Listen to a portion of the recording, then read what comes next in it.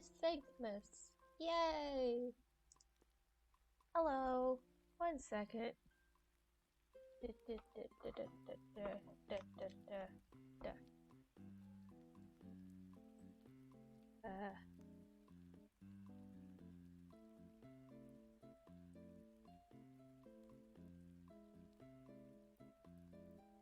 we go.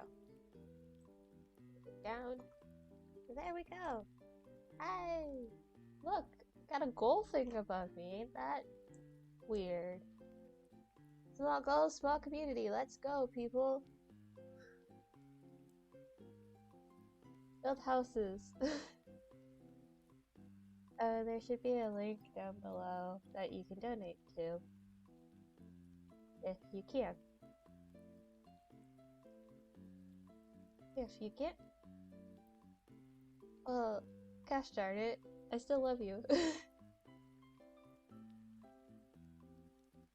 And it says art, but I actually do have some games planned, not gonna lie. But yeah, we got some art awards and stuff going on.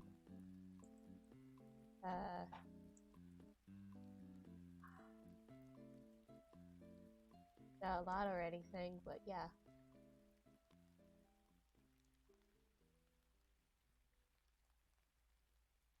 No! No, not the millionaires! Ah! Not my one rich friend!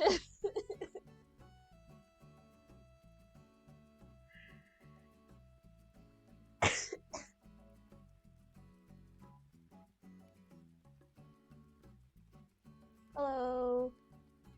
I got games planned, and I got art planned. I got like a couple art rewards too. I might actually activate the $10 one.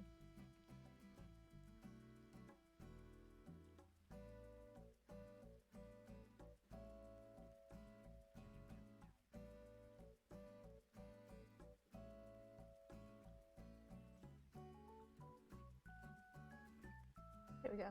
That one's unlimited. $10 ones are unlimited, by the way. I'm only doing the one $25 one though. Yeah. Let's see. The $10 one, basically, I will draw you a chibi head based on your username, and add your username to a sci file that I'll post later on my Twitter and Tumblr. And then, the what is... That's WoW. That's $10. And then $25, I only am doing one of these, is a full body sketch doodle of one character of your choosing with a small background details if you would like. Basically, pretty much whatever you want of one singular character in a sketch on life.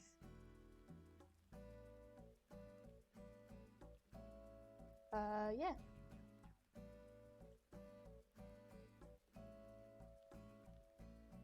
Dono link is in the is down below, by the way. Please, please, this is for a good cause. And then at $100, actually, I plan on doing Scary Game. That I do have a poll for. I have 3 games that I've chosen, and I have a poll for it. So yeah, yeah. Please donate if you can. If you can't, it's okay. Chill, vibe, be in the void with me.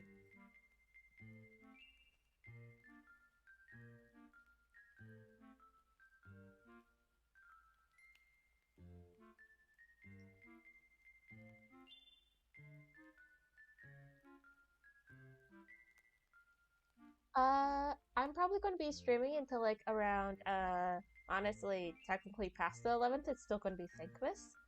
For me, anyways. But I'm probably going to be streaming until, about 2 or 3 in the morning for me. So that's why it's a variety stream, because I have a couple games. Let's see, what do I have that's not scary that I have? That's the wrong thing. I just wanted to check my layout. Ah, everything's wrong. Everything's wrong. Wait, no, I can just check my Steam. What am I doing? Let's see. I have Danganronpa, Left 4 Dead 2. Those are games I have set up to play. Left 4 Dead 2 is only if I can get friends, though. So I'll be if it's 9 now, I'm going to be streaming for a good 10, 11, 12, 1, 2, at most 6 hours, 5 hours at the minimum. So I got time. I got time to just talk and yell and scream.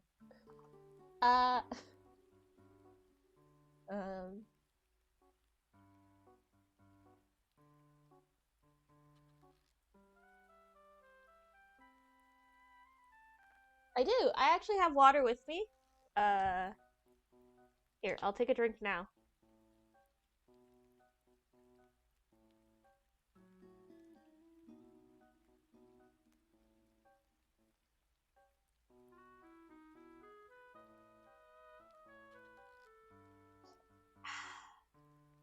Water.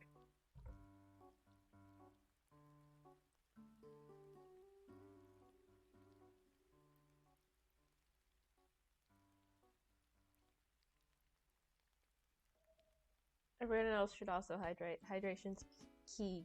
Hydration good.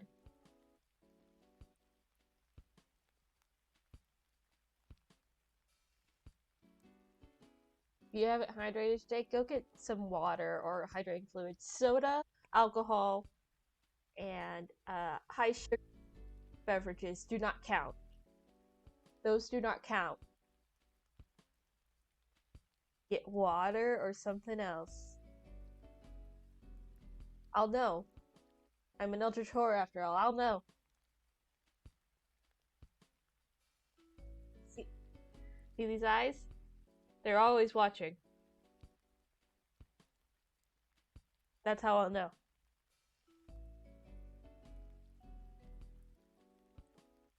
I was gonna do Slime Rancher, but it doesn't do well, sadly.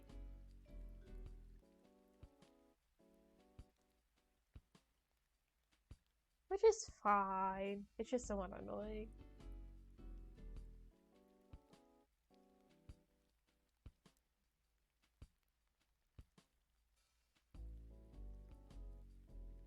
I would do art stuff, but I don't know what to draw because I have art block. Right now. So I guess we could jump into Danganronpa.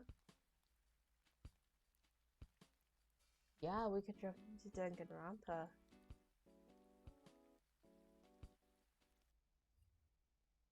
Let's just get rid of that.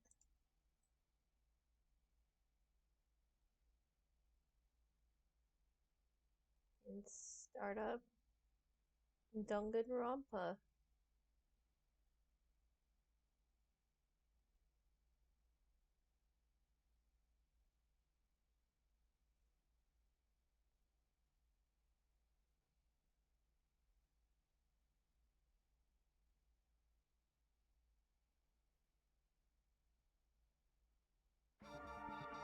Oh, that's loud.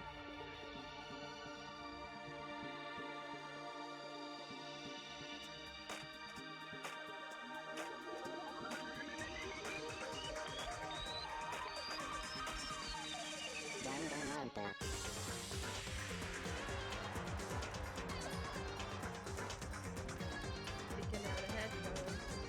Also doing this.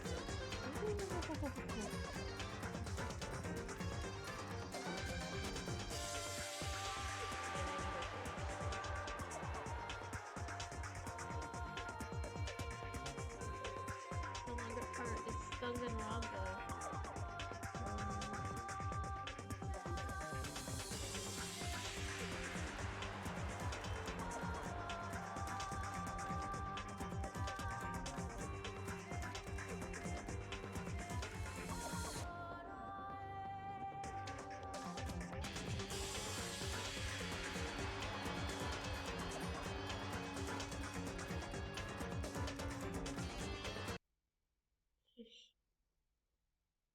loud in my ear holes.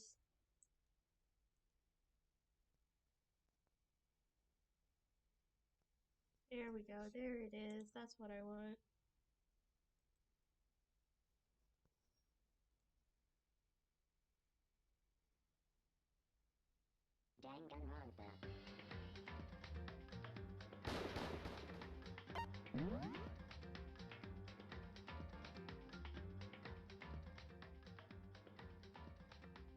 We're just gonna turn down the background music a bit.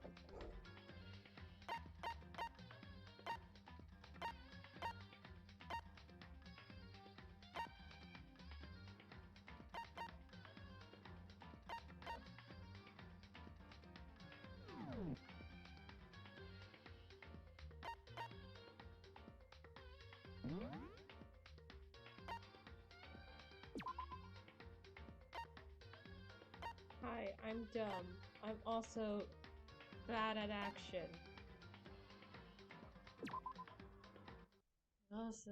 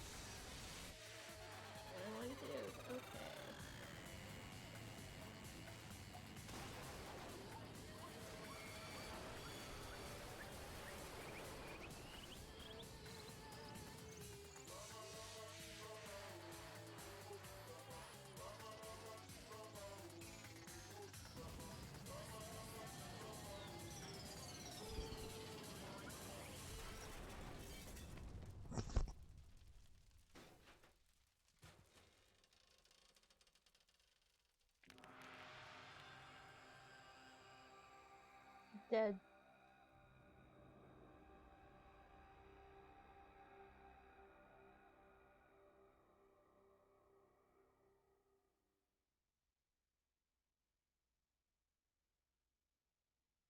Hey, welcome.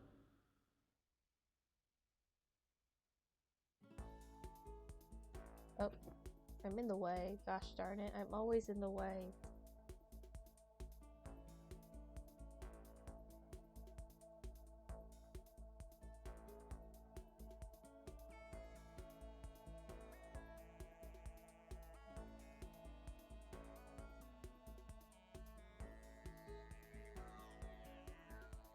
The massive high school tower is all the other buildings in bustling urban areas. It's like the school stands at the center of the entire world. Hope's Peak Academy. It brings top students from every field imaginable, a government-funded school of privilege. They say that if you come here and manage to graduate, you'll be set for life. With hundreds of years tradition, it sends the cream of the crop into the workforce every year. Built to raise hope in the nation's future, which makes bad camera zoom in. Pretty fitting. It was built to raise hope in the nation's future, which makes Hope's Peak a pretty fitting name. There's two things you need to attend this school. One, you already need to be attending high school, and two, you need to be the very best at what you do. No ordinary school student could enroll in here. The only way is if you're scouted by the school itself. And standing there at the gate of the ultimate school filled with ultimate students was me. The basest bitch you'll ever see. Before we go any farther, I guess I should introduce myself. My name's Makoto Naegi. As you can see, I'm nothing but a hopelessly average high school student. Average on the outside, average on the inside. I really don't have much going for me, and it comes to grades, special abilities, even personality.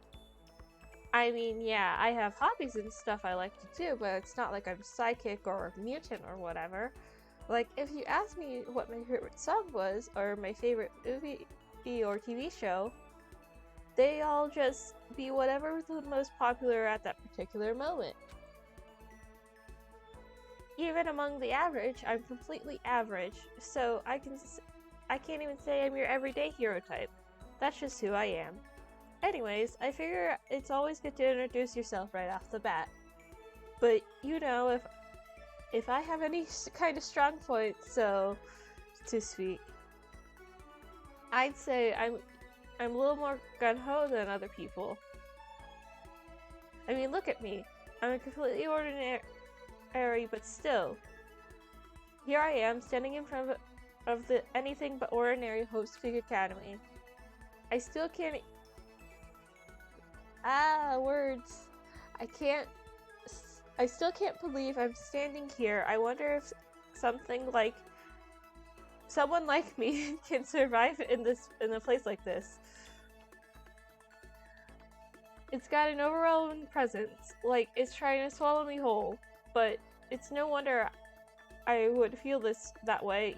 What you have to understand is, let me tell you about the preparation I did last night to get ready for today. OSEEK only invites students who are the truly elite in their field. It's such a popular topic, there are threads online dedicated to talking about the school's attendees. So to prepare, I looked up some of those threads. And all I saw was talk about the ultimate students who are way beyond your average high schooler. For example, incoming student.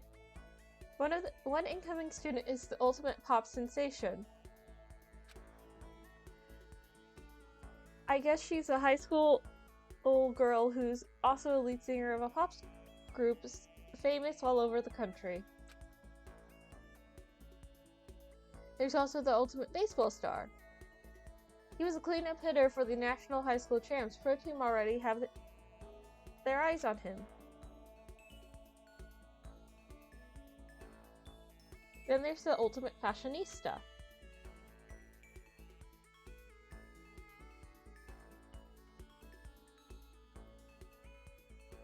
She's been on the cover of tons of fashion magazines, and that's what every high school girl wants to be.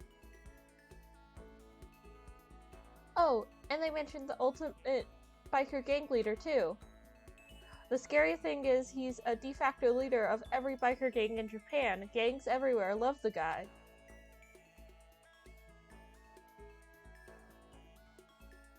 On top of that, there's even an ultimate martial artist, the ultimate fanfic creator, and the ultimate gambler. The ultimate swimming pro, the ultimate programmer, the ultimate clairvoyant, and then some. Reading that made me realize how totally powerless I was. It was the country's finest, top to bottom. I felt like a tame little house cat who'd wandered into a pride of lions. But still, there was something I couldn't stop thinking about. You see, there was a few students who I couldn't find any info on no matter how much I looked. With all the ultimate students, I'm the only one without any kind of worthwhile talent. But then, what other new students who didn't seem to pop up anywhere? Could they just be average students like me without any talent or anything? That thought was kind of encouraging. I mean, I know I don't have much in the way of personality, but beyond that, there's even a bigger issue. How could such an unbelievably average student like me get picked to come to this ultimate high school? Yeah, I kind of can get that. How did such an unbelievably average student like me get picked to come to this ultimate high school? I mean, I guess there is a reason.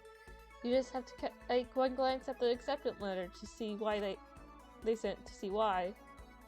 We've recently held a lottery to select one ordinary student to attend our school. As a result, you've been selected and we invite you to join us as the ultimate lucky student. They spelled it out plain as day. I got invited by pure luck. Honestly, I probably would have been better off just declining their offer. But after hearing I can't talk. After hearing how graduating was a guarantee for success later in life, I couldn't say no. But then, actually standing there in front of the school, I started to feel lost, like I didn't belong there. I could feel myself losing my nerve. But still, I can't just stand in front of the gate forever, frozen in place, murmuring to myself. I looked down at the acceptance letter, clutched in my hand. It said there'd be a meeting for all incoming students in the main hall at 8 a.m. The meeting isn't still for a while, but I should probably just head in. Yeah, let's do this. I gathered all my determination and tried to act like I've done this a million times before.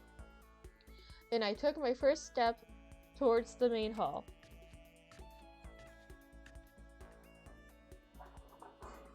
This is where we're supposed to meet, right? I guess I'm the first one here. There's an elegant clock over in the corner. It says 7:10 a.m. The meeting doesn't start until 8 o'clock, so there's still a full 50 minutes left. It makes sense nobody else would be here yet. So I was so wound up, I got here way too early. I still have plenty of time before the meeting. Just standing around waiting isn't exactly. I should take a look around the school. Maybe that will help me calm down a little. I am a student here now, so there shouldn't be any problem with me having a look around, right? It will help me kill off some time too, if nothing else. Well, trying to play it cool, I took my first steps into Host Peak Academy. It was also my first step towards starting a new life at a new school. At least that's what I was hoping for. And then the drugs kicked in. What the? But in an instant, I took that first step forward. My view became warped and twisted. It was like some kind of delusion melting away and mixing together into something else. Spinning, mixing, melting away, then spinning again. And at that moment, the next moment, everything went black. That's how it all began. And how life as I knew it became to an end. At this point, I should have realized. The reason I was brought to Hope Peak Academy wasn't because of my ultimate good luck. It was because I could experience ultimate despair.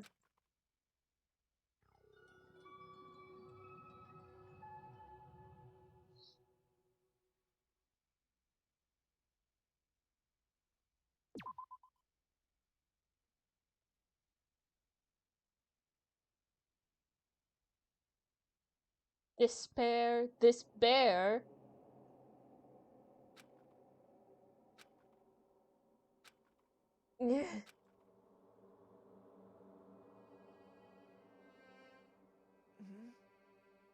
What? Where am I? I woke up with my head resting on top of a hard wooden desk. My body feels heavy. It's very normal for me to zonk off in the middle of some boring class or whatever, but what was I doing asleep here just now? This isn't a classroom I've ever been in before. What the heck is going on?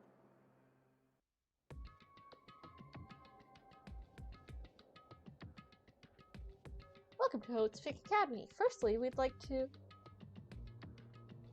Oh, no. I will say the link might be kind of zonked out, and you'll have to, copy it and paste it.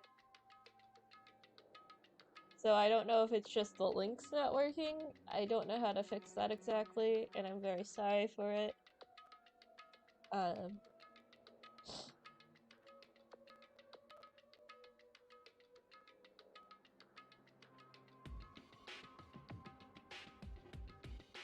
But, I can, post it in chat real quick.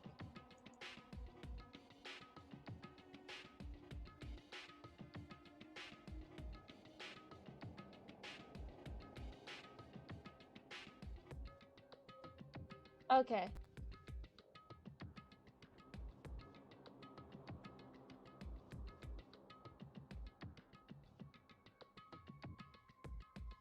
I've actually done that before. I've made a few ultimates, not only like persona-wise, like I've made myself into an ultimate many times before, but I have actually worked on a idea for a fan game with one of my friends, at like way early on, like when I first got into Danganronpa, and it was all really cool and fun actually. Welcome to Hostfix Academy. Firstly, we would like to explain the basic controls. You can use the mouse to adjust your aim. If you aim at an object you can press a button, the left mouse button, and presto, you'll investigate that object. Use the WASD buttons to adjust your viewpoint. You can press and hold the right mouse button to move the mouse around. Why don't you try looking around the classroom? That's the desk I fell asleep on. I can still see a line of drool. I must have left there. I'll have to clean that up later. Hey, what's that on the desk? An orientation guide? Some kind of cheap-looking pamphlet. And there's something handwritten on it. The next semester is about to start. Starting today, this school will be your entire world. What the hell? Is this someone's idea as a joke? Is that a surveillance camera? It's a dangerous world we live in. I guess they have to keep these weirdos from just wandering in. Geez, I can't believe it's already 8 o'clock. It was just 7 when I first got here. Has it really been almost an hour since then?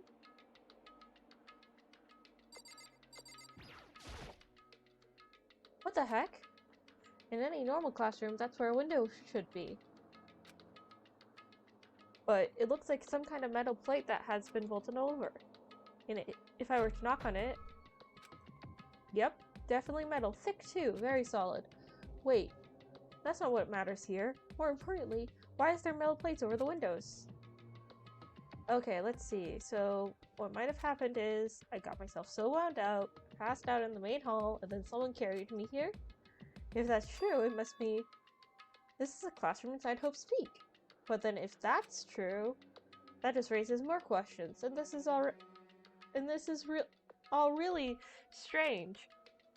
I mean, those metal plates covering the windows, it's like a prison or something. None of this makes any sense. I should probably head to the main hall. It's already past the meeting time now, so there must be other students there now.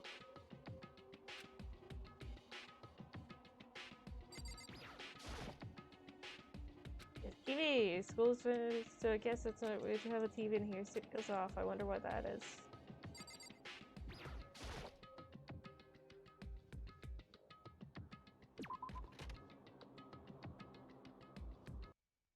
Oh, whoa. I got $20 somehow. 1 second, I need to say thank you to the person who gave me $20. I was playing video game.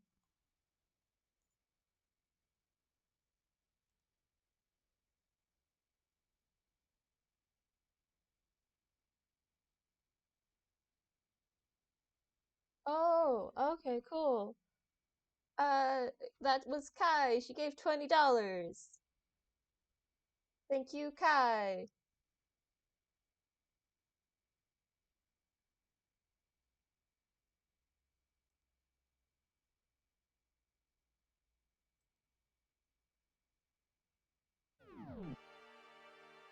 Geez, this hallway's kind of weird too. This is getting stranger by the second, and honestly, I have no idea what's going on. Well, for now, I'll just head to the main hall. Watch this to move through the hallway. Hold the shift key to move while running. You can press the tab key to bring up the map. Tab key again to close the map. How convenient.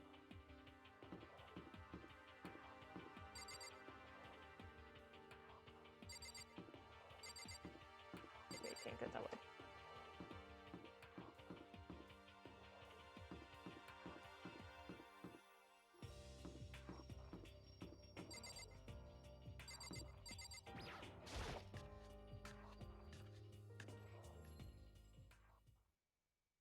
Yeah, I figured it would be helpful if I post that every so often, you know?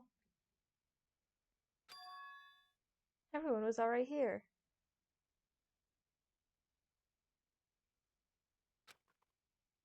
Whoa, hey! Another new kid? Huh? Then you guys are all... Yeah, we're all new here. Today's supposed to be our first day of class. So, counting him, that makes 15.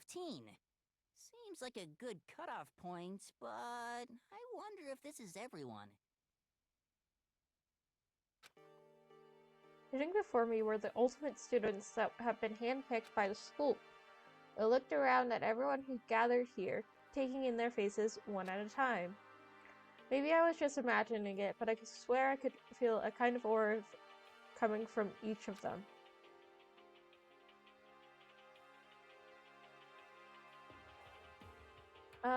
How's it going? My name is Makoto Naegi.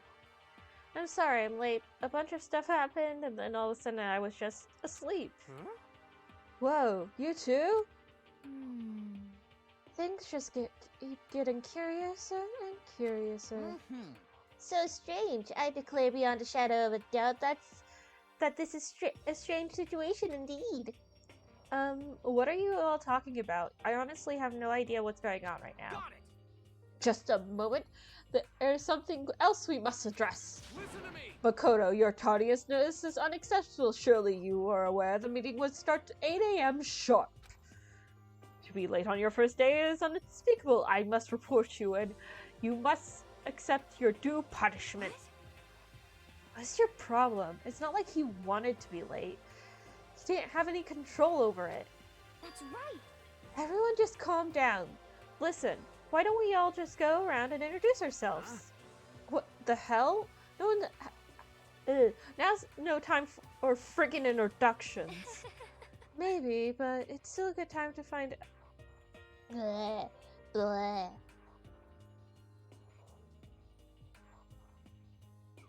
That's also a cool name, Neff. Or we were all digging bigger problems here. I mean, how are we even supposed to talk to each other if we do not know each other's names? Yeah. Yeah, that's a good point. Okay, so let's get the introductions out of the way, then we can move on to whatever else. Sound good?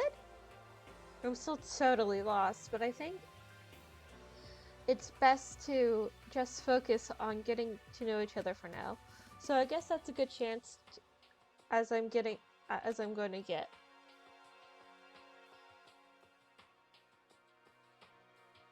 I already looked everyone up that's on Hope's Academy thread online, but I still don't really know what kind of people they actually are. Time to find out. I'll start by talking to those 5 over there.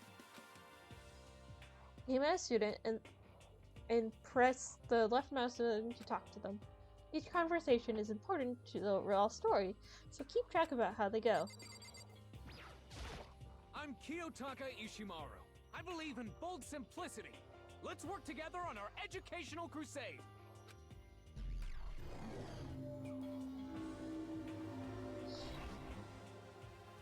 So that's Kiyotaka. According to what I saw about him on that thread, he went to a famous private school and won top honors every year. He basically is a flawless honors student. He's also known for the work he's done with his community public morals committee. They say he respects rules above all else, earning him the title of Ultimate Moral Compass. Anyways, you can call me Chaka. You said your name was Makoto Naegi, right? That's a good name. A strong name. You should thank your parents for giving you such an excellent name. And keep that name from losing its value. You must devote yourself every single day. Life is worth putting on every ounce of effort into it, right? Right! This guy is kind of annoying. Not that you'll remember my name anyway, but I'm Toko Fukawa.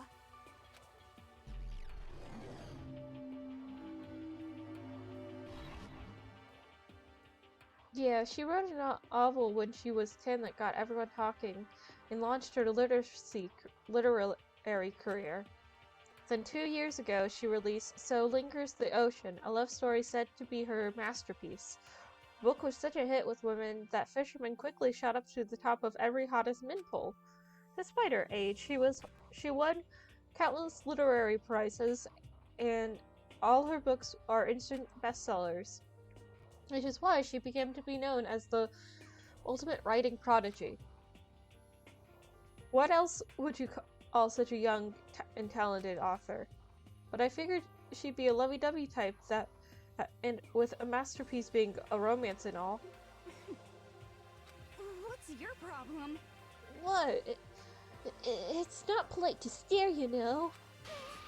Stop staring at me like I'm some filthy creature. Filthy creature? No, I just thought. I know what you just thought. You just thought you'd never seen such an ugly woman before that you thought it was so funny. No, that's not what I was thinking at all. I'm telling you. Don't try to lie to me. I know it's true, otherwise I know you can't stand looking at me. Anyway. Whatever, I don't really care. I'm used to it. Wow, talk about an inferiority complex. I was way off about what a successful author would be like. Hi, I'm Sayaka Mizona. I look forward to getting to know you.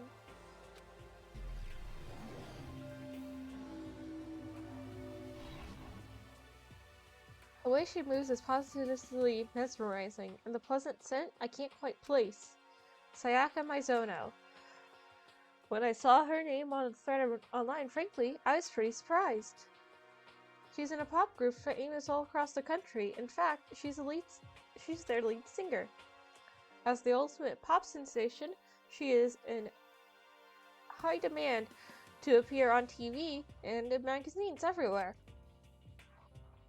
But actually, that's not the only reason I was so surprised to find out she'd be going to the school. I'm sure she doesn't remember, but... Well, never mind. No matter how you slice it, she's really beautiful, almost like a doll or something. I'm not a doll, you know. I'm alive. Huh? Did you hear me? I'm psychic. Huh? Kidding. I just have really good intuition. She's a sharp one. Hey, Hey, by any chance? Huh? Now what? Yeah, it must be. I'm sure of it. Hey, Makoto, Just hold on. Jeez, you guys, how long do you plan to waste our valuable time with this ridiculous back and forth? Sorry, I just got carried away, I guess. You hear me? Self-introductions are for introducing yourself, not for bumbling through a bunch of idle chit-chat. You're right. Sorry. Sorry, Makoto. We can talk about this later. It sounded like Sayaka really had something she wanted to say. But it's not like we can see each other again. Like she said, we'll never see each other again. Like she said, we can talk later. Yo, the name's Leon Kuwata. What's up?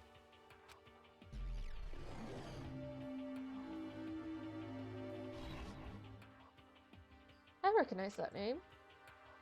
He played for the National High School Champs as their cleanup hitter, the ultimate baseball star. And that superb athletic specimen is... You? Seriously? Huh? What's wrong? Nothing, I'm just surprised. I figured you would be being the ultimate baseball star and all. Give me a break. What were you expecting? Some kid with a shaved head? Shaved head? No, I was just expecting, you know, a sporty-looking, traditional baseball player type. I mean, when I found that article and a picture of you online, how you looked then. What? Oh man, you found that picture of me playing baseball? Seriously? I hate that picture. This is not cool. This is so not cool. Seriously, I'm like mega embarrassed right now. I didn't have a choice, okay? Shaving your head like that is part of national championship regulation. Seriously? But now I refuse to cut my hair. I'm not gonna dye it back to normal either. Hey, listen. Actually, can I be honest with you? You know, I don't like baseball, like, at all. I've never gone to a single practice. Never gotten to a single practice and he's still a team star player? He's some kind of prodigy. And as soon as I got accepted here, I quit baseball for good. I started my own dream for the future. A dream for the future? My only pass in life is getting into music. You can feel that star quality aura I have, right? you know what I mean. I'm gonna be a singer, so all I need is a songwriter and someone on guitar, and we're set. How cool is that? This is a new version of me that I'm chasing after. My dream is like super cool, to the max. I can't believe what I'm hearing. I never imagined I'd hear something like that from a baseball all-star. I am Hifumi Yamada. But if you want to call me by my nickname, The Alpha and the Omega! I don't mind.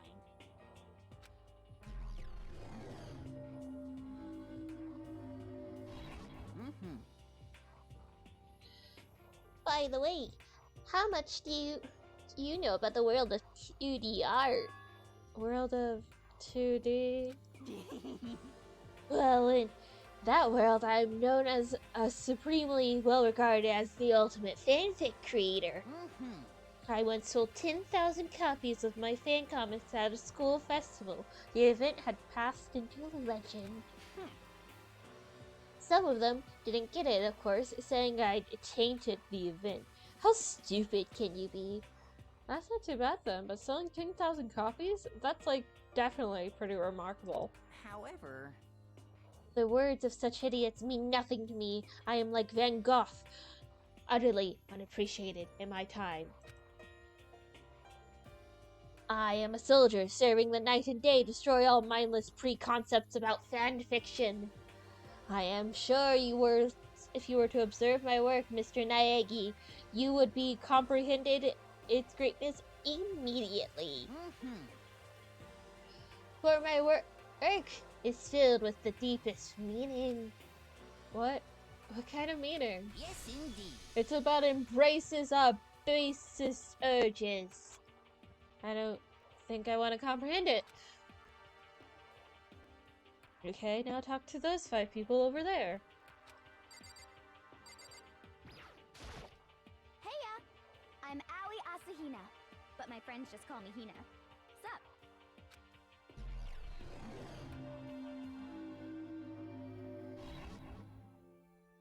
Aoi Asahina. She's been breaking records in every competition since she's been in since elementary school. She's even been chosen as an upcoming Olympic cadet. She is, without a doubt, the ultimate swimming pro. The combination of her ability, appearance, and proportions have been widely discussed online. So, what's your name again? Sorry, totally forgot. Makoto Naegi. Oh yeah, I knew it was something like that. No, it's not something like that. That is that. You got it!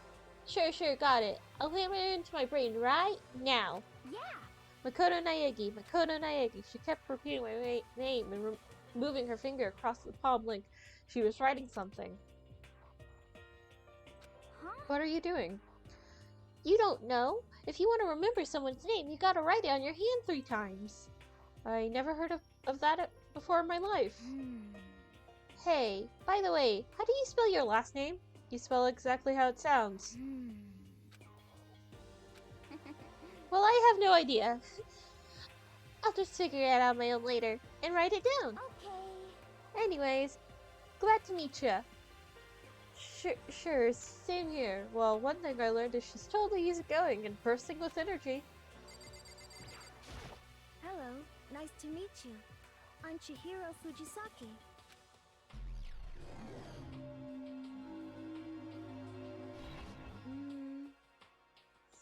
Sorry, I get kind of embarrassed whenever I introduce myself like this. Anyways, I hope we can get along. Same here, nice to meet you. Huh? Maybe it's just my imagination. Maybe it's just my imagination, but have we met before? I don't think so. We just met for the first time, which is why I said nice to meet you. I'm sorry. Oh yeah, good point. Sorry. You don't have to apologize for that. Yeah. Oh yeah. Chihiro Fujisaki is known as all the cutting-edge programs she's created. She's the ultimate programmer. She's also got that kind of timid bunny type thing going on, which has endeared her to her legion of fans. Hey, so listen. All the love for Chihiro, I agree. I love Chihiro so much. They're so cute. I love them. They are my child. I'm sorry. I'm really sorry. Huh? What are you apologizing for now? Well, just 'cause you seem upset, you must be mad at me, right? No, not at all. I was just lost in thought about something. Huh? Lost in thought? Yeah, I had nothing to do with me being upset or anything. Thank you. Oh, that's good. I was afraid you didn't like me. I'm glad. I'm starting to understand why your friends are so into her.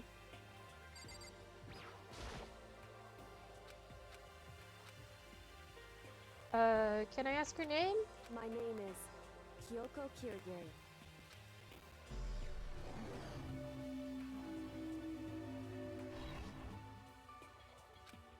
It's very tight-lipped, huh?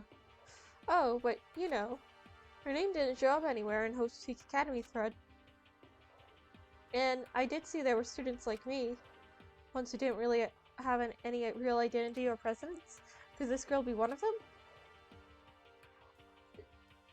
Blech.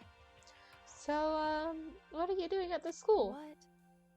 What is that supposed to mean? No, I meant getting invited here means you're some kind of ultimate or something, right? So, what ultimate something are you? That doesn't matter. Why should I tell you? Huh? Well, I guess you don't have to tell me. No, I don't have to tell you. So I'm not going to.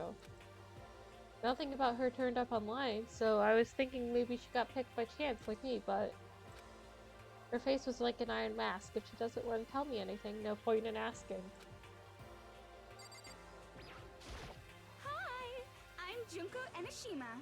Charmed, I'm sure.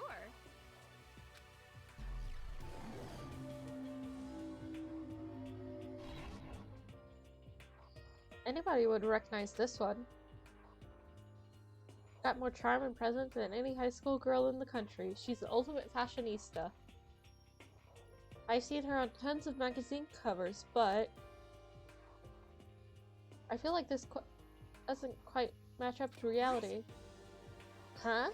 Come on. Oh, are you talking about my cover photos and junk? Well, of course, those are totally photoshopped. Photoshopped? Yeah, you know, edited to hell and back with like computers and junk. Oh, so they're not real? What can we do? Come on, don't act so surprised. You're gonna make me all depressed. Totally. It's totally normal these days to Photoshop the crap out of cover photos. If you're surprised by that, then you'll be totally blown away by a certain dangerous little diva of ours. They make the eyes and chunks all super big and tweak the skin so it looks all ceramic and porcelain. Oh. So my dreams are getting crushed today. Name's Mondo Owada. Nice to fucking meet ya.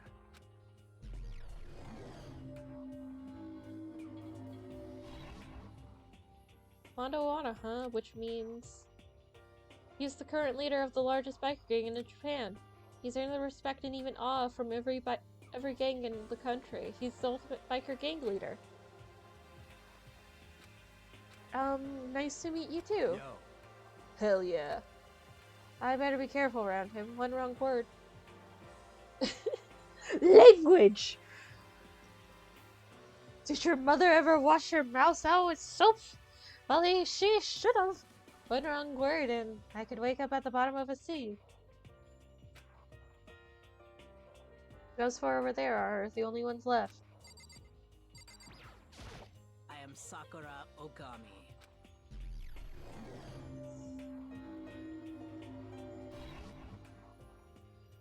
Oh geez, I almost asked if she was a guy. The day I say something like that out loud is the day I get turned into a human meatball. But now I remember, she competed in martial arts tournament in America and won despite being a girl. She is the ultimate martial artist. She fought in over 400 matches and never lost a single one. That thread also said a bit more about her.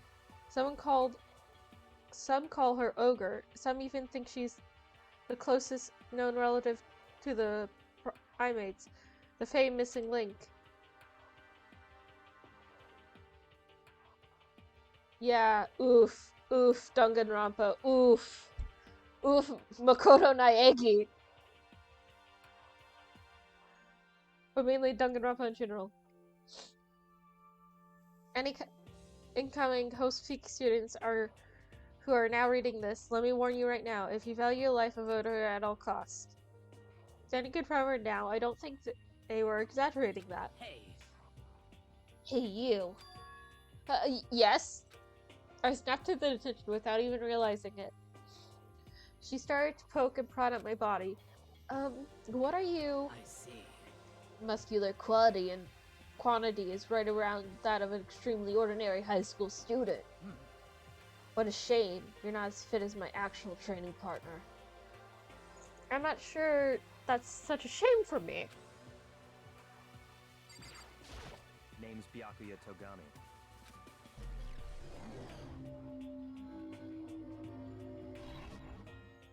Hi, nice to meet you.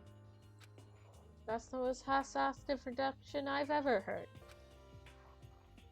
Well, there isn't really anything I can do about that. Even among the ultimate students, this one is special. Byakuya Togami. He is the heir apparent of his family's massive financial conglomerate. It's already started managing business operations, and his own personal assets are, well, vast. His title as of ultimate affluent prodigy is completely accurate. He is the definition of exceptional. That's everything I learned about him from Host Academy thread online. Come on. We're done with introductions, right? How much longer are you going to stand there? Go away, I'm sick of looking at you. Zora says to me, you and I will never stand on the same ground, like a king in training. I'm Yasuhiro Hagakure. Hero for short. Take it easy, yeah? I know I will.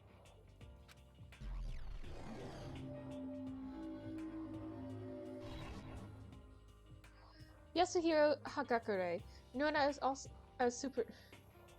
Ultimate Brat, Ultimate Dick. These are all options for replacement of Byakuya, Ultimate Affluent Prodigy, Ultimate Dick, Ultimate Brat, Ultimate Rich Prick, Ultimate 1%er. Yasuhiro Hagakure, known as Supernova in the psychic community, the trend-setting Ultimate Clairvoyant. I don't really get all that fortune-telling stuff. It's pretty much beyond me. Still, I can't help but wondering if there's any truth to it. Could it be... Okay. I give up. Huh? What happened? Serious? I saw it. I looked right at you. Seriously, I totally saw it. Saw what? A guardian angel with a crazy perm chasing after Bigfoot, running off with a skyfish in its mouth. And that guardian angel is your guardian angel. Nah, I'm just kidding. But hey, we should grab some brisky sometimes and get him real deep into the Maria and its civilization. What? We're not allowed to drink, we're in high school. You know? Oh, I'm actually 21. I've been held back a few times, see?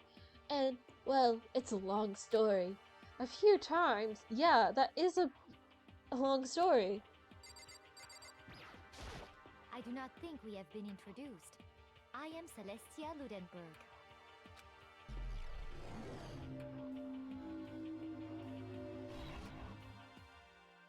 Celestia and Luden, huh?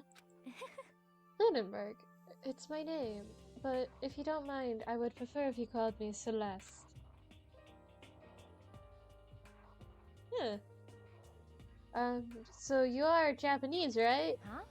Of course. Why do you ask? If you don't mind, could you tell me your real name?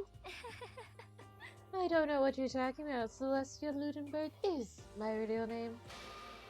But as I mentioned, I would rather you called me Celeste. She's polite, but pretty forceful. At the same time, I don't think she wants to say any more about it. I guess the rumors in the thread were right about her. I'm gonna check something. Just gonna make sure that's good. Self-styled Celestia Lundberg, she is the ultimate gambler who has never lost a bet. Other than her obvious love for gothic Lolita clothes, everything about her is wrapped in a veil of lies. They say she entered and won the underground gambling tournament and earned the title of Queen of Liars. She totally cleaned out the other players, taking their life savings and laughing as she did it. I look forward to know you better. That smile is beyond deceptive. I'd watch myself around her. And with that, all the introductions are done. Even though they were all ultimate, they each have their own individual sort of, something. Okay, time to get down to business. This is no time to stand around and make friends like a bunch of dull-eyed baboons. Oh, that's true. I think someone said something about the bigger problem or something. What was that about? Listen. Well, you see, Makoto, you said a bunch of stuff happened and then you were just asleep, right? Well, same is true for all of us. Wait, seriously? I mean, seriously? That's what I was saying.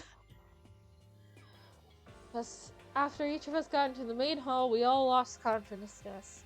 And then we came to, and here we are in school. That's what happened to you, right? But that's just weird. Every one of us get knocked out like that. Piece of shit! Exactly, that's why we're all freaking out! That's not the only thing. You saw the windows in the classes and hallways were, right?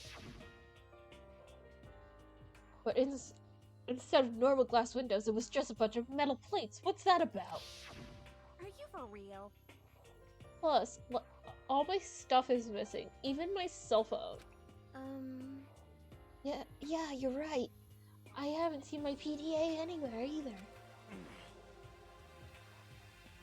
And then there's the main hall still here. The front exit is completely blocked by some giant metal hatch. What does this mean? There wasn't anything like it when I first got here. What the heck? What the heck? What's going on here? Aw. Maybe we got caught up in like some kind, crime or something? Is it, like... What, like a kidnapping? You think someone grabbed us and hauled us off and we're not actually at school? Hey, come on. Come on, don't think like that. Cheer up. I bet this is all part of the school's orientation procedure. Yeah, I'm sure that's it. So I'm just gonna take it easy for a bit. I see. Ah, so you just think they wanted to surprise What us? the hell? Huh? If that's all that this is, it's time for nap You know time what for I me.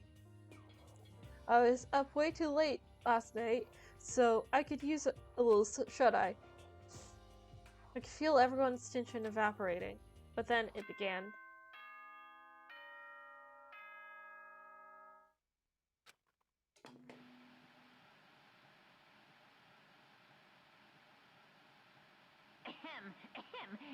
Testing. Mic check 1, 2. This is a test of the school broadcast system. Am I on? Can everyone hear me? Okay, well then. That voice, it seemed totally out of place. It was so playful, so completely unconcerned.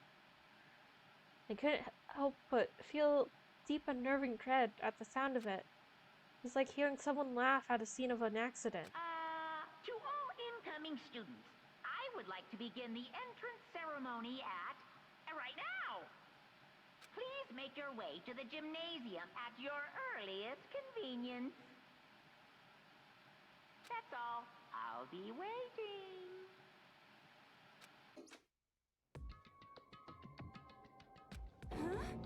What the hell was that just now? Goodbye. Well then, if you excuse me. Hey! Hey, you're not just gonna take off like that. Could it be? Oh yeah, now I get it. The whole thing was just to get us pumped for the entrance ceremony. Man, thank God it was all a joke. I'd be totally freaked out if this was real. You know? Alright, I guess I'll head out. Ooh, wonder what they got planned for us next. Damn, I was totally looking forward to that nap too. Why, I gotta go kill the mood. Huh? Wait for me, I wanna go with you. That is that then. I will see you all there. Anyway, Not that anyone cares, but I'm going to. Everyone took off for the gym, but I was frozen where I stood. That uneasy feeling I had before, I couldn't get it out of my head. And it looked like I was the only one. This doesn't seem right. This is bad. Yeah, that announcement was totally weird. However, Maybe, but just staying put doesn't mean we'll all be safe. Besides, aren't you guys just a little bit curious what you'll find out what's going on here? I see. If we do not move forward, we learn nothing. The only chance is to push ahead. I guess she's right. Still, I'm kind of really nervous. We don't have a choice. We have to go. They said to the gym, right? Yes.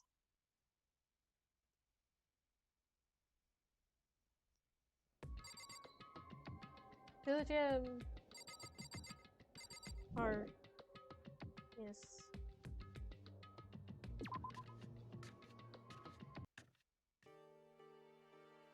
Gym.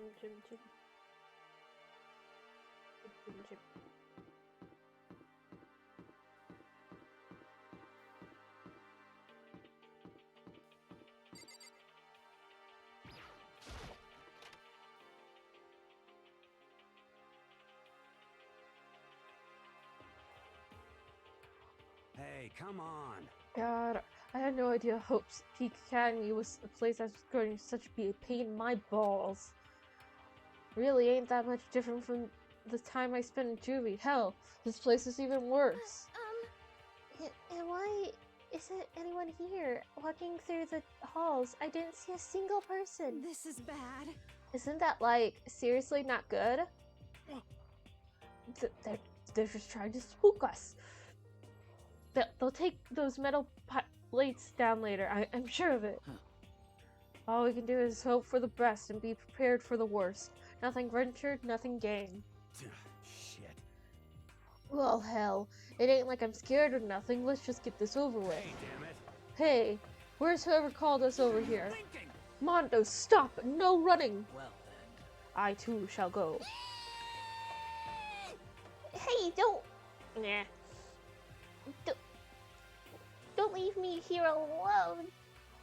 Okay, time for more tutorial action. You can press the tab key to observe the room you're in. Observing will display what people and objects you can interact with. Sorry for the late notice.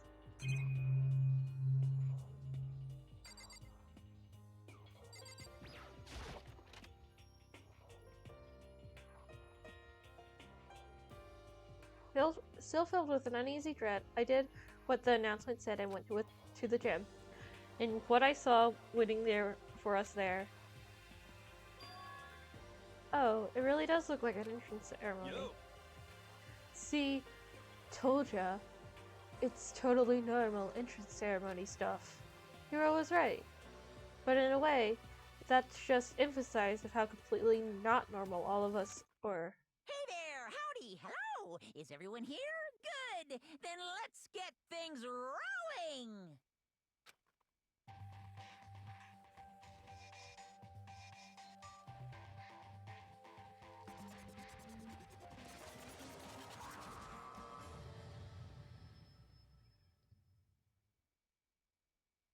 Huh? Teddy bear? I'm not a teddy bear. I am Monokuma! And this school's headmaster.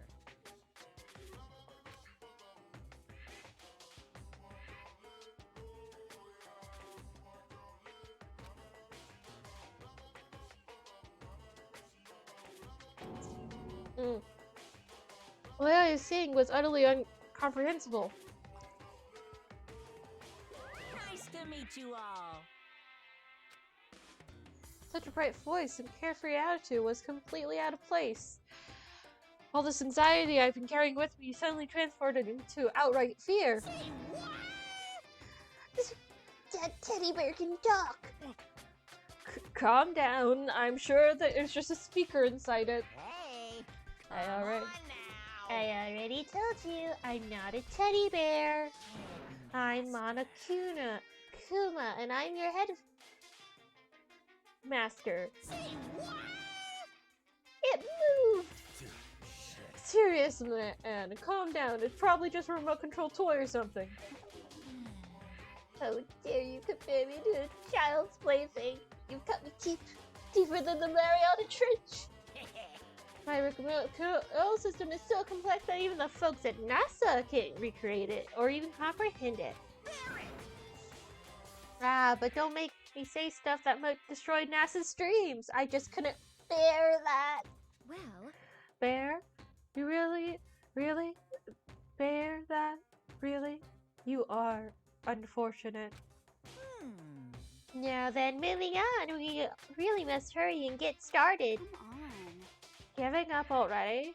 No other stupid bear puns? Now then. Quiet down now. Quiet down. Okay, so. He's abandoned the gag. Good morning. Everyone is stand attention and bow. And good morning. You hear me? Good morning. What's your problem? You don't have to say it back.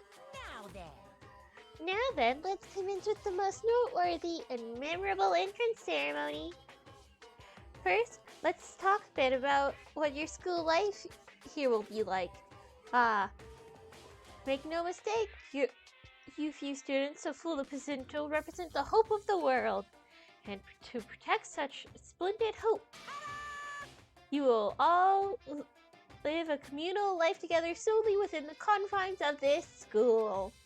Everyone will live in harmony together and adhere to the rules and regulation of the school. Huh? Now then, regarding the end date of this communal life, there isn't one.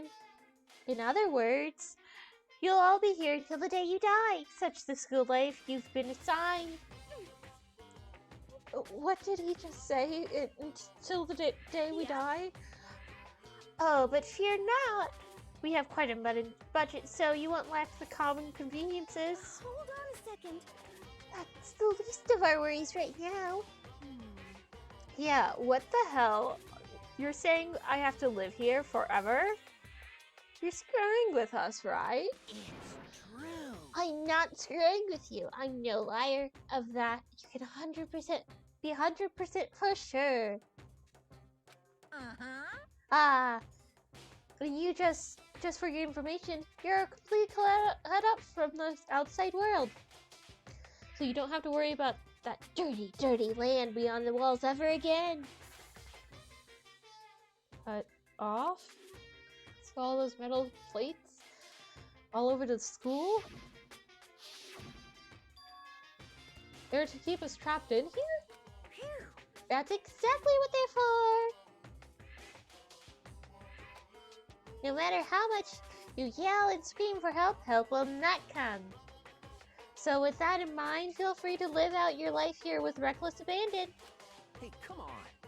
Come on, what the hell is this?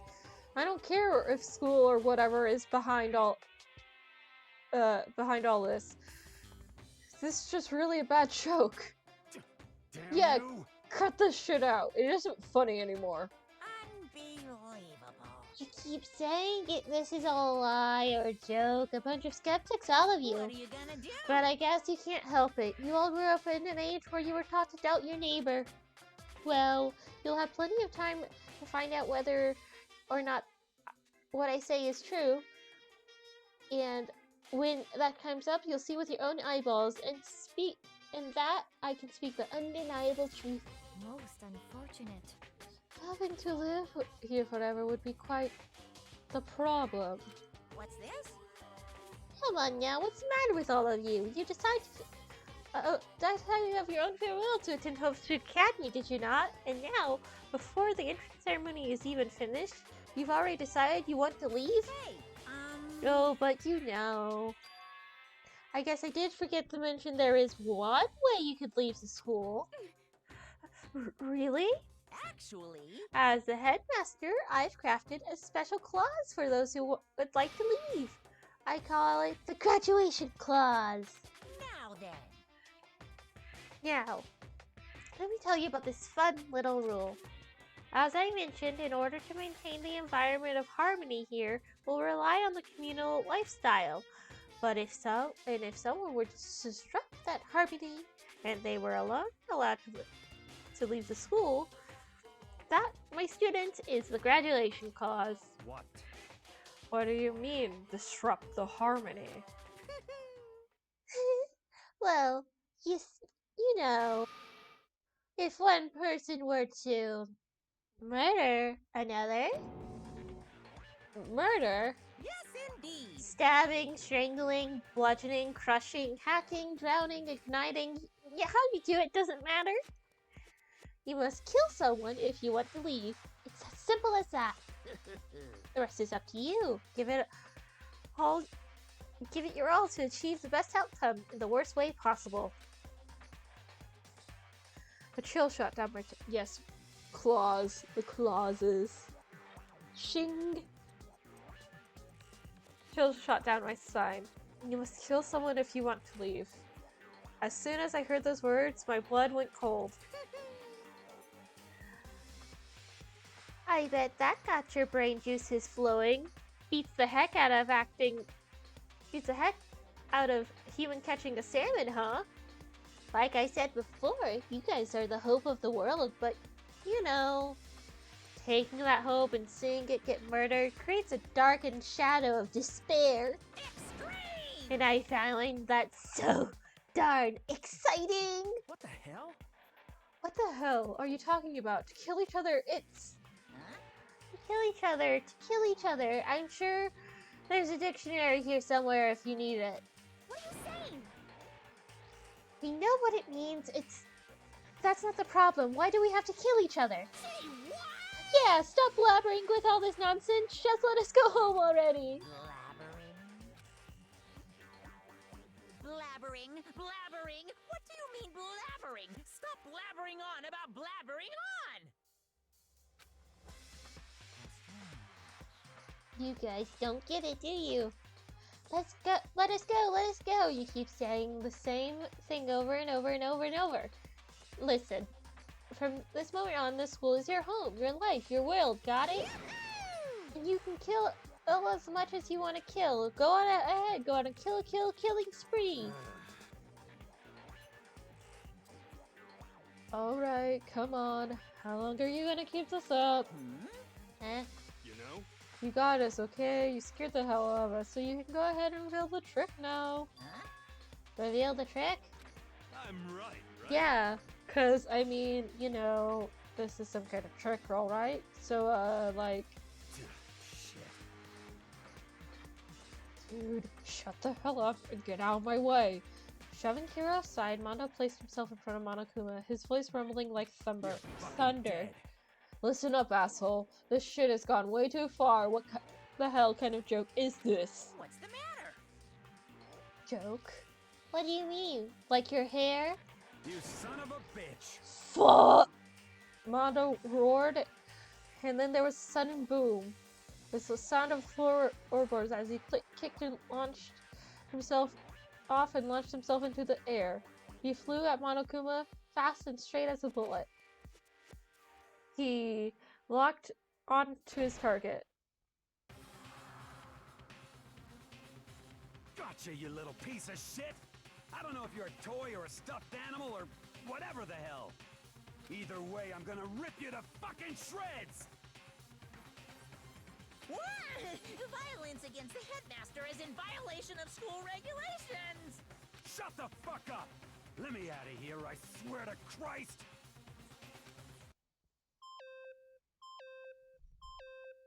Hey, damn it. What? No smart ass come back this time? Piece of shit!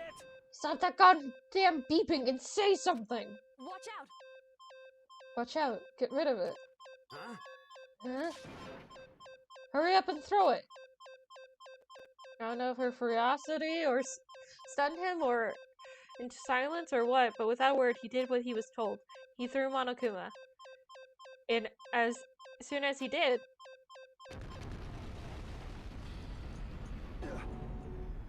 the hell? What the?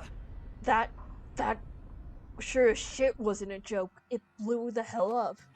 There was a painful ringing in my ears and I could smell gunpowder. Explosions might happen all the time in movies or whatever, but when it's in real life,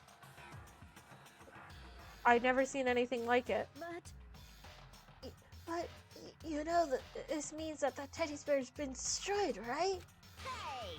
I told you, I'm not a teddy bear, I'm Monokuma!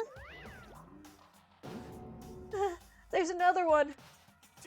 Damn you! You son of a bitch, you seriously tried to kill me just now. Of course! Well, yes, I was serious about trying to kill you. You did violate one of the school regulations after all.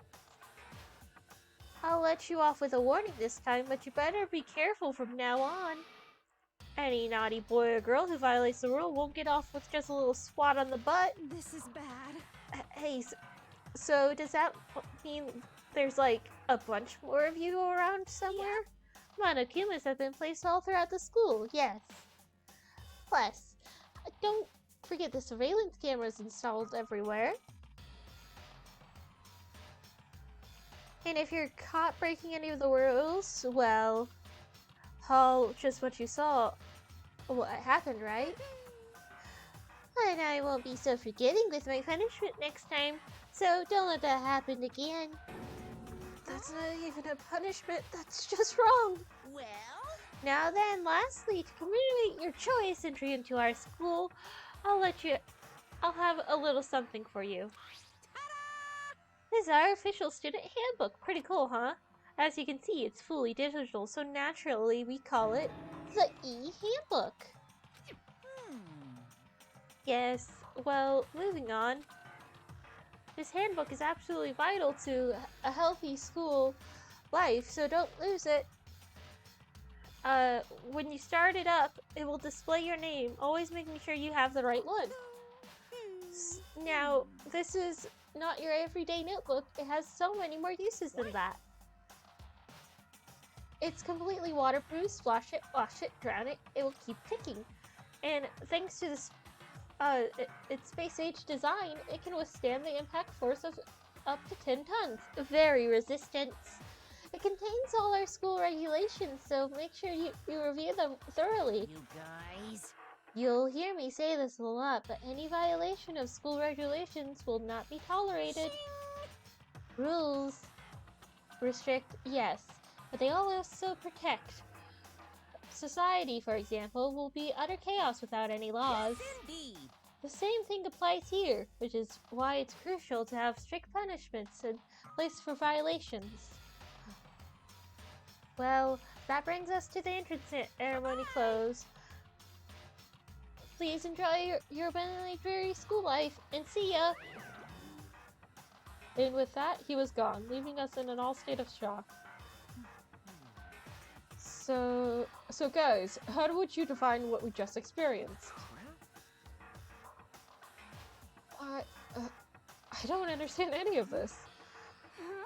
We have to live here forever or kill? What just happened? Calm down. Everyone, we need to calm down. First, let's just take a second to summarize everything we just heard. Based on what Monokuma said, we essentially have two choices. Choice number one is that we each stay here living a communal life together until the day we die.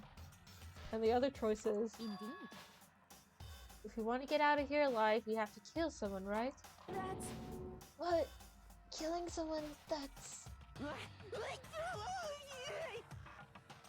we were abducted out of nowhere and then stuffed into this place meant it would look like a skull. And now that we're supposed to start killing each other. This is... What is this? Ridiculous. A lie is what it is. These ridiculous things we've heard, it all has to be fake. Right now, it doesn't really matter if it's real or fake. What matters is... In other words... Is there anyone who's seriously considering all of this? To that, no one had a response. Keeping quiet to myself, I looked around at the others. They all stared at one another, trying to gauge each other's thoughts. He never said they leave alive, it's true! But they all stared at one another, trying to gauge each other's thoughts. I could almost taste the hostility. And that's when it hit me. I realized the true terror hidden within these rules Monokuma had laid out. You must kill someone if you want to leave. Those words have planted vicious thoughts deep within each of us. Each of us became suspicious of everyone else. We were forced to wonder, is someone going to betray us?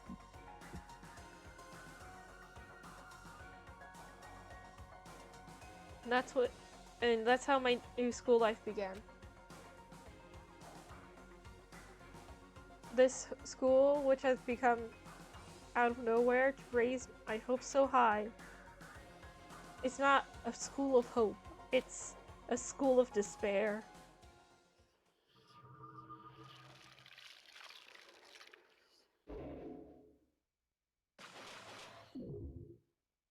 Surviving students, 15. Yay, no one's died! Yet. And actually, that's where I'm going to stop, because this is a variety stream. This is actually where I'm going to stop Danganronpa for tonight, and I'm also going to take a small, like, BRB break, and then I'll be back, and we'll get something else set up. So, yes, I want to save.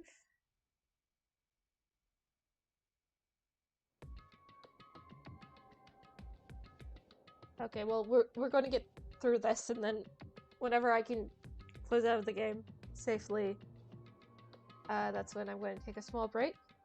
Like, literally, like, probably at most 5-minute break. Ooh, such a big break. And then I'm going to, hop back in and, stream something else. So, yay, variety stream! You must kill someone if you want to leave. My mind froze at my breath caused as I thought about that. I could feel a paralyzing fear slowly make its way through my body, dominating every last nerve. The air hung heavy, pressing down on me like a weight around my neck. It took everything I had just to endure that weight.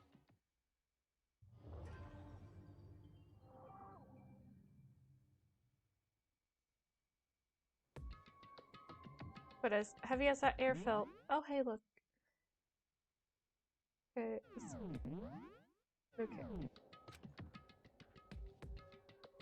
It took... Was there sharp...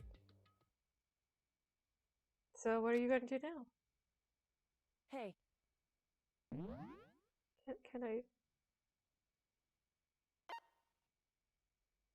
Wait.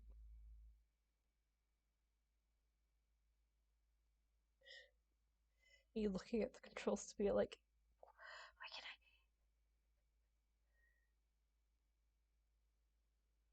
I... Ow. Your point was... comment was directed at everyone in the room. Helped us all back into reality. Right, she's right. Listen to me. Sometimes even if you are nervous or afraid, you just have to step forward. You forget such a simple fact. I can't forgive myself. I am so ashamed. Please, someone hit me. I can't forgive myself. Somebody hit me. Punish me. Huh? Jesus, if you got time to yell about it, you have time to do something about it. Perhaps, but what is the mission exactly? Stupid. Idiot! Look for a way out, duh! And we totally need to find whoever was controlling that stupid bear and beat the hell out of them. But before we do that, maybe we should look at the handbook? Probably be best to check the school regulations Monokuma mentioned before doing something else. This is fine. True, if we were to stumble around with no clue what the rules are, something like that might happen again. Shit. Alright, so then... Fine, then let's hurry up and check out the stupid rules already. Makoto Nai Eki. After turning on my handbook, the first thing that appeared was my name. So just like Monaco said, the owner's name showed up in front and center. Then from the main menu popped up, I selected school regulations icon. An itemized list appeared on screen. It was the school regulations. In other words, the rules being imposed on us. Students may reside only within the school. Leaving the campus is unacceptable use of time. Nighttime from 10 p.m. to 7 a.m. Some areas are off limits at night, so please exercise caution. Sleeping anywhere other than the dormitory will be seen as sleeping in class and punished accordingly. With minimal restrictions, you are free to explore Host Peak Academy at your discretion. Violence against Headmaster Monokuma is strictly prohibited, as is destruction of surveillance cameras. Anyone who kills a fellow student and becomes blackened will graduate unless they are discovered. Additional school regulations may be added as necessary. Feeling a slight dizziness, I raised my face from the screen. I looked around and saw some stormy expressions on everyone's faces. Stop fucking around. This is bullshit. What kind of rules are these? I'm not gonna let them control me. Well then, why don't you run around the school without a care in the world and see what happens? Personally, I would love to see what happens when someone breaks one of the rules. However... But if he got punished like we saw before, I don't think there'd be a respawn waiting for him. Yo. Ever since I was a kid, I grew up with my older brother pounding this into my head. When a man makes a promise, he has to keep it, even if it kills him. And... So what? What? I made a ton of promises that I still have to keep. That's so what? Piece of shit! So I can't afford to die in here. I don't know if that made much sense to me, but... You are saying you will follow the regulations? Is that what That's true. Huh? Oh yeah, I guess you're right. Hey, I have a question for regulation number 6. What do you think it means exactly? Anyone who kills a following student becomes a black and will graduate unless they are discovered. You're talking about the second half, right? Unless they are discovered? I was wondering that myself. It's saying that if you want to graduate, you have to kill someone without anyone finding out it was you. But why? Why do we have to do that? I don't see any reason to worry about it. Just worry about following the rules as they've been explained to us. Such ignorance. Frankly, I don't want to hear anything from someone who waits for others to decide what to do for them. Just don't jab at me. Give me a break. We're like on a full-on stab. Well, for now, let's forget about that silly junk about murders and whatever. Okay. And we can... And now that we know the rules, let's start exploring the school. True, we need to find where exactly we are. Is there a way out? What about food and supplies? There's tons of questions we need to answer. Let's do it! Damn straight! Okay, let's start looking around. I'll be going alone. What? What? Why? That's a pretty stupid idea, don't you think? Someone here might already start thinking about murdering one of us. Are you saying that we should stand around with them in our midst and make that much easier for them? Hold on a second. Oh, wait, hold on a second. That would never. What? Don't bother saying it could happen. You can't deny the possibility. That's why you all seized up with fear that graduation rule was made clear to you. Am I wrong? But... So, simply acting in accordance with what I think is best for me. Just hold on. Hold on. Like hell, we're gonna let you run off and do whatever you want. What? Out of my way, Plankton. What? What the fuck that's supposed to mean? Such ignorance. One tiny bit of plankton drifting across the sea. So minuscule, so insignificant, they could possibly have any kind of influence on the boundless ocean. You're fucking dead. I'm gonna kick your ass. Stop it, we shouldn't fight. What? The fuck you just said? You some kind of goody-goody little bitch? You wanna throw down? Who do you think you are talking to me like that? You think you're my fucking dad or something? No, I wasn't. You son of a bitch. Fuck you! Wham. Wham, wham, thank you, ma'am. He punched me, and I flew back in a heap. It was like something straight out of a comic book. I didn't even see the punch coming. It was just suddenly right there in my face. One second I was standing there, and the next I was soaring through the air. Now that I think about it, maybe I kind of forgot the kind of people I'd be trapped here with. My common sense had just stopped functioning. Being all around these ultimates had blown my fuses. So I guess I shouldn't be surprised it led to something as absurd as this. But I'd lost track of that sense of reality. That was my last thought of consciousness started to fade before it finally cut out completely. And when I finally opened my eyes again, what I saw was...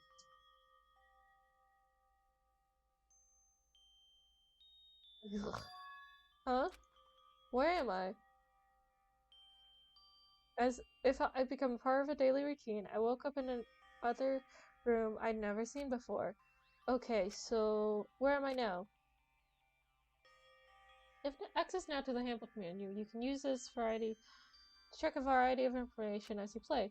In the Handbook menu, by pressing the F1 key, you can use this menu to check the school regulations and character info in the report card section. At certain points of the map, and truth bullets may not be available. You can also save and load the game data under the system section. You can finally you can press S2 key to review the transcript. This records all pertinent info, so you can review the comments from everyone involved. Well, I now take a break.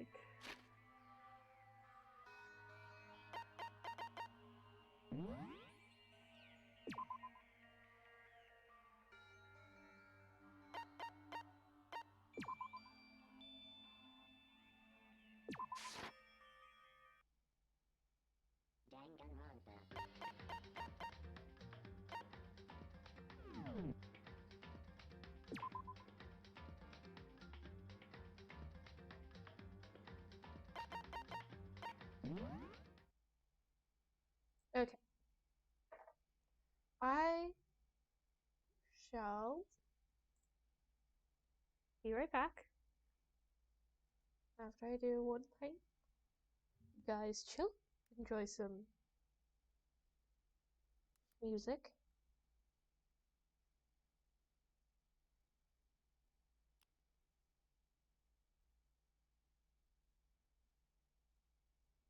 Actually, another thing I'm going to do is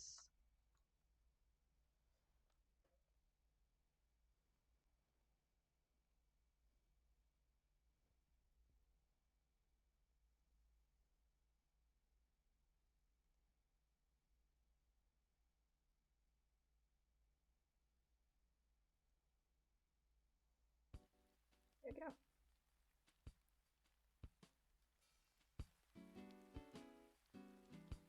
We'll be right back.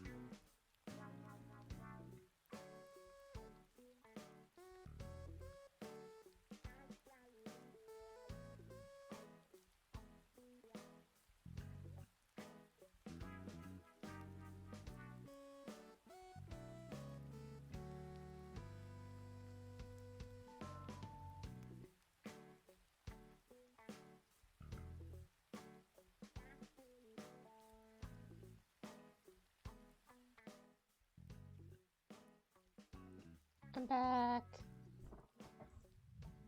Hello.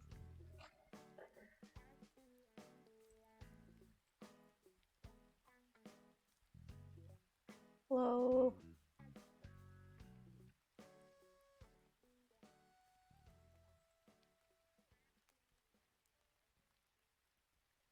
We back. Did I mention people should donate to Thankmas? Here, you know what? Maybe you're a bit confused about the link. Well, here's the link for ya. Yeah, Tiltify and donate, you fools. You might be wondering, well then, wait, what are we raising money for? What are we raising money for? Well, that's a great thing.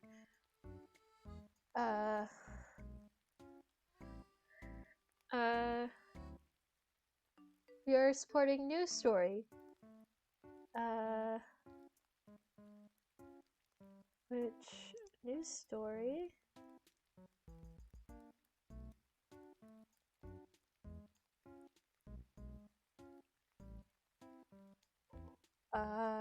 News Story.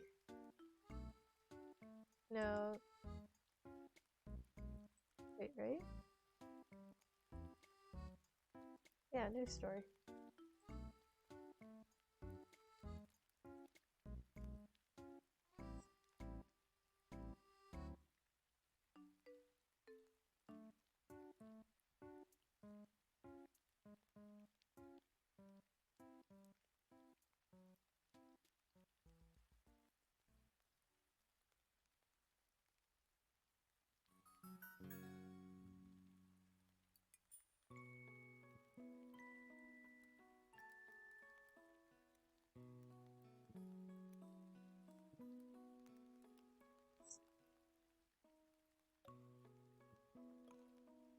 Here we go. Oh, okay.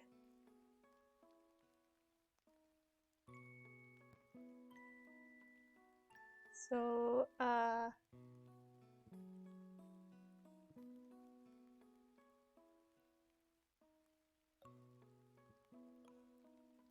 News Story is a Y Combinator-backed nonprofit building homes for families in survival mode.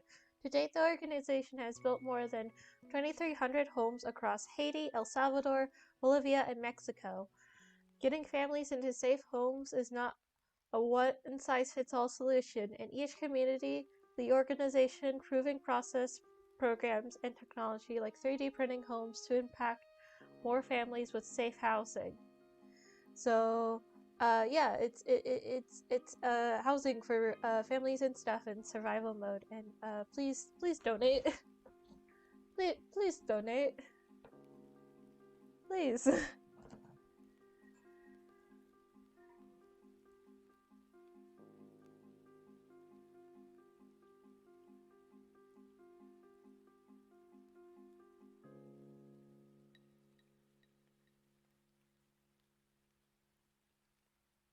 Please.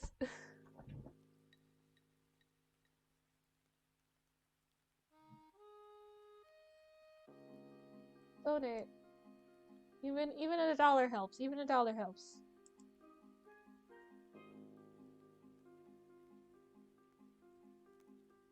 Hundo, we are going to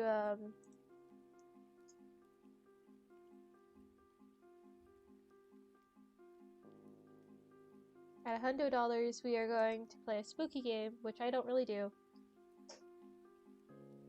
And yeah.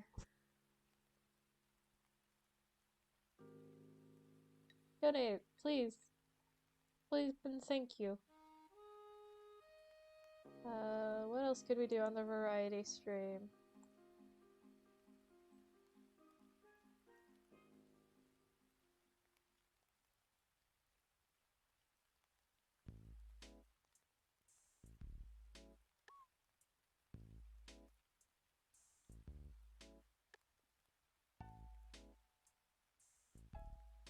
There we go.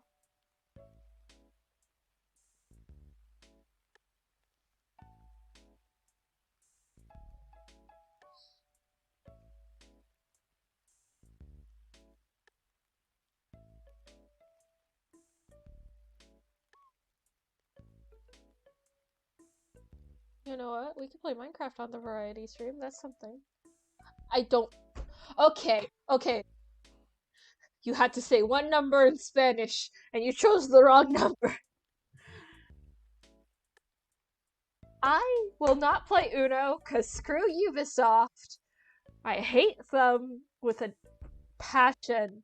Okay, so this is how it went down, okay? Okay. I got Uno from one of my friends. I got it from Junko. Super sweet guy, super nice.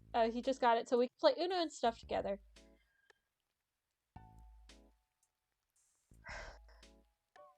And then I couldn't log into my Ubisoft account. Or no, I got a new computer. That's what happened. I got a new computer and I was like trying to get into my Ubisoft account. And I think I accidentally made a new one. And yeah, everything just went downhill. And Ubisoft would not renew my Uno because I didn't have the receipt for it. And it's like, it was a gift. That's the best I can do. I don't have a gift receipt or anything. Steam doesn't really supply that, Ubisoft. So I kind of hate Ubisoft and I hate Uno. The only way I'll play Uno is through Tabletop Sim. Because I can play Tabletop Sim. I would play Uno. You know what I could do, actually? I don't think no, I don't have friends. I have no friends. I have no friends. I was gonna see if, Drawful? Yeah, Cards Against Humanity could work, also.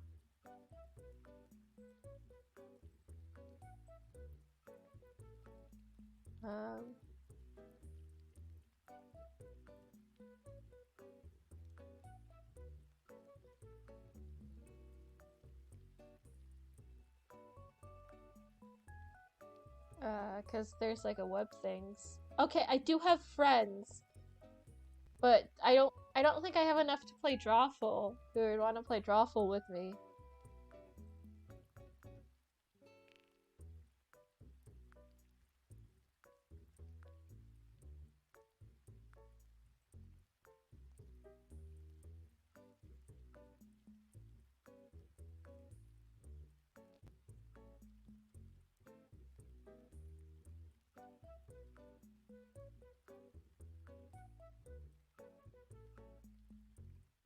I could also play Deltarune Chapter 2. No, Chapter 1. I haven't played Deltarune yet. I played Chapter 1.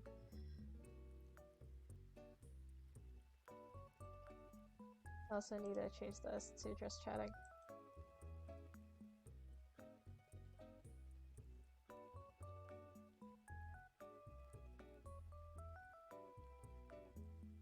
There we go. Variety stream, bitches.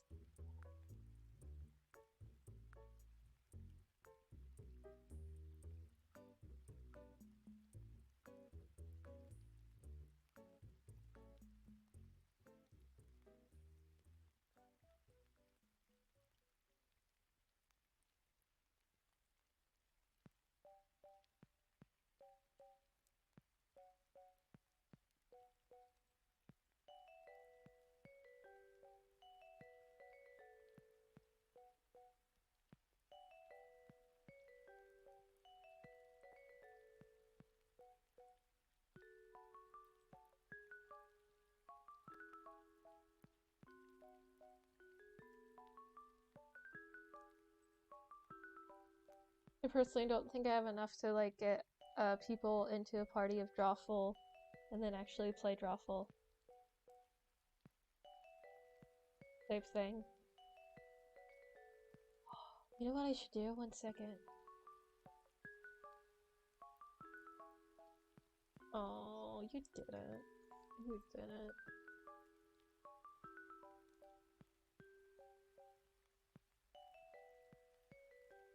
One second. I'm gonna do something.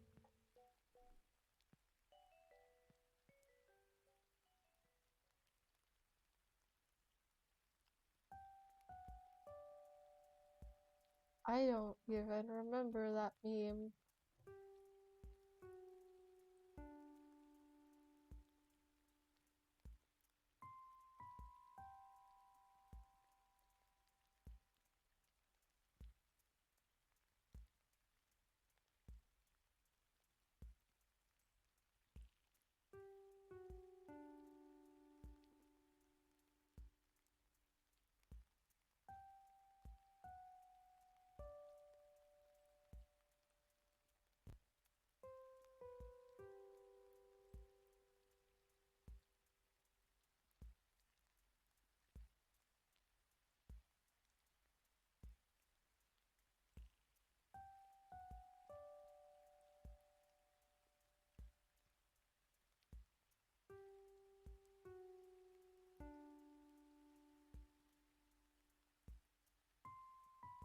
Maybe these people have money. That's right. I'm pointing a gun at these people in a server.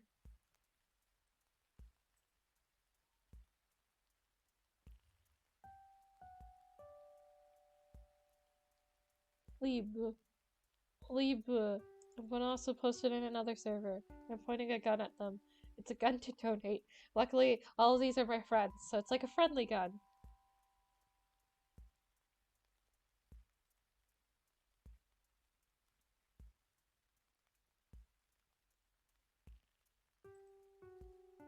It's a friendly gun. Yeah, it's like a squirt gun. It's like I'm more pointing a squirt gun at you. Yeah.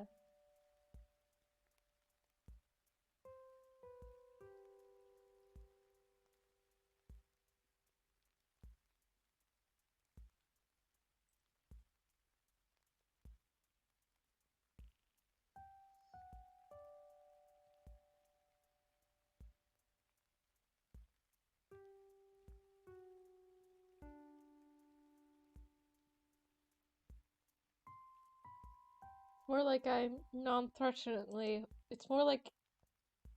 Yeah, it's basically just like I'm holding an empty squirt gun at you, but you think it's filled with water because, like, the gun itself is kind of damp.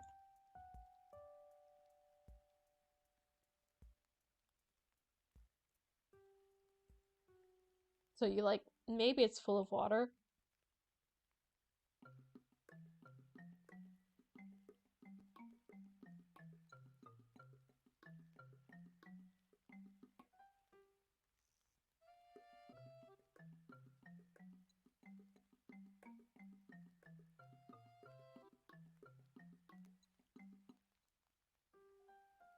No, even better. It's a yellow squirt gun, but you aren't sure if it's full of piss or if it's full of water, and that's what I'm pointing at you.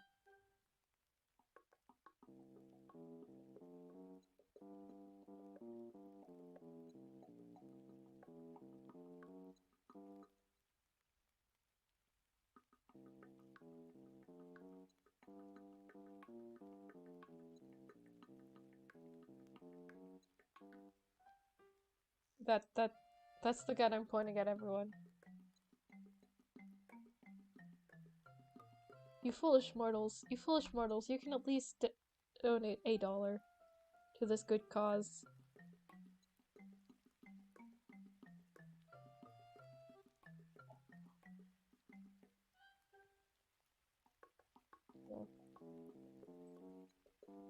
I'll do this again. I am the bot. I am the bot. I am the bot. You just need to say, yo, post the dono link, and then I'll be like, give me like 5 seconds. You just need to yell at me, and I'll do it.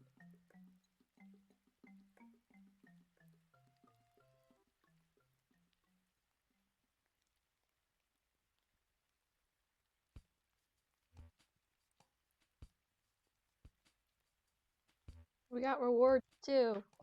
One is going out in 2 hours. Just saying. Gonna lock down in about 3 hours. It's the $10 reward.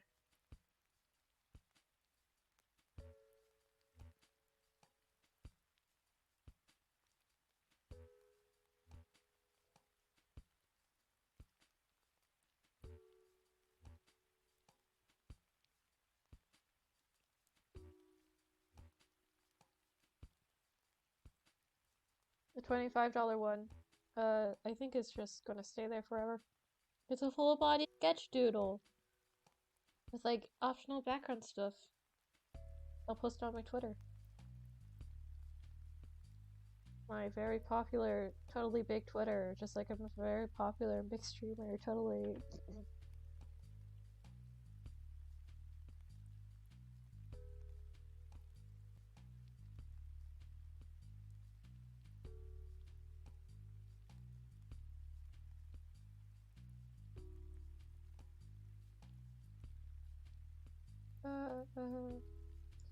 I've blabbered on too much, so let's go and jump into the next thing. Let's do some Minecraft.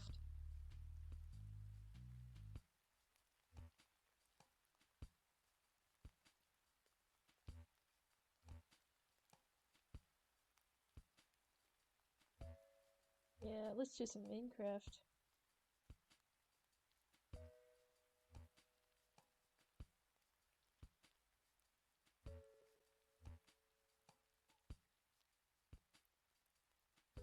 Got to put the stuff over there.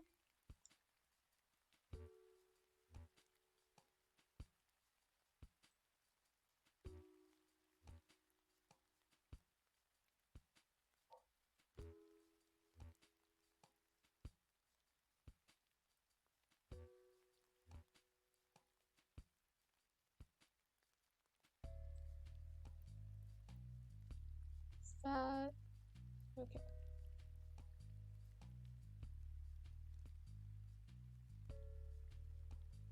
In a Minecraft setup right now.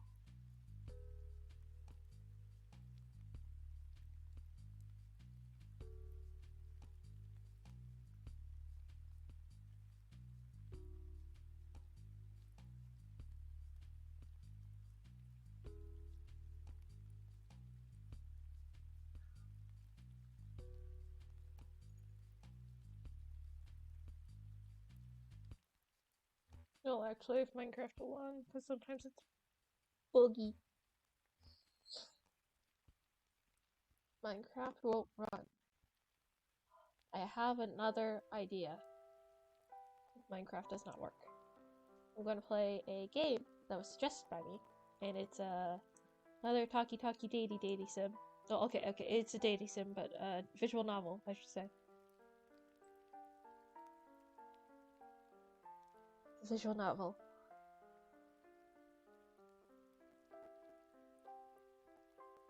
Actually, yeah, no, let's just do that. Bye, Minecraft. Not going to be a part of you. Bye. Change your plans. So here.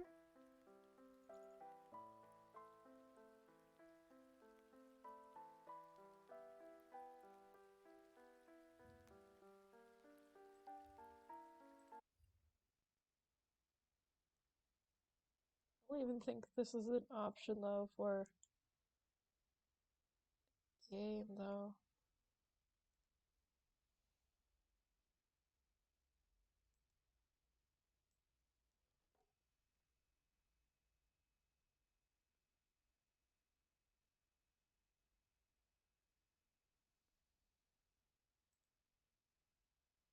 Yeah, awesome, it is. Cool. Yay, I'm streaming it. Hee hee. Hee hee, love wood. Oh. Thank you, Chimera, again for the $10. Uh,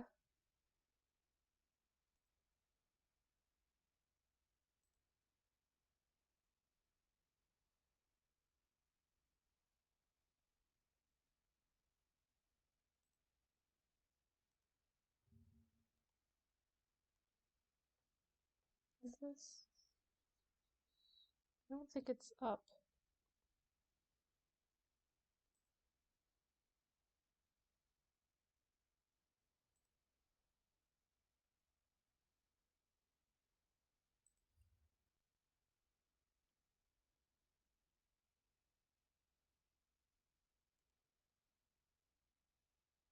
Yeah, okay, it's active.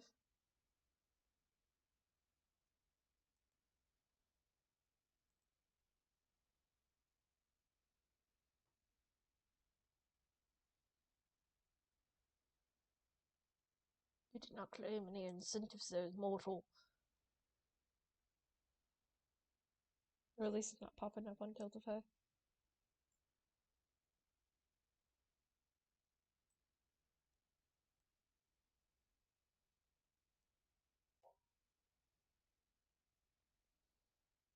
It's awful. We are $72 away from me playing a horror game.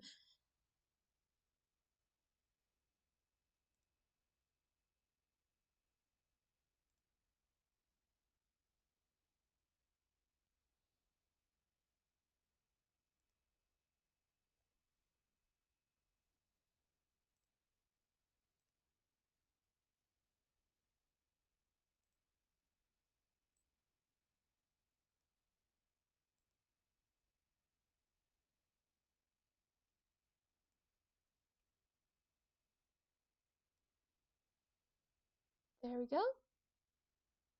Not for... Okay, options. I need...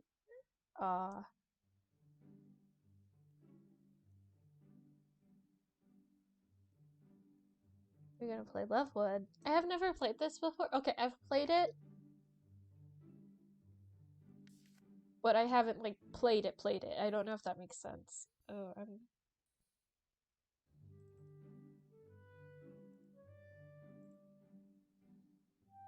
But this is, like, a cute little indie game. I follow the artist, like, on Tumblr and everything.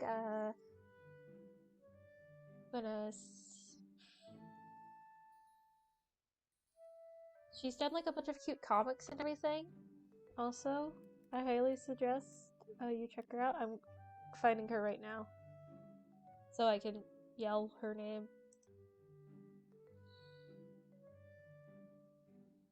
Her name is Lady Icepaw. So go harass her. As in nicely. Go ask her for art, because her art style is super cute and everything. And she's done art and stuff for a couple of my friends and stuff too.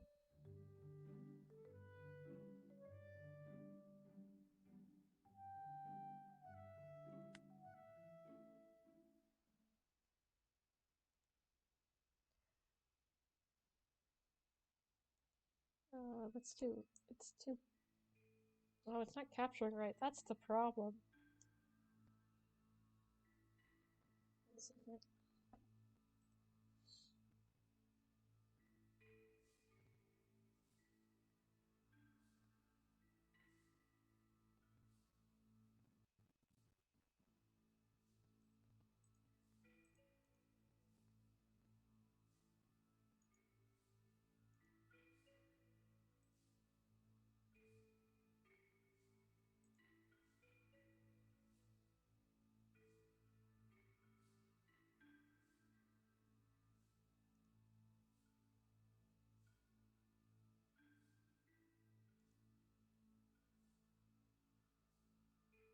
Is it because it is? Okay.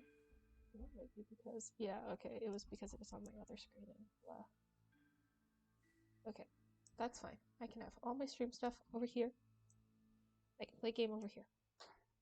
Just need a couple things.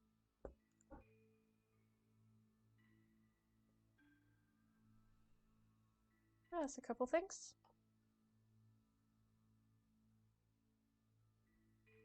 Okay.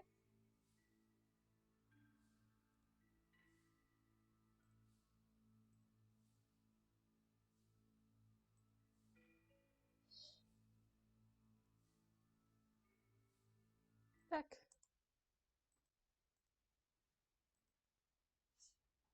When we think of adventures and fairy tales, we may think of a brave prince slaying a dragon, or a princess escaping her tower. The story we're about to tell doesn't feature dragons, but it does feature a literal fairy. A healer who will find their footing in a new home and possibly even tackle the greatest adventure of all, finding love. What will our protagonist's pronouns be? This will not affect the decisions that fate presents you. They, them. This is wrong. This is incorrect.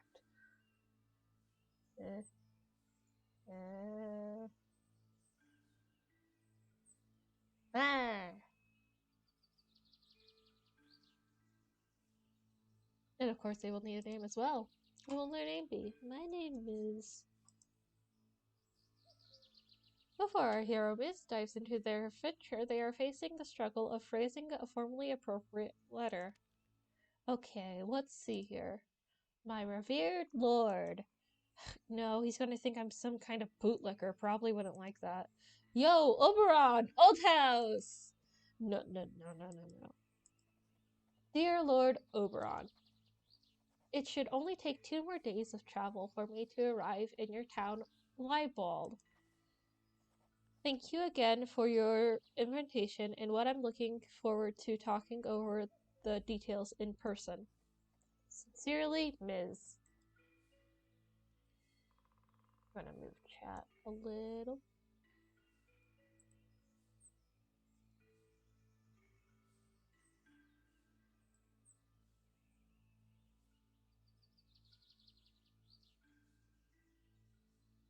Modern technology is sure amazing.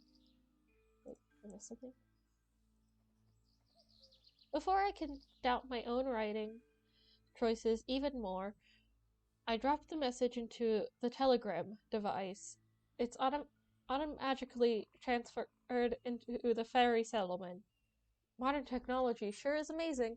A few minutes later, I receive a reply from Lord Oberon. It's just a piece of paper with a thumbs up doodle on it. I guess that means everything's ready for my arrival.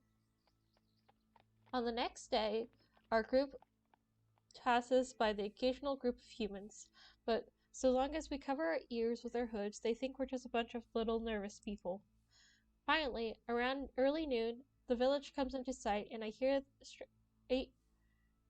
straight for the Lord's residence. All right, this must be the place. I pause for a moment to gather my thoughts and calm down my nerves.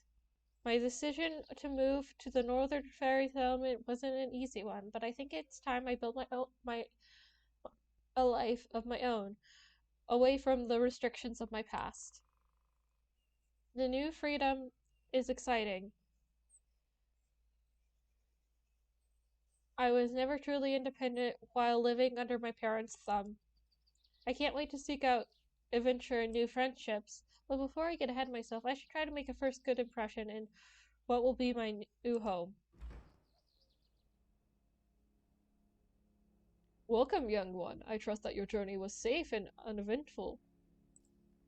For the most part, yes. I encountered humans at one point, but I don't think they suspect anything. My disguise held up. Excellent. It soothes my mind that we now have a competent healer among us. Some of my servants have already brought your luggage to the house that you will inhabit. I will have them escort you there and make yourself at home. Acquaint yourself with the locals. And now I have to go BRB.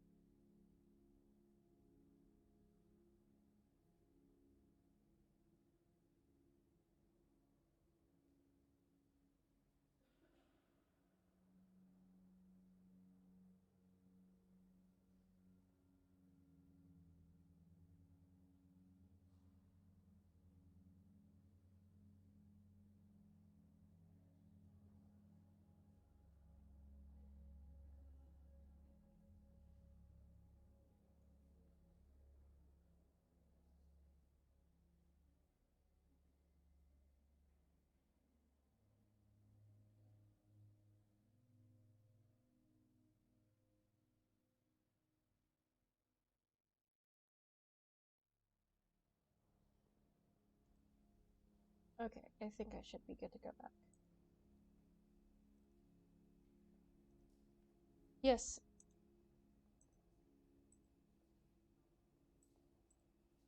I'll have them escort you. Make yourself at home and acquaint yourself with the locals. Yes, I'll do my best. Thank you, Lord Oberon. I probably shouldn't tell him that I'm bad at approaching strangers. I'm certain that your magic will be a great service to our community. Oh, Lord Oberon! Fairy with a messenger bag dashes to the throne room. Everyone looks short next to Lord Oberon, but even by normal fairy standards, this fellow is small and agile type. Got a letter from the Leichenmorth colony for you, my lord. Thank you. Though I was just in the processing of giving directions to our newly arrived healer, Miz. Oh, you're the new kid! Glad to meet you. I'm Nord. Hi, nice to meet you. Nord, since you're here, could you show Miz to their cottage? Oberon hands me a small key. Right, sure. I'm on a tight schedule though. Gotta get to Atlas and deliver the meals for today. We need to do what? Atlas is our local cook. We got service in which he makes lunch packs every day, and I deliver them to villagers. Nifty. Say, Nord, why don't you take Miz with you? Surely they would gladly help you. Hey, yeah, having an extra pair of hands won't hurt, and you'd get to meet a bunch of folks around the settlement. Not a bad idea. Having an official reason to talk with people would spare me from some mortifying awkwardness of starting a conversation. Sure, I'm in. Awesome. When we're done with that, I'll show you your house. Let's go! Atlas lives a little way off the main village, so we'll have to walk a bit. Shouldn't take too long, though. Thanks for letting me tag along. I wouldn't have been sure how to spend my first day here, so thanks for this. Don't mention it. I know being a newbie isn't easy. If you don't mind me asking, what exactly is your job? You act like a messenger, but you also do this? I'm more of a general man. That means I deliver letters, packages, yes, but I also help with all kinds of things. Anything that requires speed, really. My dash lends itself well to that kind of work. Your dash? It's the type of magic I'm best at. Nor jumps to the branch to demonstrate. It's as if a small gust of wind is pushing him forward. Despite the force behind his dash, his movements are controlled and light-footed. Pretty cool, huh? Yeah, it looks really useful. Are there many other areas of magic you're specialized in? I also got my ability to detect life. It lets me read the auras of every living thing in the area. Yours is really bright, like a goldenish tone. Wow, cool. Wait, the aura of every living thing? Does that mean you see the aura of plants too? Yep, plants, fungi, animals. I wish you could see it. It's like an expressionist painting when I use it here in the forest. I can't keep it up for too long though, or I get a headache. Do you know any particular magic other than healing, of course? I can also create light. It's pretty basic, but it comes in handy, and I can practically do it in my sleep. Ooh, pretty! Here we are. Hey, Grasshopper! Atlas!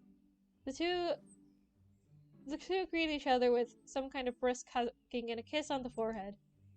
I brought along Miz. New flesh for the meat grinder. Oh my gosh, don't scare them! Would it kill you not to mess around with the new arrivals for once? You mess with them too. Yeah, but I usually wait a day or two. Alright. They are the new village healer, and I'm helping me out with the delivery today. Nice to have you on board, Miz. Alice gives a firm handshake, and even through my glove, I can feel that the skin on his hand is rough. I hope you're ready to carry a few jars of food. Sure. I think I can handle that. How are we going to split? I'm probably the fastest, so I'll be taking the warm meals. That way I can dash ahead and get them delivered before they're cold. Alice gets a few jars that look like a thick stew and rubs it hands across them before putting them in Nord's messenger bag. Combining that with the fact that his palms are so rough, I think I understand what's up. Do you have heat magic? I do. I'm best at heating up my palms. How warm can you get them? Well, I barely enough to light a fire, but I guess I've tried really hard.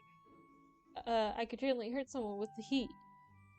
I intentionally specialized in it as a kid because I thought I could learn pyromancy tricks. But shooting fireballs from your hands isn't as easy as some people make it look. Alright, nice and secure. Ready to go, Grasshopper? Just a moment. Ms., remember the way back to the village, right? Yeah, I'm pretty sure I do. Okay, then I'll rush ahead and meet you there when we're both done with our special deliveries. Sound good? Yep. See you then. Nord tightly grabs his bag and proceeds to hop into Atlas's hands, who launches him forward in a throwing motion. Maybe this is Atlas' secondary magic. He's great at throwing things. Either that or he's played a lot of baseball. Judging by how effortless it looks to the both of them, they've practiced this combo a lot. Now as for you, you're not gonna yeet me into the forest too, right? No. I got 3 jars with cold lunch. One is for Blossom. You can barely miss her when you enter the village. She keeps goats and chickens, and some other critters. The second is Moth. He's our only dressmaker, so you'll recognize the tailor shop by its sign. Okay, and the third one? I'd ask you to give that one to Nord when you meet him again. That I can do. You take the jars from Alice. Maybe I should use the chance to chat with him more before I leave.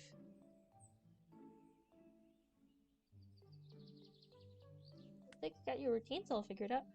You and Nord seem to make a great team. How long have you guys been doing this lunch delivery thing?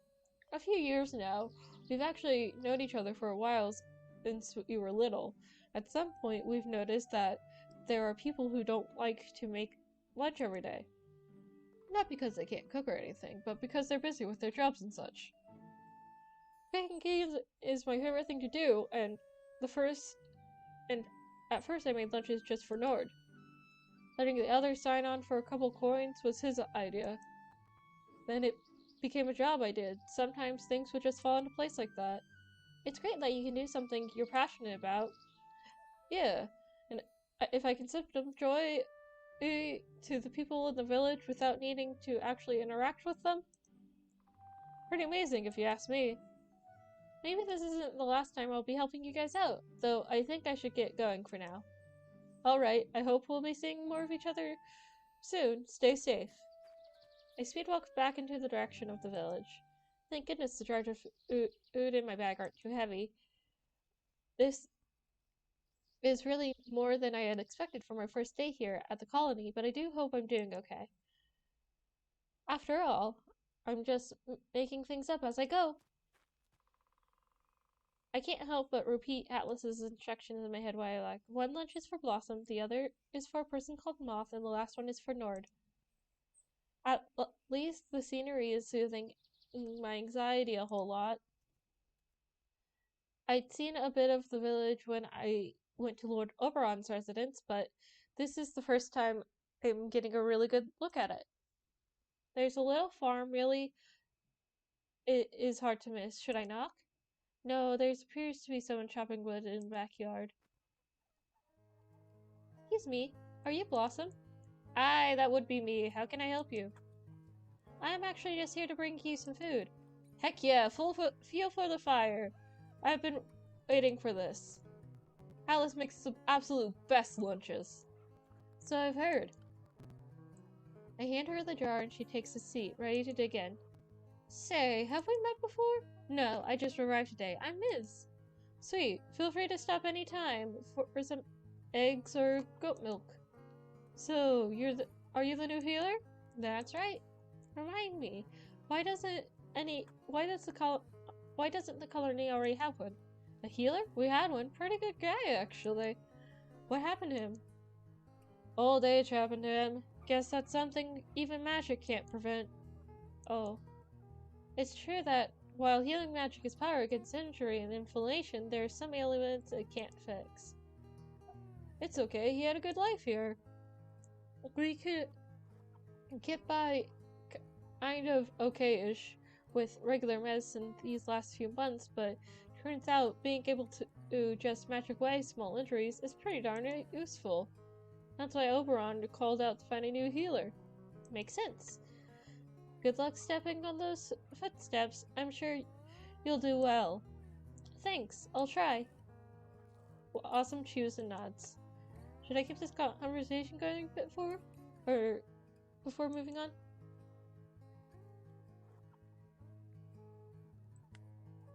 Thanks. I love my critters, even the goats.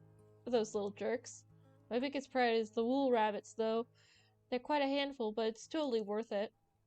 If you see anybody walk across the street here during autumn or the winter, chances they're wearing at least one piece of clothing that includes bunny wool.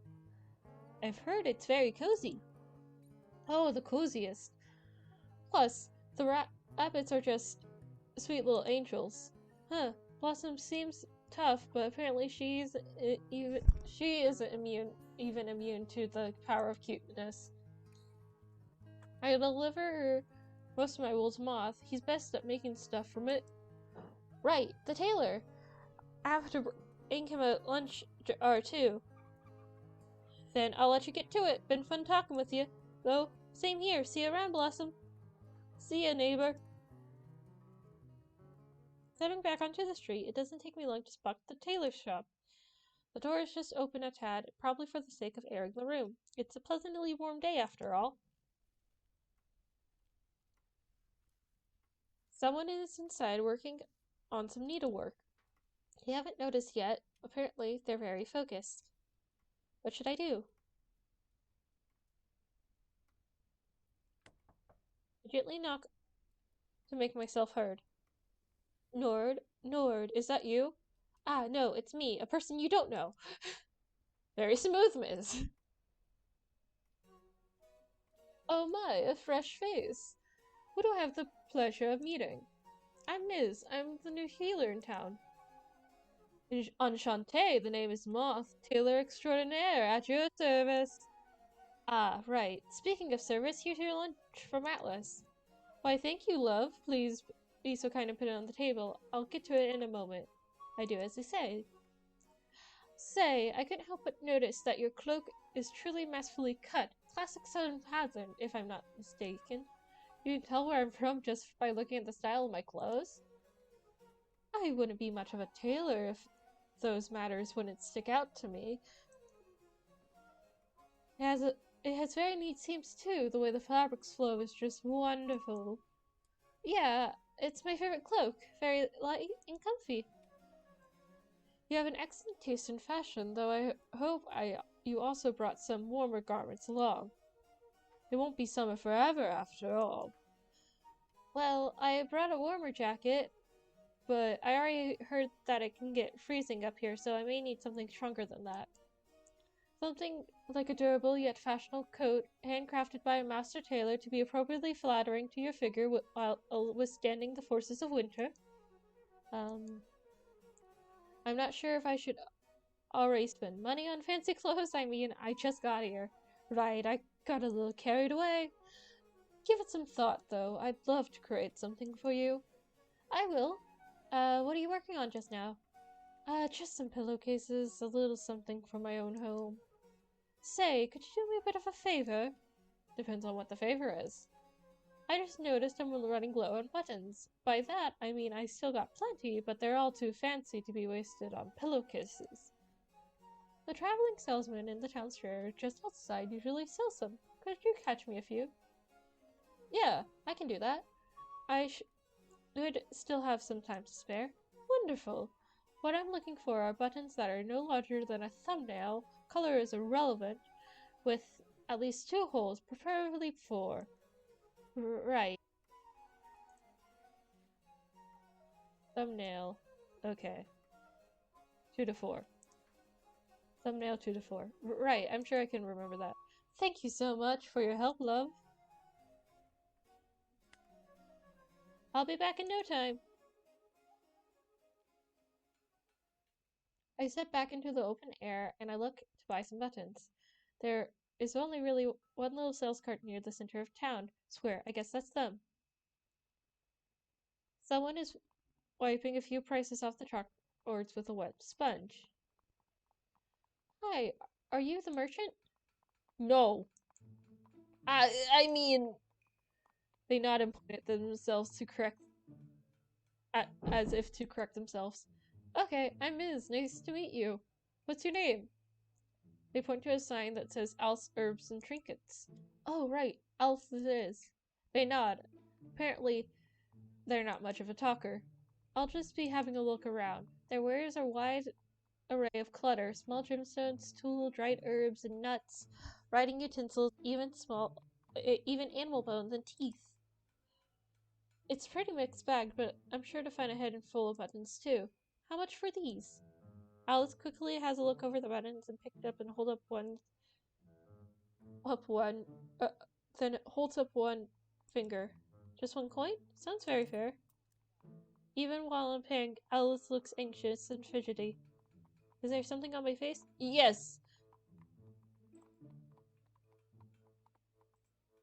Alice winces and shakes their head. It's okay, I get nervous. Don't you stress out.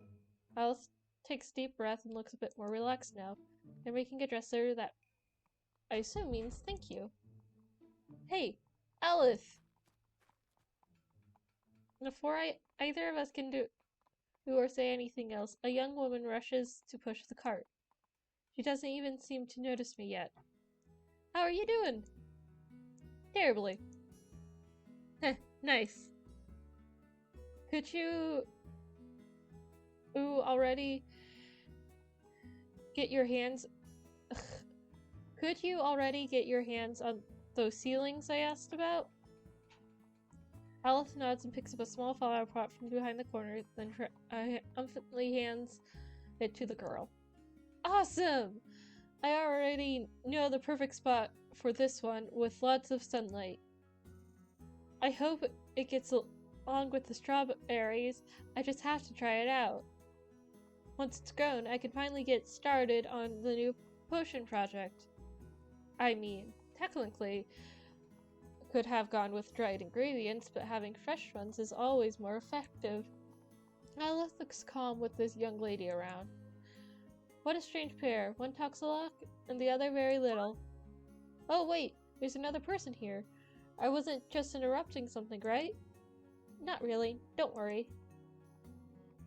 I'm not that great with faces, but I'm pretty sure I haven't seen yours around before. Right, I just moved here. I'm Ms. Nice, I'm Kayleen. Why did you move here of all places? It seems like a good enough fit, and I'm here to fill the healer position. Ah, so you're the healer. That's so good. Do you use herbal remedies to go along with your magic? Sometimes, though usually... Oh, what's this? Another a $25 donation from Kai. Thank you so much, Kai. You are slowly but surely... she says, we get in there. Just give me time. I'm letting you try. No! No! Don't let me dread the horror game! Kai, no! Kai, no! You evil, evil person!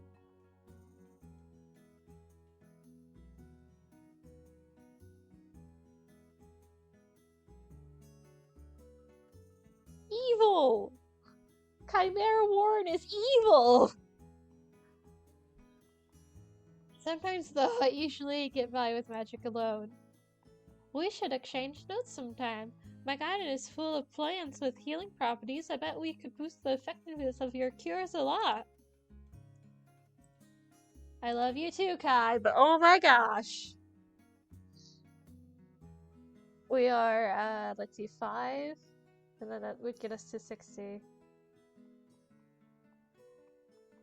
We are $45 away from me playing a horror game. No! And then I post a poll. I'm still learning a lot, though. It's gotten worse in progress. Especially cures for digestive diseases that can be so complicated. Don't even get me started on the stuff that affects the neural system.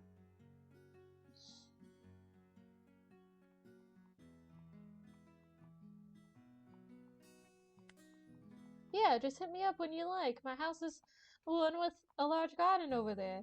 The one with the treehouse. A treehouse? That's really fitting of the whole botany theme. Right? I love it. My father built it way back then. Oh, but I'm rambling. You look like you got a place to be. Kind of, but I'll see you guys later, right? Yeah, let's hang out again soon. See ya, Ms. Having acquired a handful of buttons as I hurry back to the tailor shop. Moth has apparently finished his lunch while I was out. Did you just give me this test so you could eat in the meantime? Perhaps. Did you find something? I show him the buttons. Ah, yes, these will do nicely. Thank you, love. That means I can get back to work. Now, where did I put... Moth looks around cluelessly, then appears to focus for a moment. And a roll of yarn knocks against the wall, against the back of his head. Ah, there it is. Whoa, do you have a poltergeist in here? No, sorry, I should probably have warned you. It's just my magic. Some kind of telekinesis? Yes, more specifically, a pool, or a seeker spell, as some people call it. As you can guess, I use it to pull things towards me. The wonderful part is I don't even need to know where the thing is. That must be great for when you lose something around the house. It's a blessing, you have no idea. Shouldn't use it on knives or needles, though. I acquired that knowledge the hard way. Ouch. Indeed. I'll let you get back to work. See you around, Moth. Of course. Have a splendiferous day, love. My chores are done. Now I need to find Nord. Hey! Hey! That was easy. I hope it didn't keep you waiting.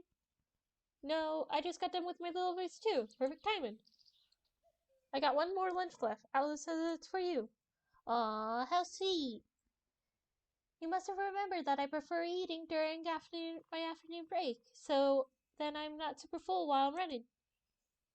But before I stuff my face and collapse into a food coma, I'll show you to your house, as promised.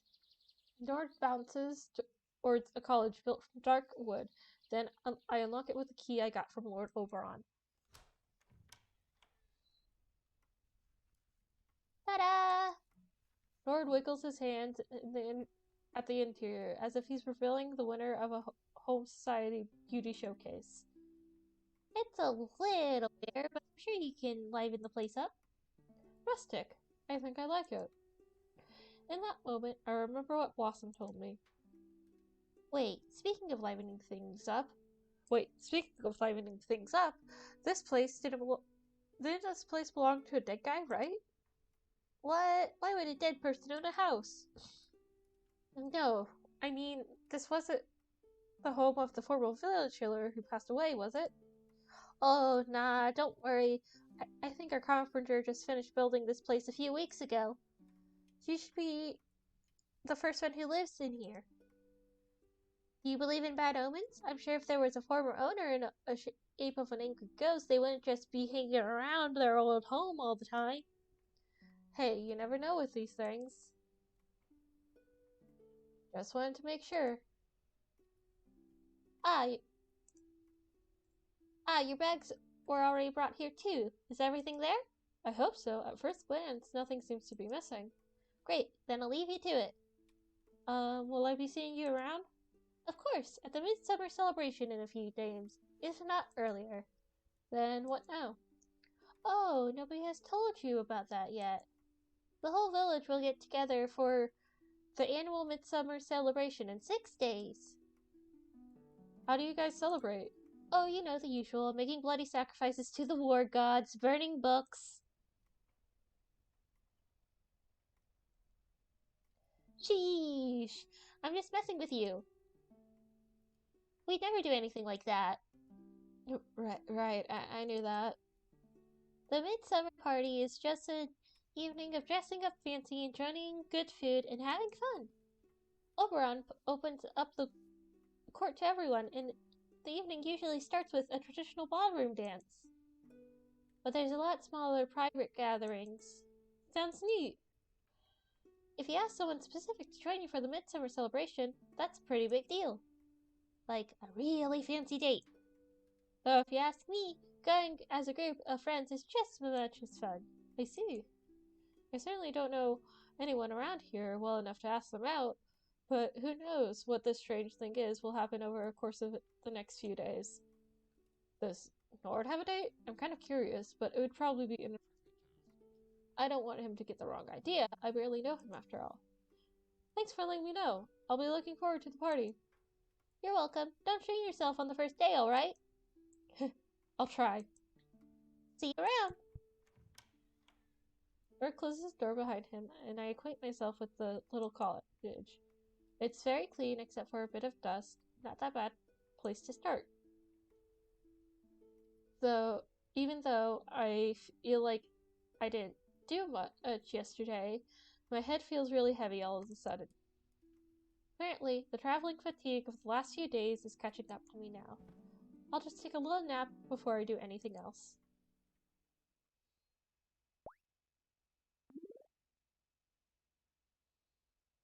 Did you know you can press A to open the accessibility menu where you can change the text size, font, and more?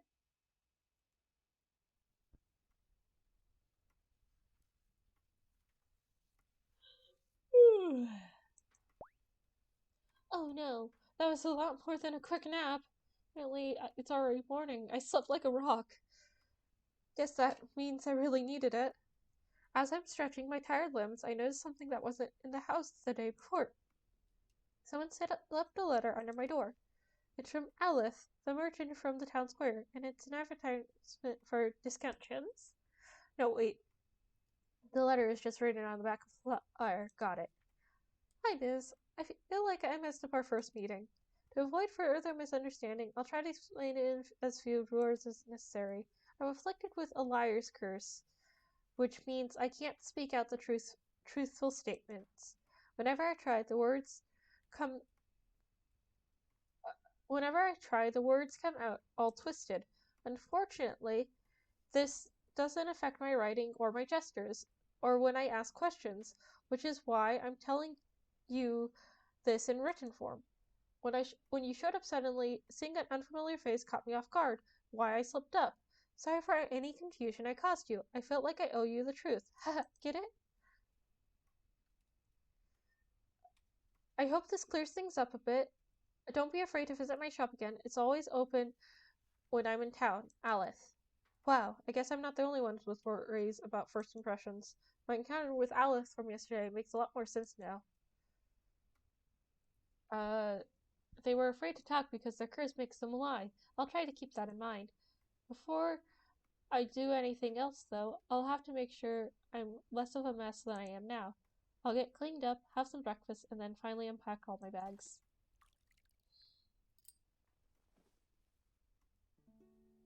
There. Things are starting to look homely around here. I brought some of my art equipment with me. I do hope to get some more practice in. It's been a while since I've drawn or painted anything just for fun. Serving mostly as a healer to the village, I'll constantly have work to do. Or at least I sure hope that people don't get hurt all the time. So, I should try to make myself useful in other ways too. Yesterday I met plenty of interesting folks. Maybe I could help one of them out and get to know them a little better on the way. Hi, I like Alice. Alice, I like Alice. I like Alice. I'm going to help Alice. I'll see what Alice is up to today. They would be at their little shop as usual. Oh, the card is closed off today. Hey, Miz, what you up to? I was just looking for Alice. Do you know where they went? Chances are they wandered off into the forest for one of their gathering trips. I saw them tend to a shop just a moment ago, but can't gone too far. I bet you could catch up to them if you take a little look around the area. Do you think it would bother them if I do that? Nah, they never seem to be bothered when I talk to them, at least. You know the deal with their curses, right? Yeah, the liar's curse, I know. Then you guys should be in the clear. Okay, thanks. I'll see if I can find them. A lot of the items offered in Alice shops are probably things they just found in the forest with a keen eye. Things lost by humans, fairies, and other creatures. I'm sure I'll be able to spot their red hair around here somewhere. You stay right here, you little thief. Good. What's that noise? Could you maybe let me down, ma'am? So you can make a run for it? Dream on. After following the sounds of voices, I find Alice in close encounter with a lycanmorph. Looks as if they landed themselves in some hot water. I knew you little Hello, Comfy Ink. Welcome to the Void. We are doing Thankmas also, by the by. So please donate to that. Thankmas is, donating to, New Play, which, no, I don't think that's what it's called.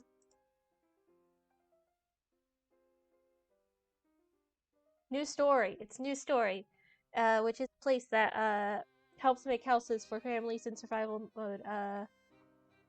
Here's the link now.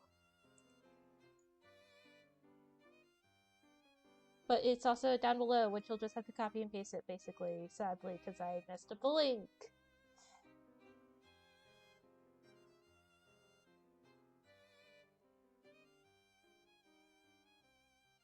I knew you little wimps couldn't be trusted. But trying to steal my stuff when I leave it literally for a second? That's a new low. I absolutely meant to steal from you. I mean, the hell you just say? Alice tries talking with their hands and feet and pointing frantically at the little chalkboard that's out of range in the ground. Quit pulling faces at me and explain yourself, Pipsqueak. Got anything to say in your defense? Excuse me? Oh great, if it's one of the flat-faced menace, wasn't it already enough?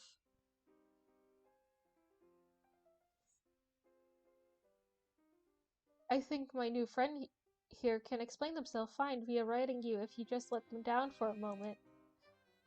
They have this curse that makes it impossible for them to speak out the truth. Sounds like any average fairy to me. But fine, I'll humor you. It's not like I'm the jerk here. The huge wolf lady sets Alice back on their feet in a not particularly tender fashion. They pick up the chalkboard and write, albeit somewhat shaky, with somewhat shaky hands. I didn't steal to steal the bag. I wanted to investigate. It looked at it if it was discarded or lost. Yeah, sure. Anybody would just leave a bag full of coins and potions, right? I couldn't see what's inside. That's why I took a look. It may be empty for all I know. I swear, if I weren't in Fairytory right now, I'd pick a fight. And you lot would not come out of that looking pretty. But there's no use of it if I'm the one getting framed as the bad guy in the end. The Lycanmorph picks up her bag. You better watch out yourself. You can pull stuff like that on humans, but not us. And I have to go BRB.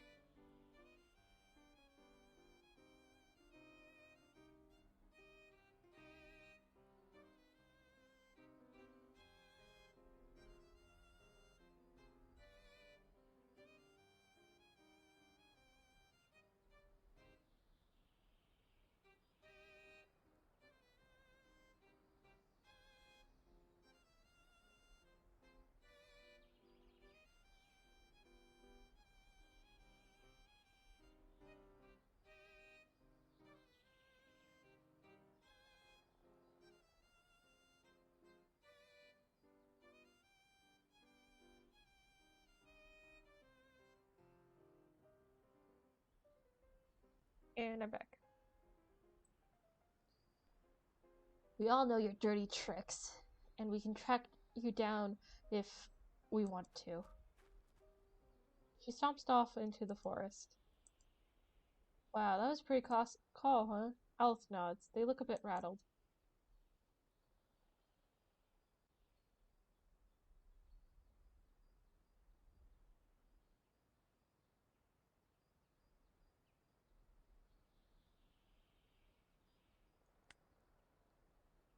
You were just out here to find new items for your shop, right?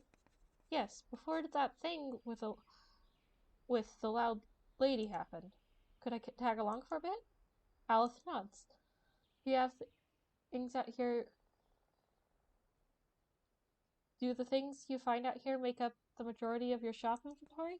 Not really. Not the fancy things like the gemstones, but much of the rest. Does it pay off? Well, it depends on who you sell it to. If you ever find something that you're unsure about, I can get in touch with a merchant who will pay a decent price for it. When a man's trash is another man's treasure, huh? Alice nods. For magical rituals, many of the ingredients can be found in the front of your doorstep. If you don't know you know what to look for. At first glance, a stone may seem like an velvet pebble, but actually it's an important component of a spell. Just like at first glance, I may look like a random person collecting trash in the woods. But you're actually... I think I'll leave that for you to decide. Fair enough. The stone doesn't tell me what is true. Fair enough. The stone doesn't tell me what it's truly either. We spent some time trekking through the floors, collecting things that catch her interest.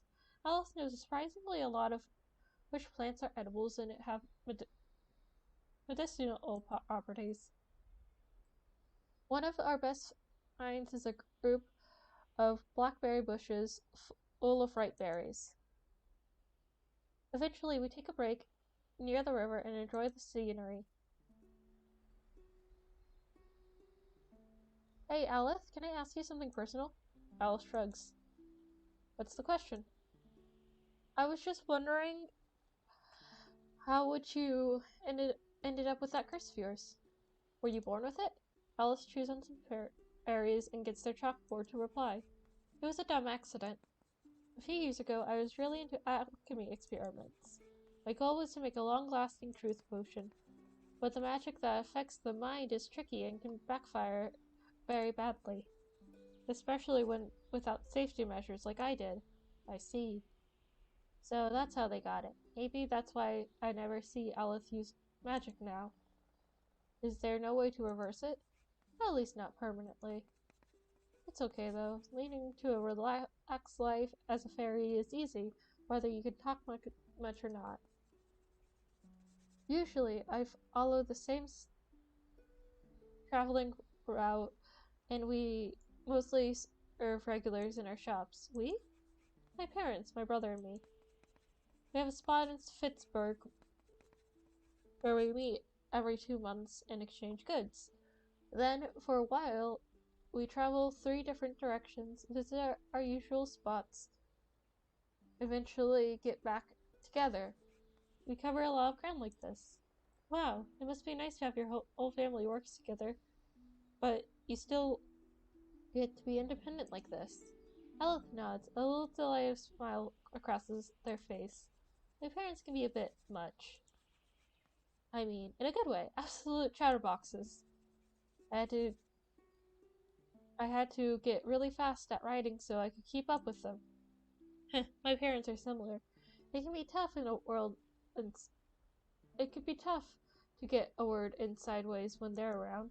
Alice grins, then sits for a moment, looking into the water of the river. I've always had this fear. Alice taps chalk against the board, apparently pondering the phrasing.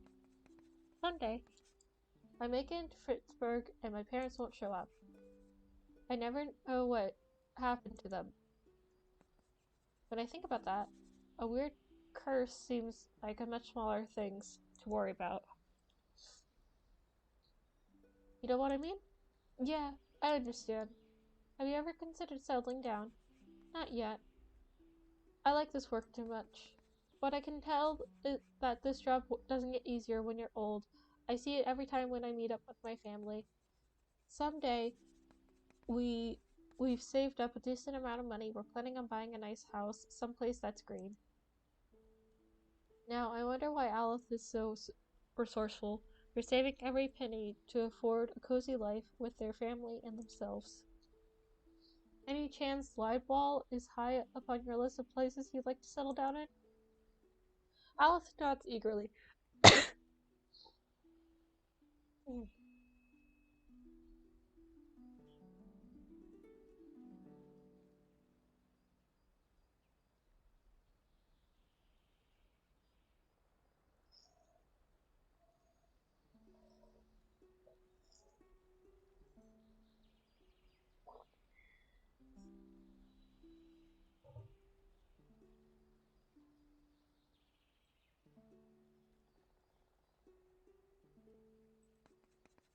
There's something about this little town that makes me feel at home, I guess. More than any other place, I could imagine staying here someday. There's something in their eyes that I hadn't seen before, a sense of yearning and hope. It's a good thing I came across this place. Otherwise, I wouldn't have gotten to meet you either, and I'm glad I did. We both look up from the board, and Alice is smiling. Eventually, we circle back to the village, and Alice organizes everything we found in the woods. I even got to keep a cup of berries. Nice! Thanks for showing me some healing plants in this area. You're welcome. Have a good evening, Alice. I snack on the berries while jotting down some notes on what I learned about the local flora. Alice had a lot of observations to share when I took the chance to hang out with them. Maybe I could get more insights into the head of theirs soon. After a bit of drawing practice and getting cleaned up, I'm ready for the night.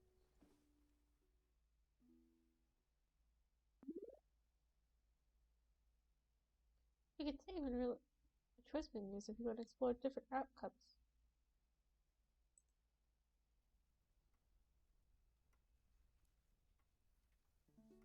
On the next morning, I decide to tap back into some of my creative juices and making a little sign for my house.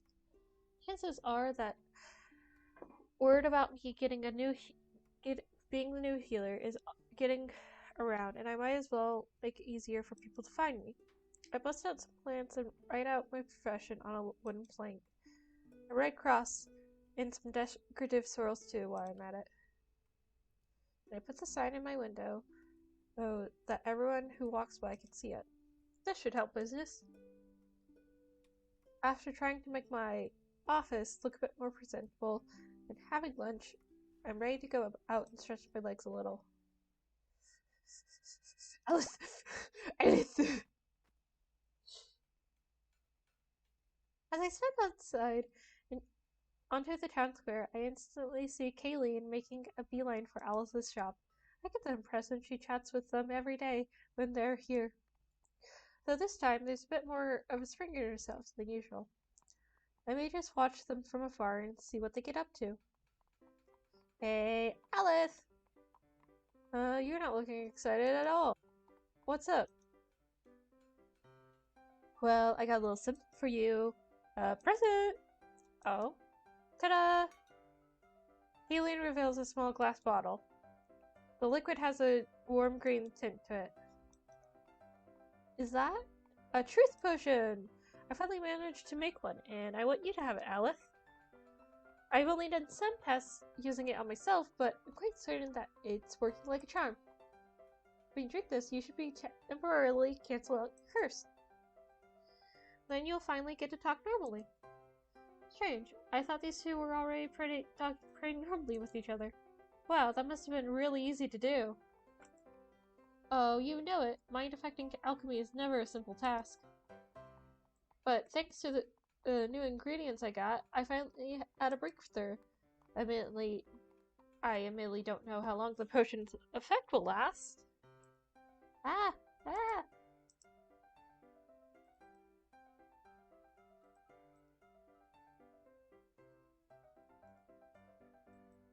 Around 2 minutes at least, but maybe longer. Alice nods and gets out their chalkboard. They write something down and show it to Colleen, but I'm not close enough to see it. Right, saving it for a special occasion sounds like a good idea, but if you were to use it sometime and I'm not around to see, you'll have to tell me about how it went. It's important data after all.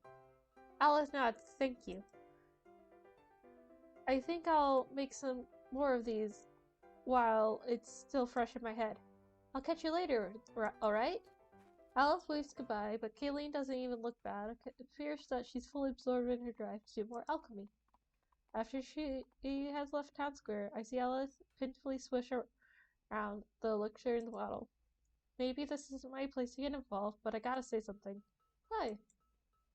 How's it going? Oh, I'm fine, but I wanted to ask you the same thing. Are you doing alright? Alice nods slowly, but they can't seem to take their eyes off the potion. You look as if something's bothering you. Alice exhales deeply, and taps their foot for a moment. They grab a chalkboard and rest the chalkboard in their hands, struggling to find the words that they're trying to say. Nothing really comes to mind. Why do I feel like this? Why am I not happier over a gift like this? Did Kylene just talk to me because she wanted to fix me?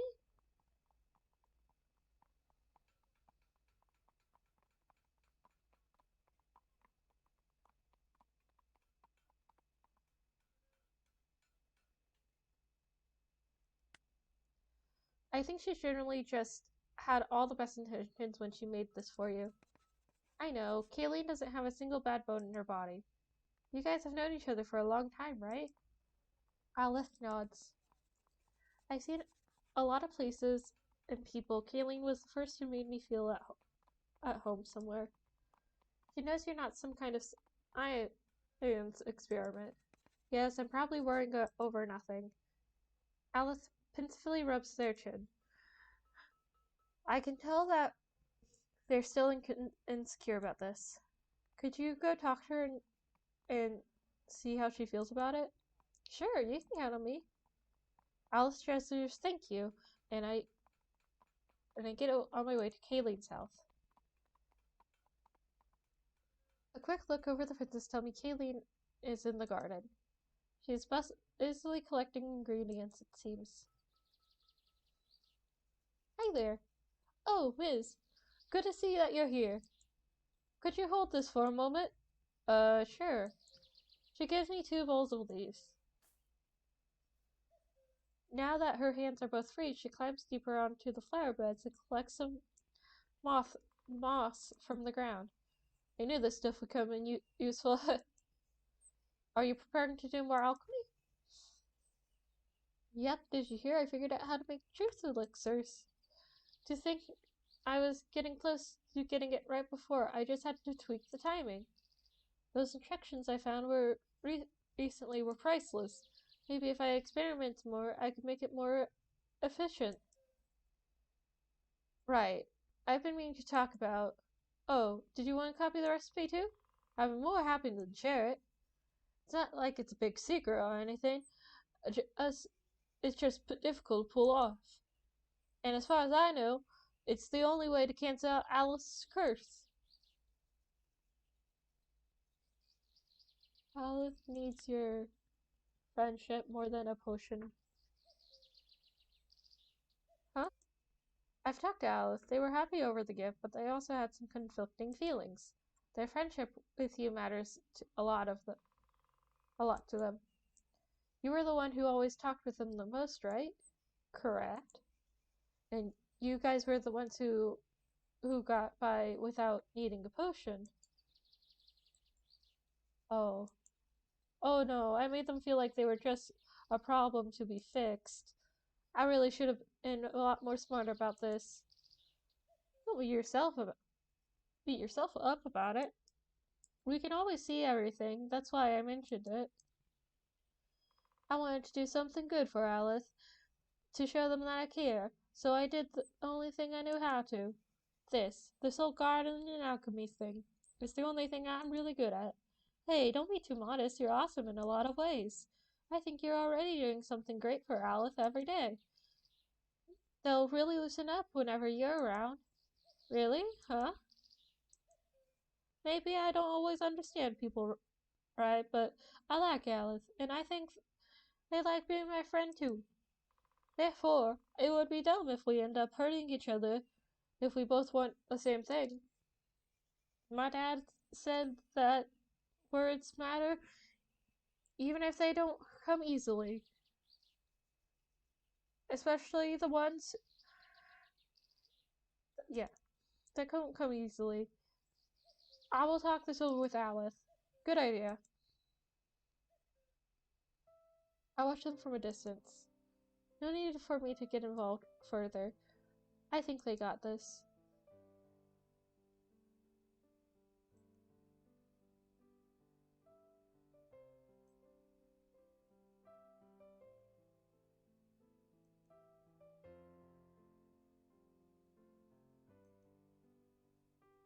They hug. I think they've come to some mutual understanding. I'm ready to leave them to spend some time by themselves, but Kayleen waves over to me. Hey, you two are looking good. Yes, thank you so much for helping us work things out. We would have been perfectly fine without you. I'm glad I could assist a little. It turns out, sometimes I get a bit too fixated on certain things. It's not a bad thing. You're one of the most focused people I know. Right, but there are times when my research is the only thing I can see. And then I end up walking over people's feelings by accident. Whenever that happens, you guys need to verbally smack me over the head and tell me to pay attention. Noted. Kayleen will be making a few more of these potions for me once we know if they work. Yep, but only for emergency situations. Right, it turns out that there are some times when being able to just yell out my thoughts comes in very useful. But something we don't need is when it's just the two of us. I'm glad it's like that. They're both looking at each other much more balanced now. Maybe I'll be seeing you guys at the Midsummer Celebration too, right? You can bet on that. Is it already that time of year again? Yeah, and this time you're not skipping it, silly. I know you're technically not from here, but Oberon was very clear that everyone who behaves themselves is welcome. I go to formal events all the time. It will be my first time at the party too. I can see why you're a little nervous, but I think it will be okay. Yeah, no need to worry. We can all hang out as a group. There'll be good food, singing, and dancing. Alice seems to lighten up a little. And lots of fancy dress folk. I love people watching at those events. Reminds me, I guess I can't go there in my overalls. From what I've heard, it's a formal dress is expected, or at least an attempt at it. Can I still wear my hat there? I don't think anyone's going to throw you off because of it. My mind flashes to the fact that I've only brought one vaguely formal outfit with me. Hopefully it will be good enough for the occasion. I have been wondering, why do you celebrate Midsummer in the first place? Huh. There was a reason, but I forgot. Do you remember, Alice? You're better at history stuff than me. I think it was originally tradition that swept over here from the eastern countries. But there's also a local story about that night of year. It's about some human lovers who had stumbled into these woods. Instead of hurting them, Oberon reunited the bickering couples and guided them back home. That's one of the reasons why this night got associated with love and good fortune. Wow, are we talking about the same Oberon? It seems more like... He seems more like someone who'd yell at humans to get off his lawn while shaking his spear at him. I don't know, maybe it's just a myth. Or maybe it's true and he's changed since then. Just how old is Lord Oberon, I wonder? In any case, it's an opportunity to snack on free food and listen to musicians, so I'm not complaining. That's the spirit. Huh. I think I need to get back to work. I got some more weeding to do. And I need to get my bookkeeping in order. Yikes, sounds like fun. You have my empathy. See you guys around then? Right, see you, Miz. I know that as a healer, my official job is to heal people's physical wounds, but I don't mind them helping with emotional elements either. Relationships need to be cared for to stay healthy, just like our bodies. If I can lend a hand with that, I'll gladly help that role.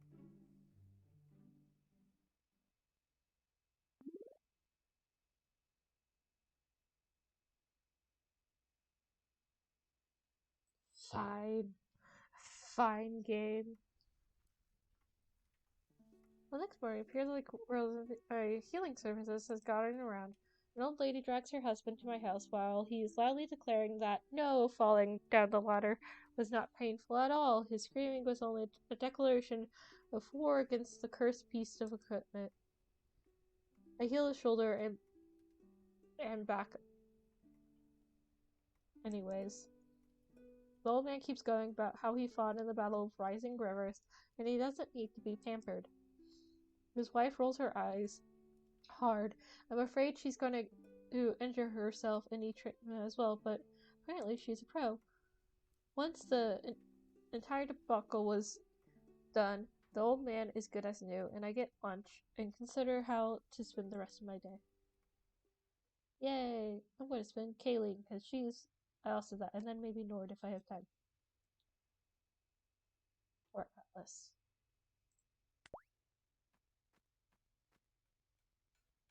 I like to see what Kayleen is getting up to today. In fact, I can spot her stepping out of her house this very moment. Judging from the cook look, I can get from the interior, her living space is really more of a potion lab than a normal home. Hey, you're looking ready to go somewhere. Is it really that obvious?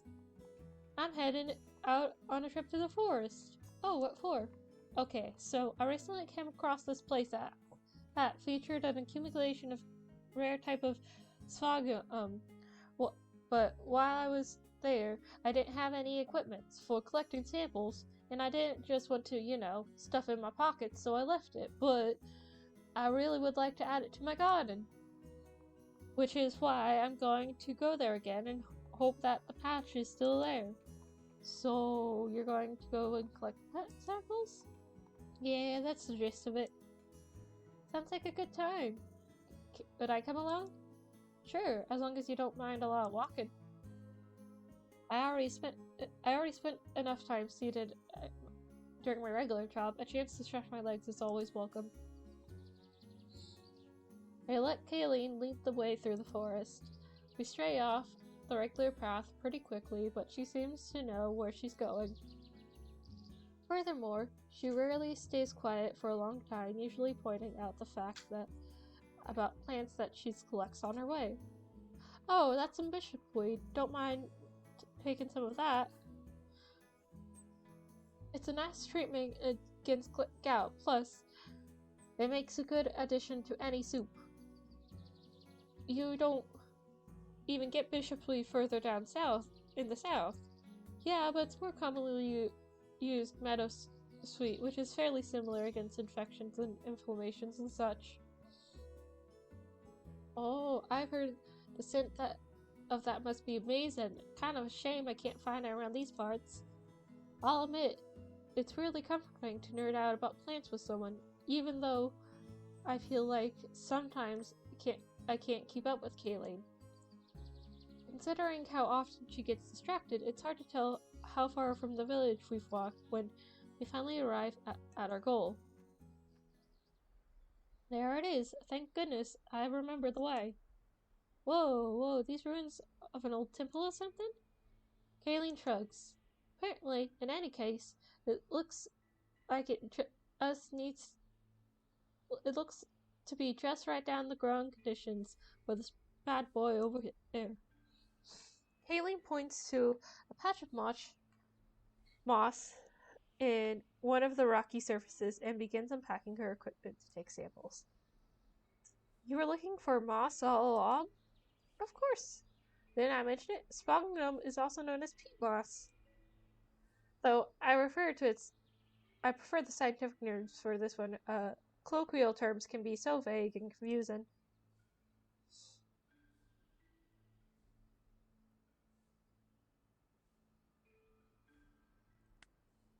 I'll be taking some of the samples and try to be growing some patches of this in my own garden. I hope the conditions will be alright. This moss can be used for all kinds of purposes. It makes a good dressing for wounds and which might be interesting to do as a healer. Yeah, hooler. And a healer. Quite acidic, so it stopped the growth of bacteria and fungi, which means it can be also used for preservation of food. Plus, the decayed moss makes great soil conditioner, or at least that's what I've heard. I'm sure I can use it in some alchemy projects too. Wow, that's pretty amazing stuff, right? I love a person that can get excited over moss. Anyways, thanks for the enemy ramble. That was probably more detailed than you wanted to hear. Don't worry about it. I like hearing your thoughts. Haley moves to taking samples, putting bits of moss in glass vials, careful not to damage it too much. It's strangely enchanting to watch. Eventually, we've gathered everything we need to and head back. While we return to the village, we actually walk in silence for longer than we had before. It's not awkward silence, though. I like to think we both have gotten a bit more comfortable around each other during this excursion. Hey, are you hearing something? Someone coming this way? Yeah. We cautiously hide behind a rock formation and listen.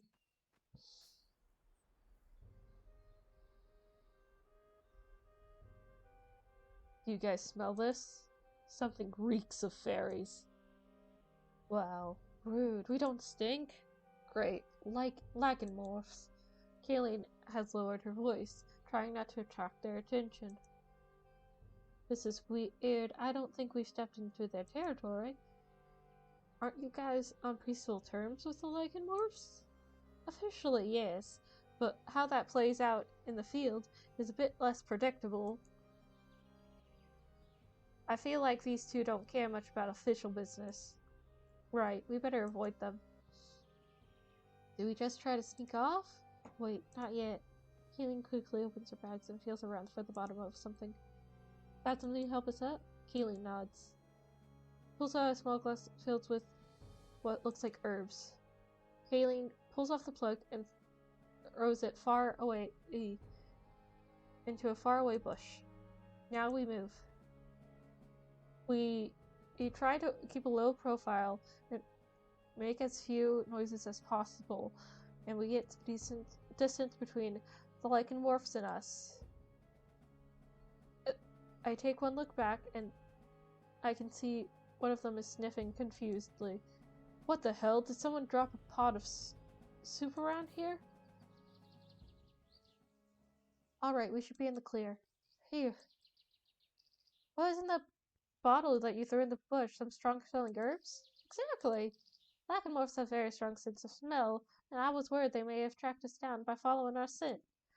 The smell of the glass vial shouldn't mask our tracks well enough, and it shouldn't make a nasty distraction. Very clever. I just feel bad for leaving it in the woods. It was a good bottle. I guess now I know why Alice keeps finding all sorts of odds and ends in the forest. Pfft.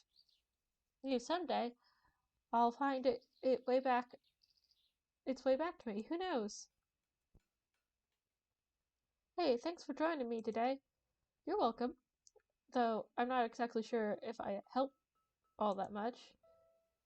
It's always safer to go out together. Besides, having you around was nice. Oh, well, maybe we should geek about moss more often. Yeah. Say, would you like to take a look at the garden? I'm about to find a spot for those moss samples anyways. I'd love to see it. I think I know just where the right spot is for this.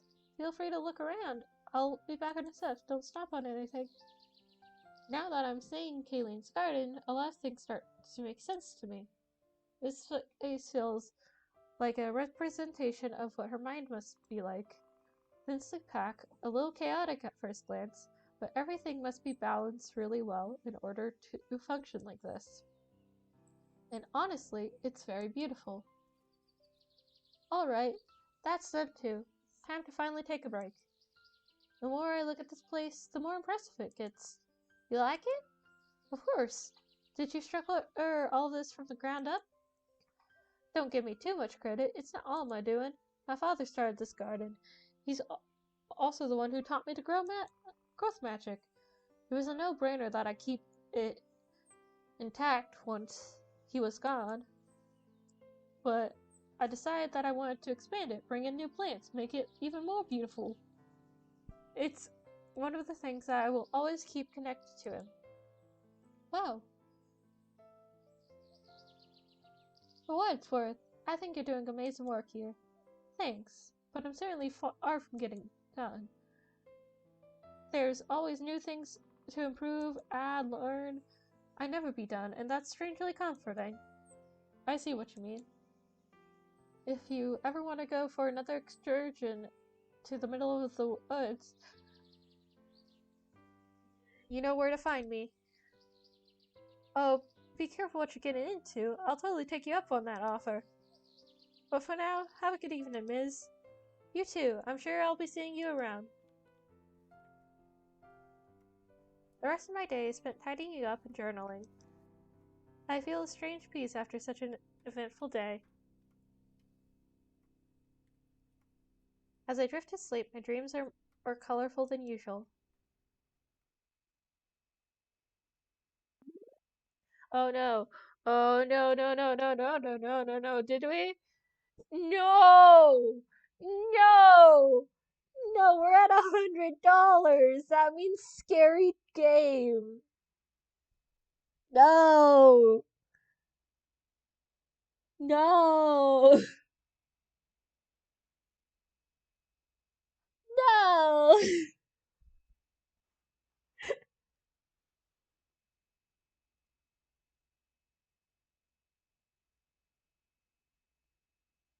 I'll finish Lovewood and then we'll do the scary game.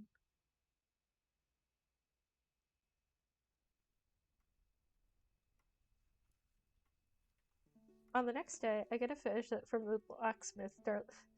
I love you too, friend. Freaking Kai helped get to the milestone of 100, which means scary game time. Which I'm going to play after Lovewood, I promise. I just think, since I have, I think, day 6, which I think we're on, and then the Midsummer Festival. So, we're just gonna finish this, and then, but I guess until then, I'll get the poll set up.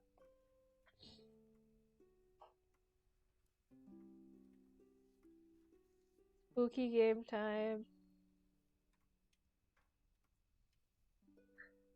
You've had suspicious time to dread.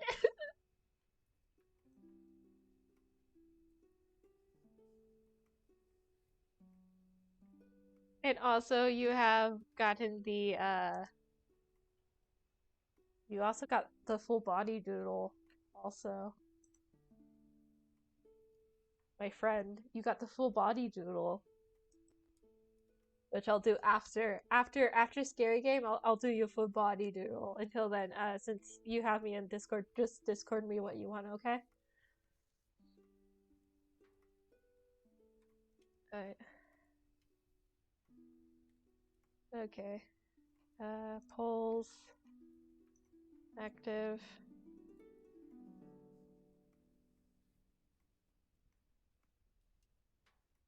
Okay. Overview. Their poll. I'm trying to find the poll. If not, I'll just... Yeah, polls. Okay, on the Tiltify site.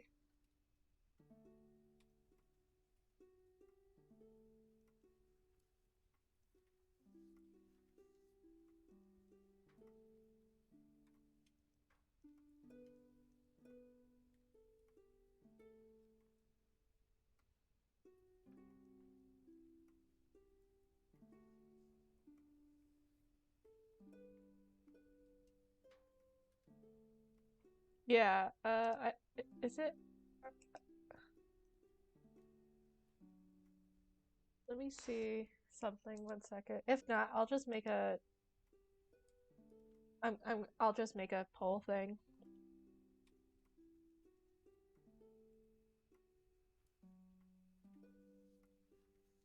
Okay, and then polls. Awesome.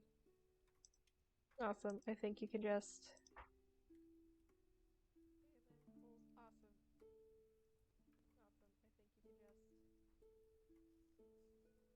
Oh, don't want to donate polls.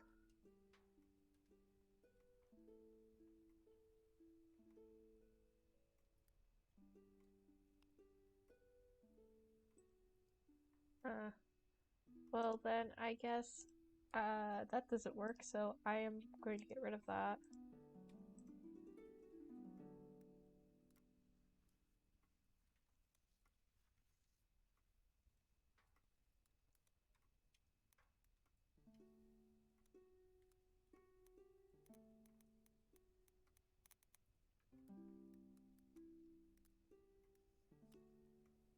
One second.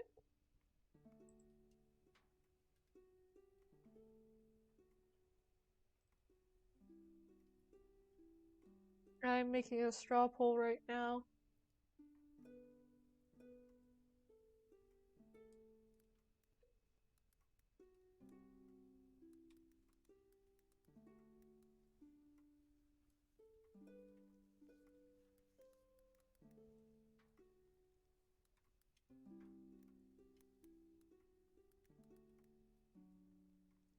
And lastly,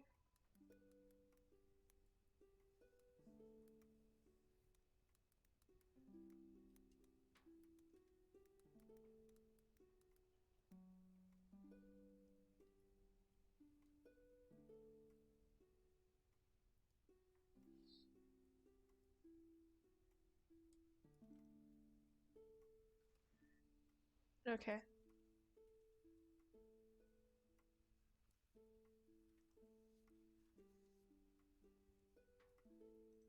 Here is the poll.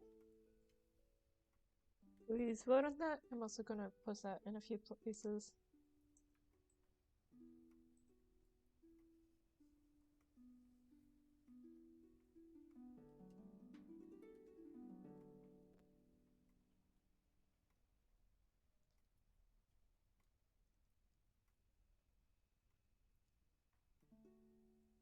Also, where is it? And links.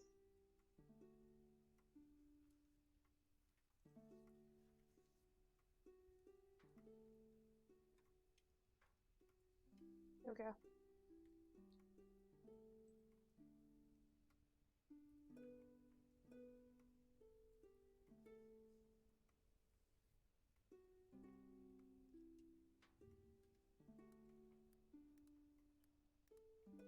I'm also gonna post it on Twitter.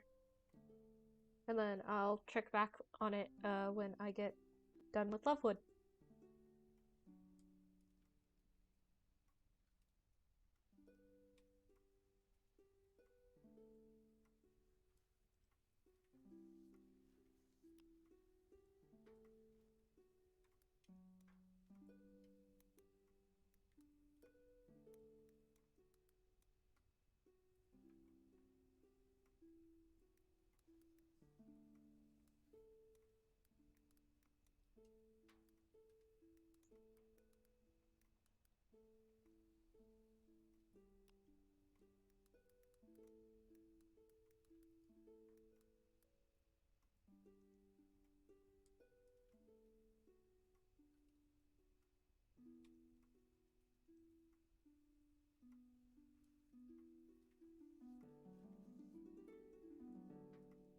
Okay. I'll come back to the results here in a moment's time.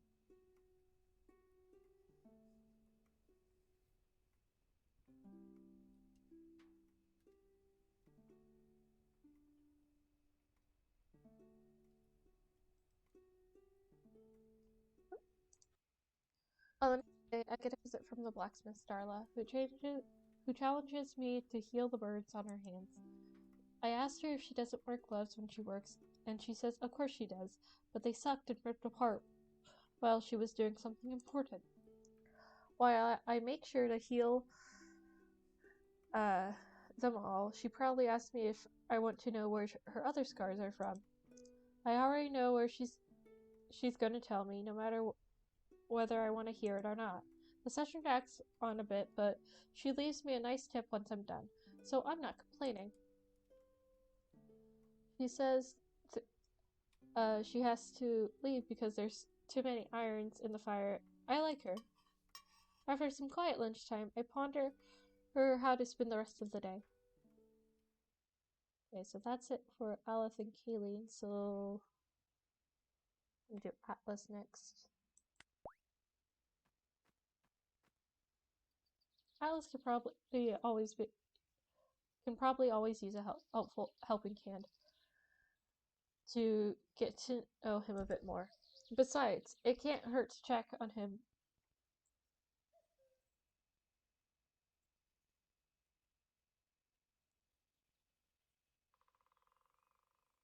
What do you mean, any character? Oh yeah, any character, any character, any character. Any character.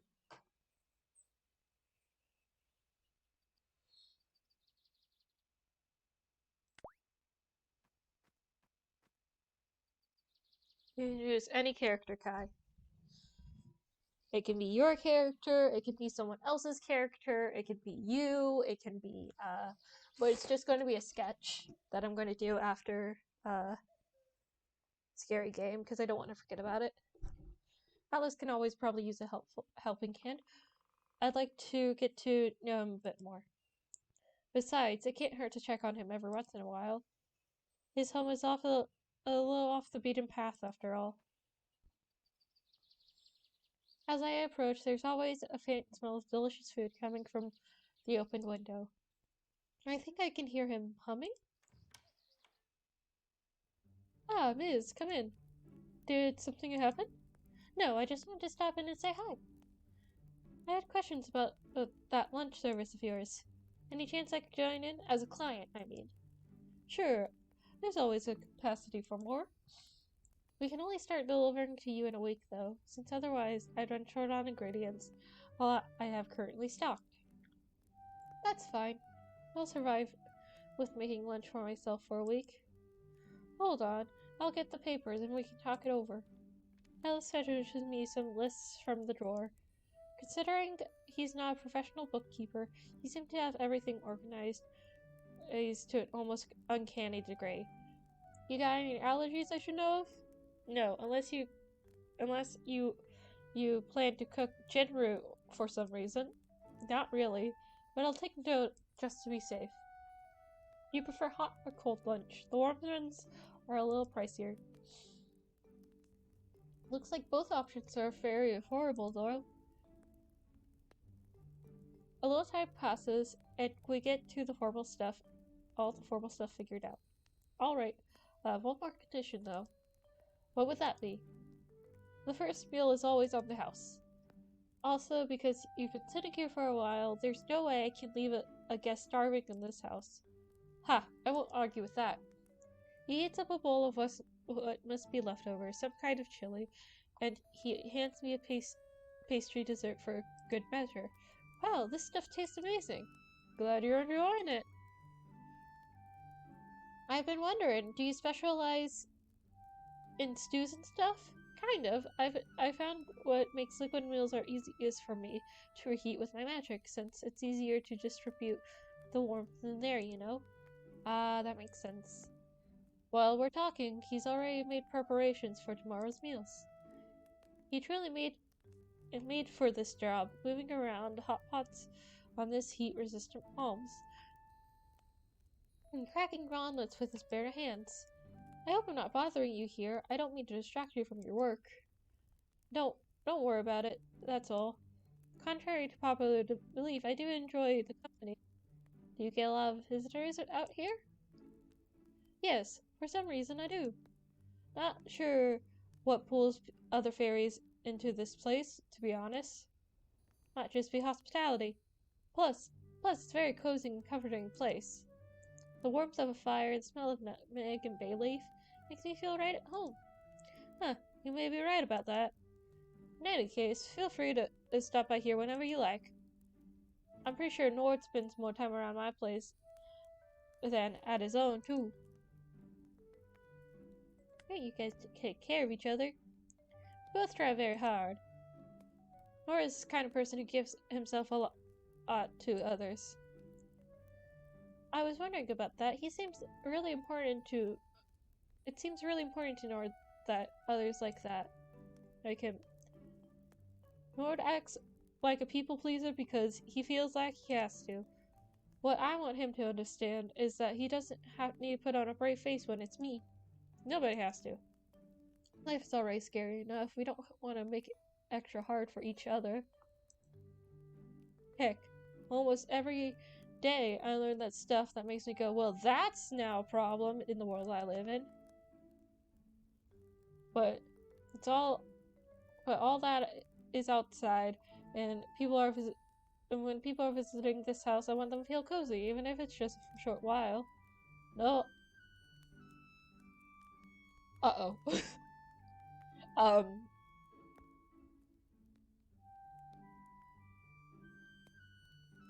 Uh-oh.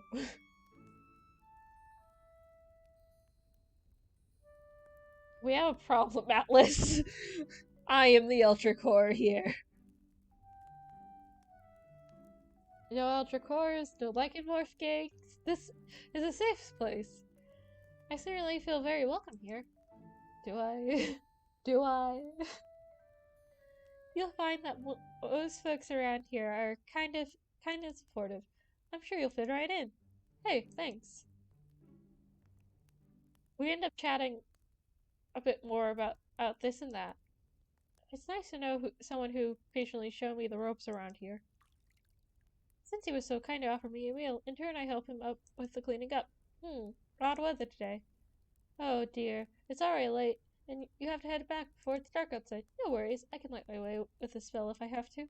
Just be careful out there, you don't want to get hit by a branch, and it's stormy outside. I better get going before you insist on holding my hand all the way back. I'll take care. You have a good night, alright? You too. The evening air is surprisingly cold for this time of year, and harsh winds aren't helping. Apparently some rain has fallen as well, so the path is a little muddier than usual. I wrap myself in my cloak, and I make my way back to the village. The night is falling really quickly here. A little light magic should help me from stepping into any puddles. There we go. Maybe it's just because I'm new to this forest, but there's some strange noises around these parts. Did I just hear a horse? Must have been a storm sweeping through the tree branches. My head's playing trick on me. Instinctively, I speed up my footsteps. Still, the way back is somehow feels longer, this time round. Miz! Atlas? Hey, what are you doing here? Did you forget something at your place, or what? Listen, I don't have time to explain. They'll be here any moment. Trust me, alright? Okay, good. Turn off your light and just stay right here in the middle of the road with me, alright? Don't move. Alright, what's going on? I think we'll see that in a moment. Just please stay calm. Don't stare at them when they go by. The storm is growing louder, so much so I can barely hear Atlas' voice anymore. You'll be fine, I promise. I do as I say, remaining still on the path. As the breeze cools down, with every second, I think I can make out the sound of galloping hooves.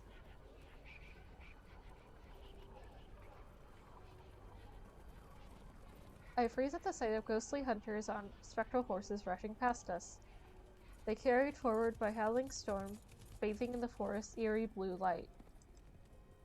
Atlas keeps his gaze down and hugs me tightly, and I do my best to follow his example.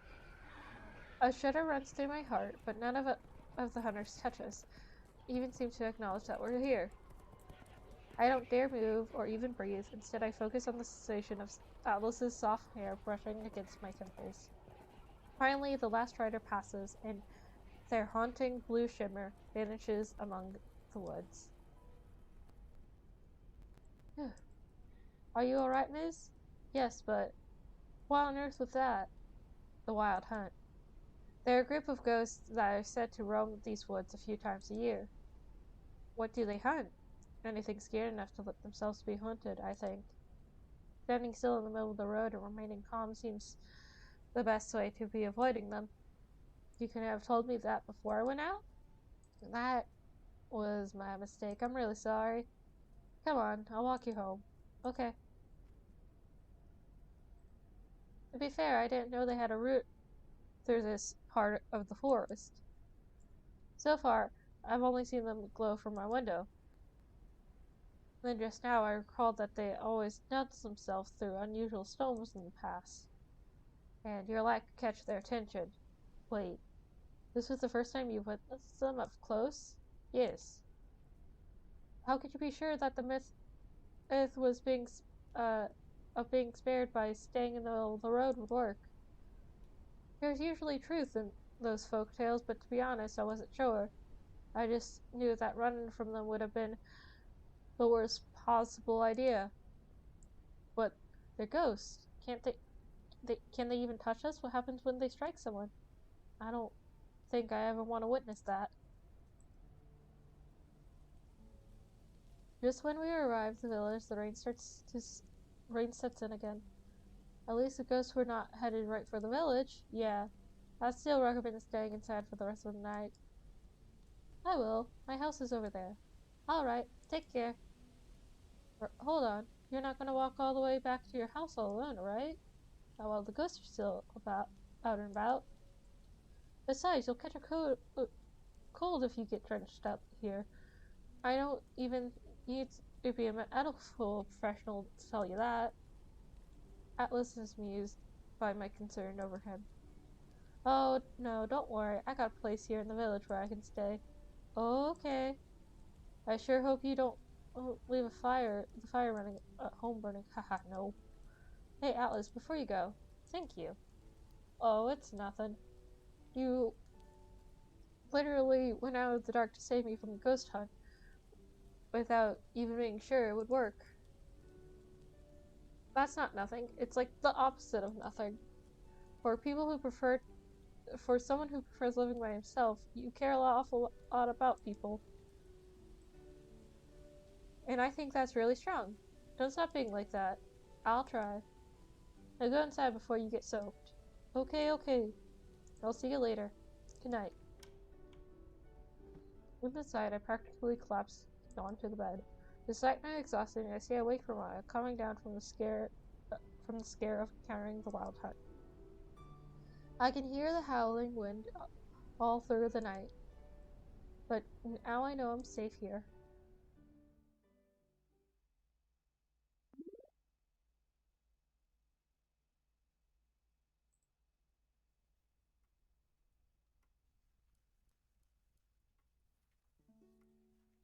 Over the course of a day, I get multiple visitors. The local bookbinder somehow managed to get his hand badly stuck in a book press. He's whiny, but it's nothing dramatic. Some kids come by and ask if I can fix their scraped knees. They seem more curious than in pain.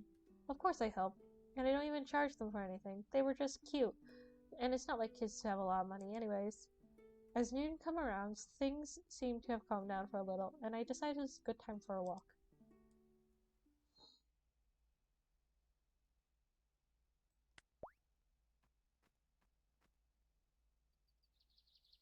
I have a feeling that I'll find both Nord and Atlas at Atlas's house during this time of day. The walk there goes down without any inconveniences. It's a nice day, albeit a bit cloudy. I'll be leaving my bag here. So no reason to carry around while we're away. Sure thing. Hey, you guys heading out? Hi, Miz. Yeah, we're about to go on our usual scouting tour. Where are you scouting? Just checking if this edge of territory is safe and clear. It's something Oberon wants me to do once a week. Want to come with us? Sure, why not? Is that part of your job too, Nord? Nah, I just like coming along because it's another chance to stretch my legs. He doesn't outright say it, but I can tell he's excited to hang out with Atlas. Do you ever actually find something dangerous during those scouting trips? Rarely, but usually all fine and well. We do run into the occasional lagomorph out here, but it's not illegal for them to be here, so as long as they behave themselves, which they usually don't do. Yeah, it's kind of a mixed bag. At one time, we even spotted some humans in this part of the woods. Right, that was because of one of the bears that usually guides them away here was broken. We managed to get them to leave, though. I don't think they'd want to return, even if they could. I stole one of their bootlaces! You'll need to tell me the full story sometimes. It sounds like a riot. Oh, it was. Another thing we need to watch out for is cave trolls. You got trolls in this area? They usually got just enough brain cells to stay away.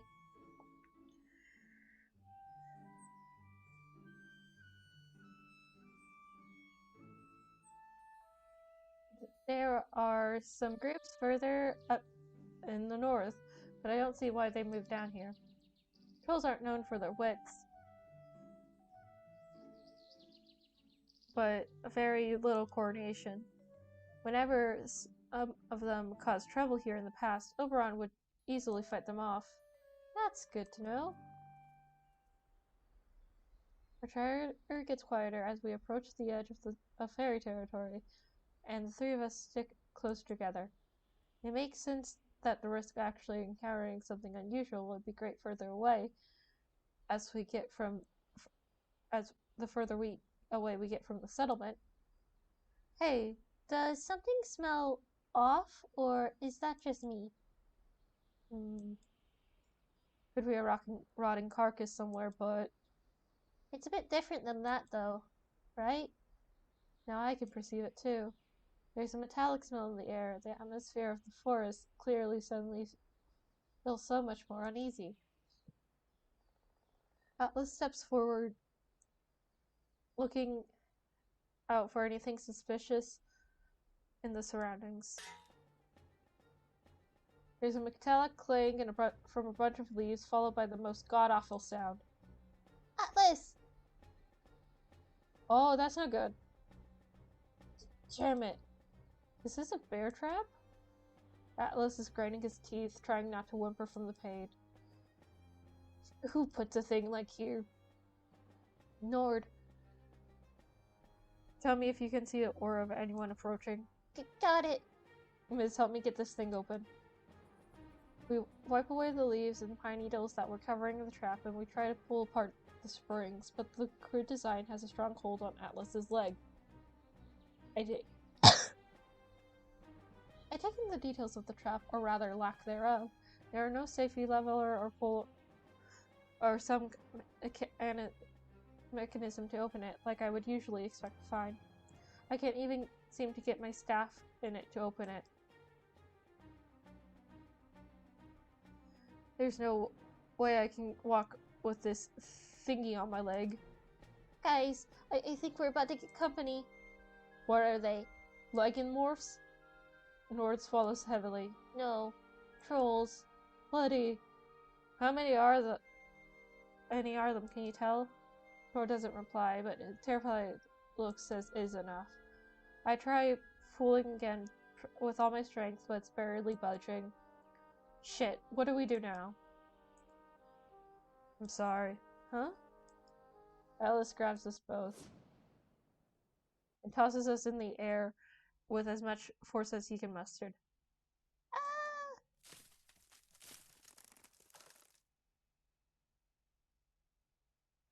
When I come back to, I need to fumble my way around from some tree branches first. Ouch.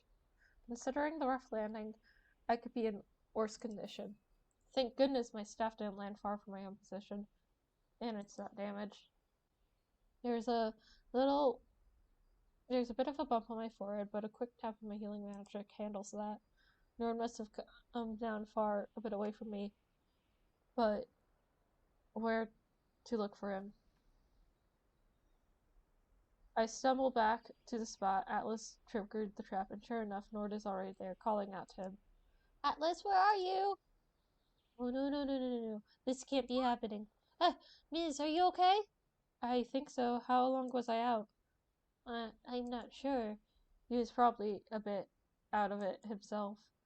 I can't see Atlas's aura from here. Maybe if I look even further. Headache, yeah. The trap's gone, too. The trolls must have taken him with them. Right, there's a bit of trail going through the bushes there. That must have been the way they went.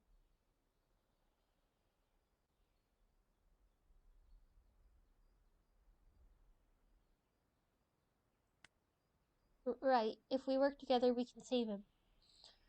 This can't be too unusual, right? I imagine you guys get into this kind of trouble every day. Sunday. No way. Only like once a month, tops. Well, that's reassuring. We follow the tracks that the trolls left behind. Both of us are tense with focus, trying to stay as quiet as possible.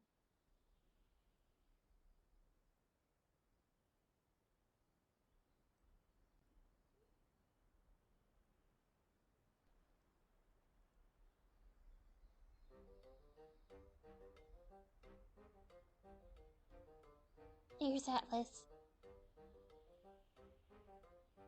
He's tied up and looks a little battered, but at least they took the trap off his foot.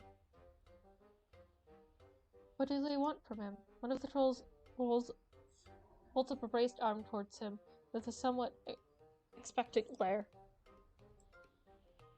What? You, fairy. Use fairy magic to fix. Fix you? I can't do that. I mean, not while my hands are tied. The troll simply growls in response. It's starting to make sense to me now. They think every fairy is capable of using healing magic. So they've captured one with the goal of forcing him to heal the injuries among their ranks. Their plans have actually worked. If I had been the one to step into the bear trap. Right now, Atlas is stalling for time. The trolls won't be happy when they find out that he can't give them what they want. We have to get him free somehow. But what should we do? Come in peace. I think I know a way how to... With my hands raised, and I step towards the camp to initiate diplomatic communications. Hey! The trolls instantly grab their weapons and they notice me. And Atlas looks at me if I'm some kind of crazy person. Relax, ladies. I'm not here to fight. You need a healer to patch you up? Well, I'm the real deal right here in front of you. The trolls exchange looks and it seems they understand and like what they're hearing. I can fix your injuries for you. Under the conditions that you let us all go afterwards. Do we have a deal?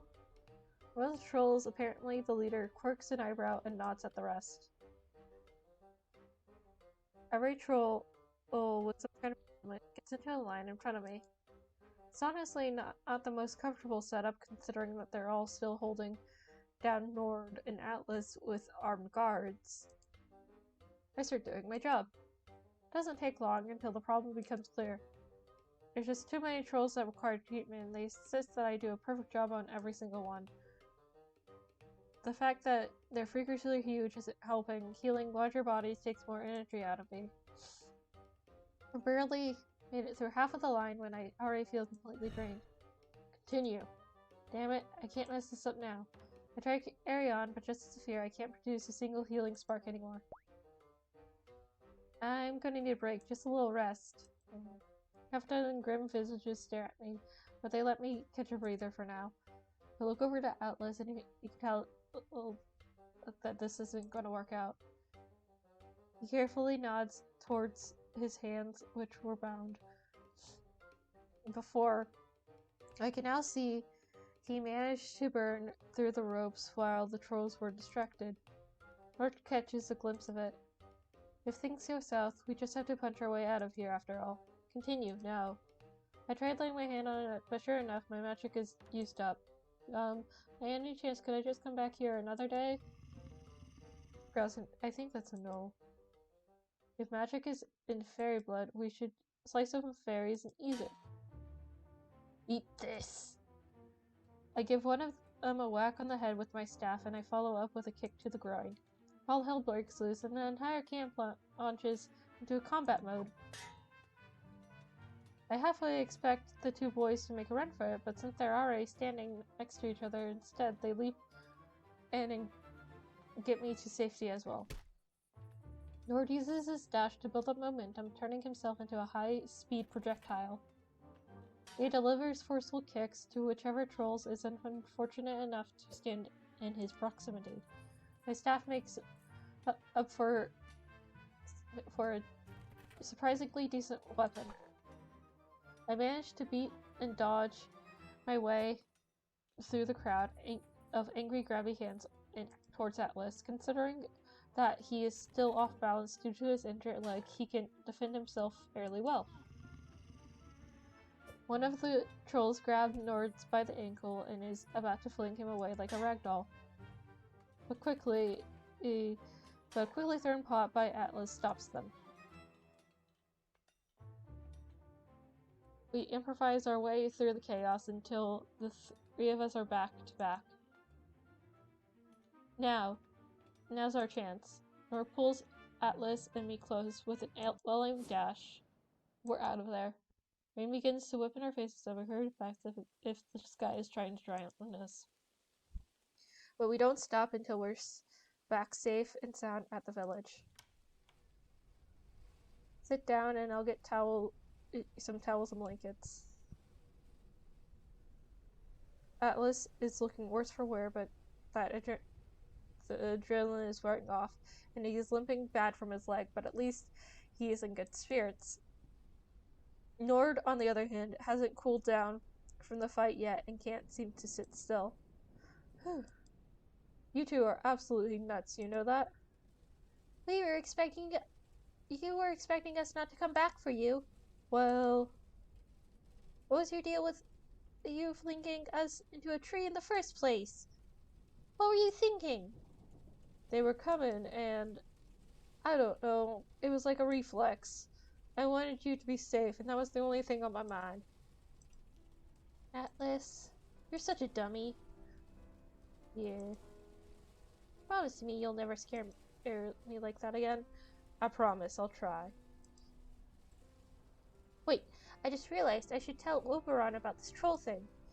You really want to go out into the storm again?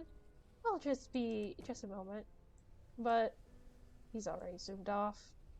He's a little used to calming him down when he's wired. He probably needs the activity right now. While Nord is outside, I begin to treat in Atlas's injured legs. You wiggle your toes? Yes, it seems to be working. Alright, looks nothing broken. At least you'll have to we'll just have to fix the flesh wound. At least the trap didn't hit an important artery, otherwise the bleeding would have been much worse. I squeeze a little last healing magic from my brain, for all it's worth. I'm pretty thoroughly drained though, so we'll have to make do with classic medicinal treatments for now. Sorry, I wish I could do better. Are you kidding? You did a great job. I'm already feeling so much better. I wasted all my energies on those brutes. Seriously, it's alright. You tried to find a peaceful solution. That's noble. I think you did the right thing, even though it didn't work. And that says much more about them than you. It's also gave me a lot of time to loosen the bonds on my hands. That was worth a lot. Hey, Atlas, when you threw us into that tree, was that really just about protecting us? Were you willing to sacrifice yourself just like that? To be completely honest, I thought I could take them on by myself. I'm used to fending off creatures in the forest. I figured I could get away without putting the two of you in danger. Seriously? You literally had your foot stuck in a bear trap. Must have hurt like hell. Even seeing Atlas' injury made me want to scream.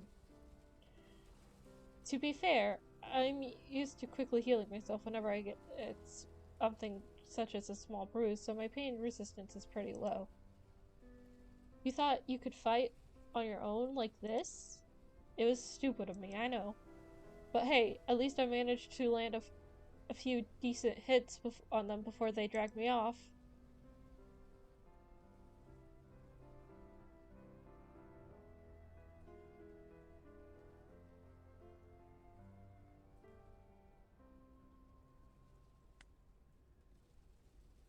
I know you like to be strong and the independable one, but caring about people is a two-way street. Nor doesn't hesitate on a second when it came to going out and rescuing you. Please allow us to be there for you, just like you were there for us. Don't just push us away, figuratively or literally.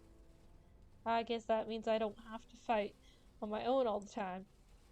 I'll do my best to keep that in mind. Thanks for everything, Miz.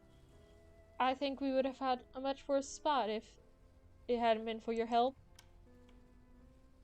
I'm back! Oh, what did Oberon say? He's on his way to take care of the problem, as he put it. Like, right now? In the rain? This time of day? Yep, I was kind of surprised too. Hey, your leg is looking a lot better now. Right? Miz is really good at their job. Thank you, thank you. I'm always open for gifts and fan mail. I couldn't really heal you as thoroughly as I've wanted, though. Any chance you two want to stay over for the night? That way I could check up on you first thing in the morning when some of my magic has recovered. Sounds like a plan. Yay! Sleepover time! We make ourselves comfortable and get ready for the night. Nord and Atlas don't mind sharing the expandable couch, which I usually seat my patients. After a day like this, I'm pretty sure all of us are ready to drop. That is, until I hear Nord get up and step outside. Hey, you alright? Oh, yeah, sorry, I didn't mean to wake you. You're not leaving, are you? Nah, I just needed a moment. I'm still feeling kind of wired, too. Glad to hear I'm not the only one. I just can't stop thinking about all the things that could have gone wrong. About losing Atlas. Pretty dumb, right? Hey, I understand what you mean. But I think as long as you are looking out for each other, as long as the three of us are looking out for each other, nothing bad can really happen. I mean, look at what you did today. I had no idea you could be so brave. That was pretty strong, wasn't it? Yep. Huh. Hey, is that... Young is Nord. Lord Oberon, you've returned. Can I offer you a seat? No need. I only wish to inform you that the troll problem has been taken care of. You will not have to worry any longer. That's good. What exactly did you do? I handled it. That's all you must know. I think I'm spotting some bloodstains on his clothes, but that might just be wet dirt. Chances are I shouldn't ask any further questions either way. Have a good night. Good night. Good night, my lord. Come on, let's get back inside. I think I understand Nord and Atlas a bit better after this day. They function as a unit. They will do anything to protect each other.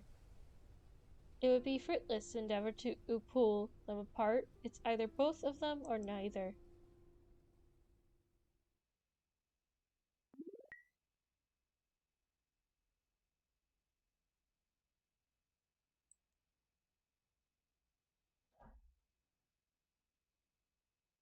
On the next morning, I untangled Nord and Atlas to make sure that their recovery is going well.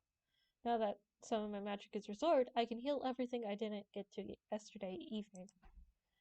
The two thanked me for my service and for the sleepover, and leave to catch up on their chores. If I had it been for Nord saying see you at the Midsummer Celebration, I would have completely forgotten what day it is. The weather is looking quite pleasant. Let's hope that it stays this way until the evening when the party starts. The question is, do I ask someone else? With everything I've experienced since the day I've arrived, I've already gotten to know some of the town's people fairly well. I could connect to some of them more easily than others. If I'm going to ask one of them on a date, I'll have to decide now. I come up to the party and I go with no one. I go alone. I am a single person. I bring chat with me. I have the voices in my head. Now I'm gonna ask Aelith.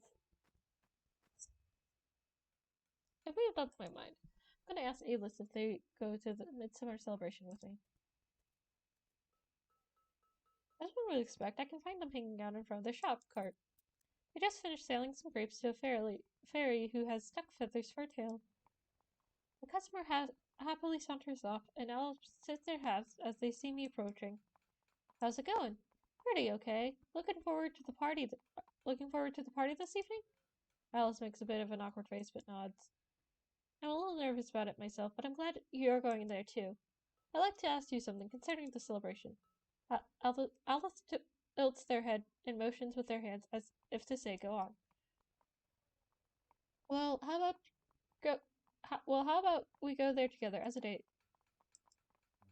No, that sounds awful.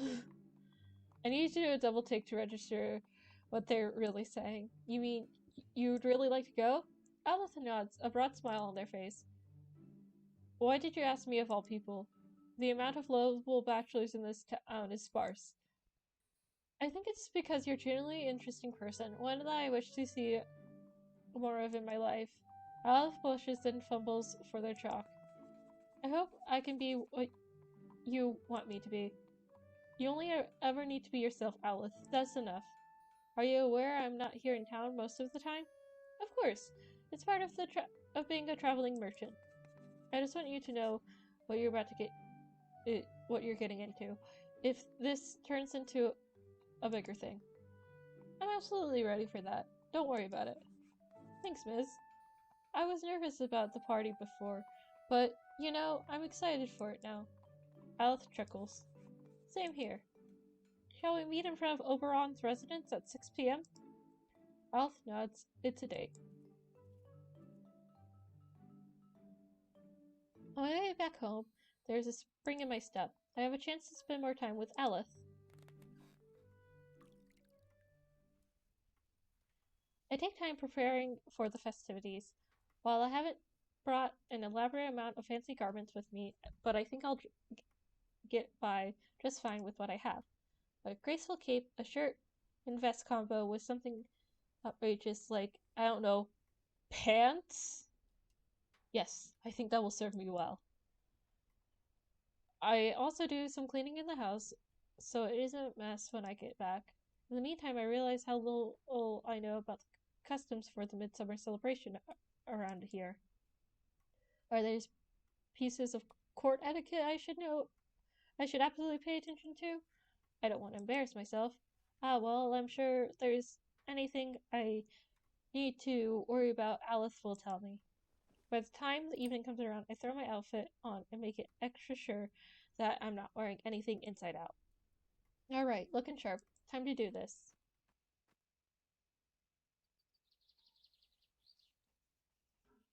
As I approach the residence, there's no sign of Alice yet, but I can already see Nord and Atlas hurry inside. Of course they'd go together. I don't need to wait long till I hear a whistle behind me. Hey, Miss, you're looking fresh. Alice tips her hat to return the compliment. Ready to set this place on fire? Sure, unless you're being literal. Then again, there are worse day's activity than committing strategic arson. Oh, that's the best date activity. Committing strategic arson is the best date activity. Alice holds the heavy doors open for me, and the two of us enter the throne room. I've been to this place before, but the way it looked, it doesn't compare in the slightest to the current view. What was previously a daunting, large, echoing hall with muted lights is now a bright, inviting ballroom brimming with music and cheerful conversation. Wow, what do you think? I'll be honest, I didn't believe this place could look so lively. Alpha nods, looking quite... We should, I agree, we should do that. We should do arson sometime, Kai. Looking quite impressed at themselves, they motioned for me to follow them and take a look around the ballroom. We blend into the crowd. I don't know anyone here, but it's an interesting mix of people nonetheless. It consists mostly of fairies, but I do spot some lycanmorphs and lizard people in the ballroom. There are party goers of all occupations, and while the noble seems to prefer staying amongst their kind, everyone is mixing and getting along quite well. Meanwhile, servants are more diligently through the hall, offering snacks and drinks on their trays. Lord Oberon and Lady Titania are busy greeting the high-status visitors. I see Oberon bow respectfully to what must be the leader of the neighboring lycanmorph settlement, who returns the gesture.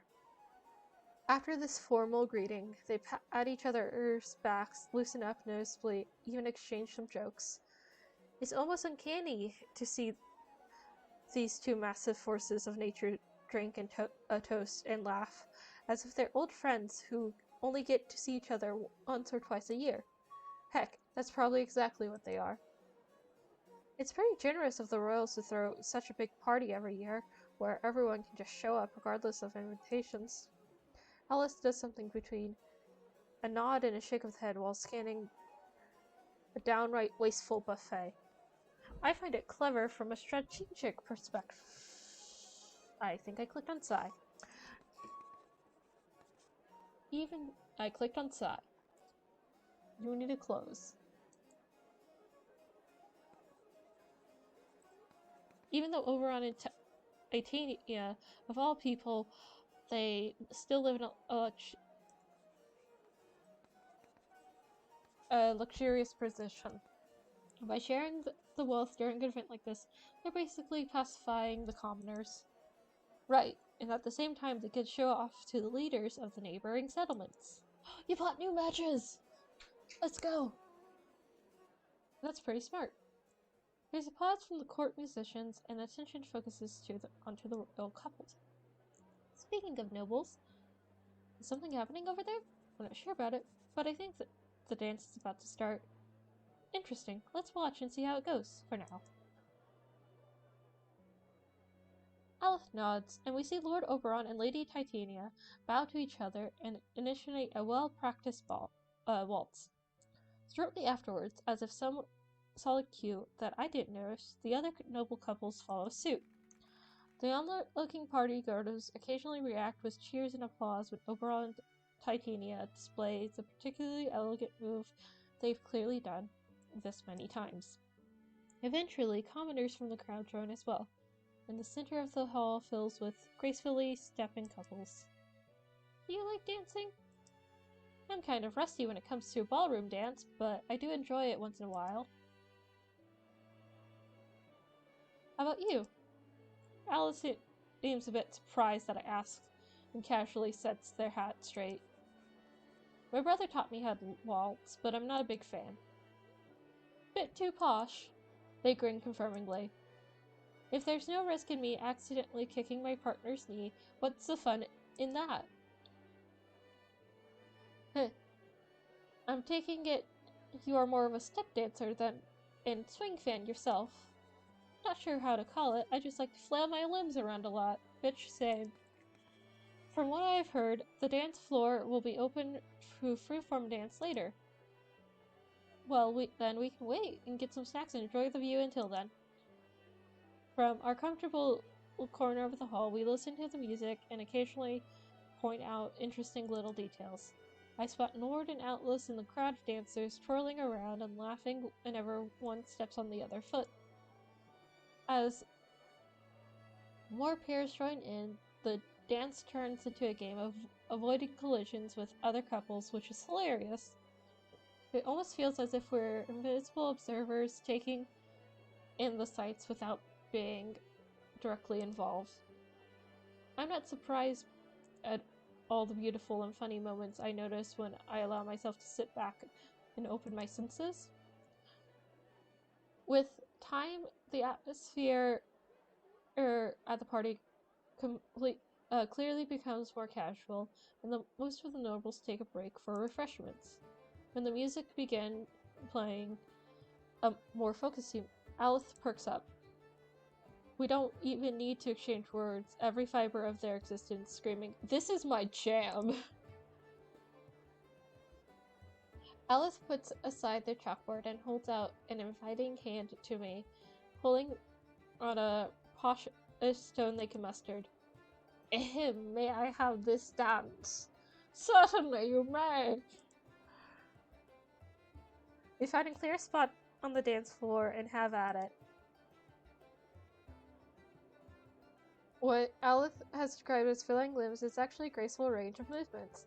They are bursting with life and a joyful expression, and I could see why they were excited for this. This is a playing field on which words don't matter as much as movement does. Right now, Alice can actually say more than anyone else in this room. At times, we take each other by the hand and spin around, then flow back into our own space.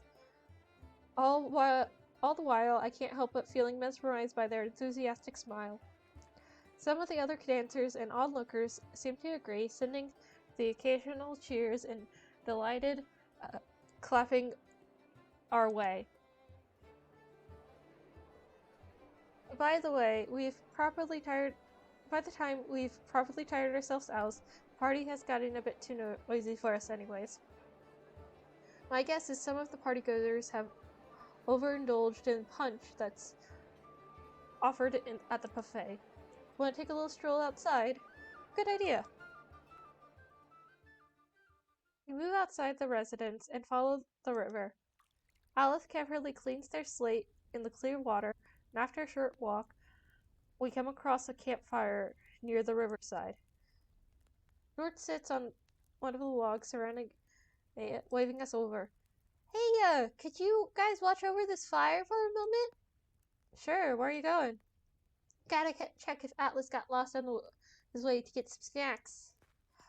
Nort dashes off in his direction of the residence, and we take a seat on a makeshift benches.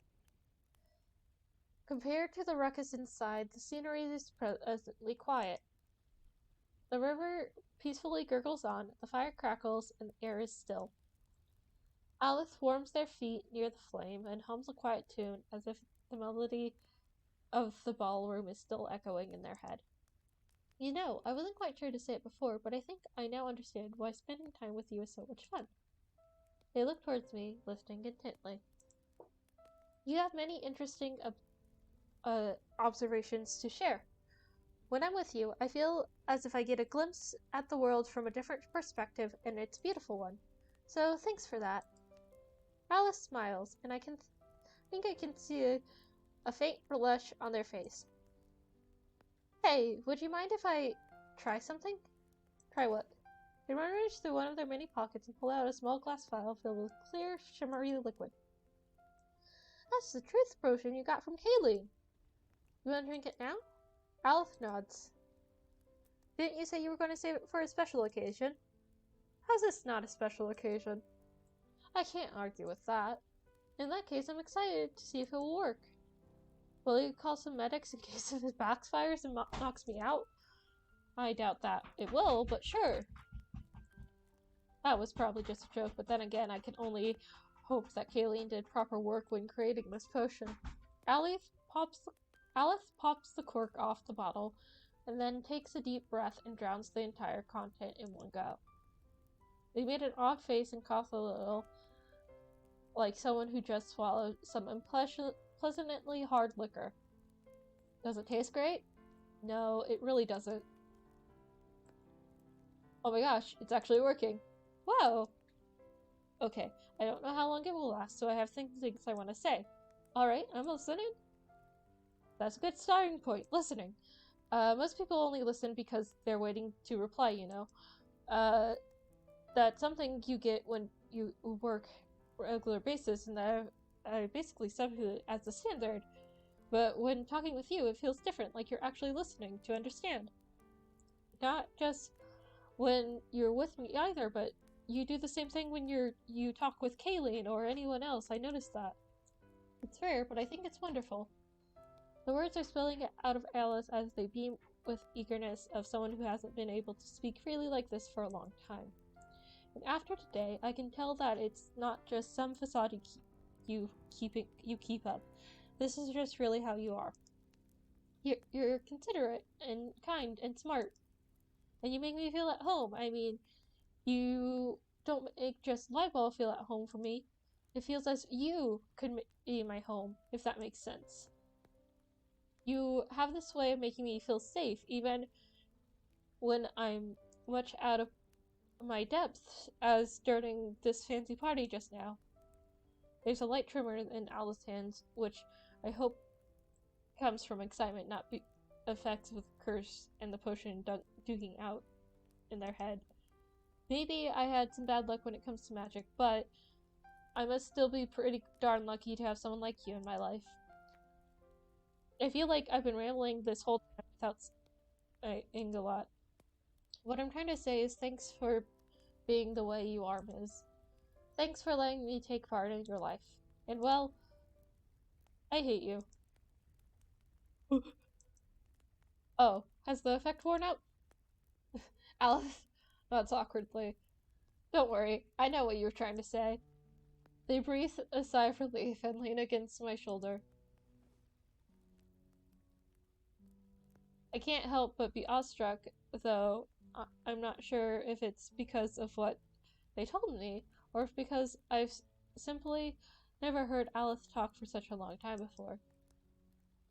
They only had one of these potions, and using it clearly took some energy out of them. They could have used it for any purpose, any occasion, but they chose it to do it when they were with me.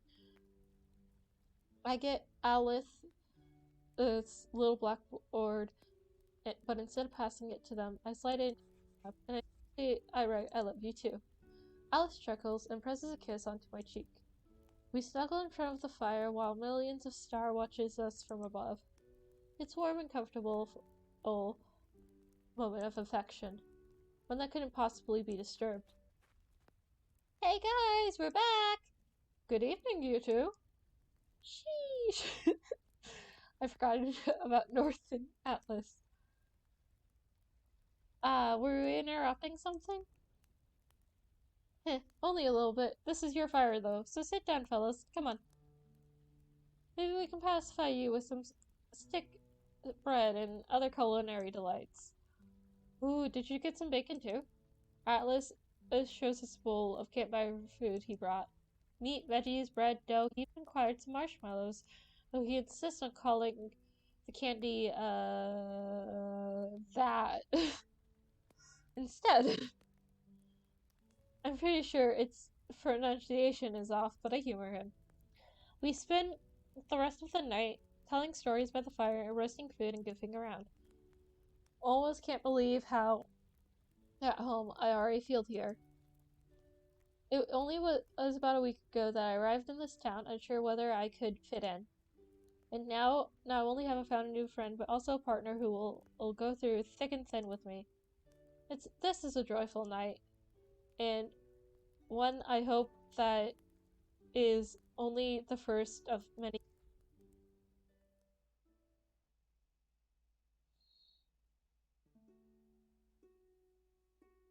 The end. That was Lovewood. Of course, it's a visual novel, so of course I'm pretty sure you can date any of those people. Art, script, and coding by Linda Rothlin, also known as Lady Iceball. Additional poetry by Harlow Rothlin. Macbuilt assistance by Jacob Gant, and made with Rimpai in sound effects from Kenny.nl and zapsplat.com. Thank you for playing. That was cute. That was cute. That was cute. But now we're getting into not cute territory. It's horror game time. I don't want it to be horror game time. What time is it? No, I got time to play horror game.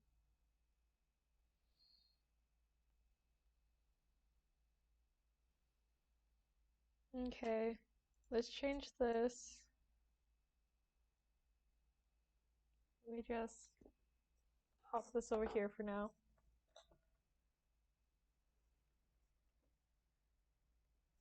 Okay.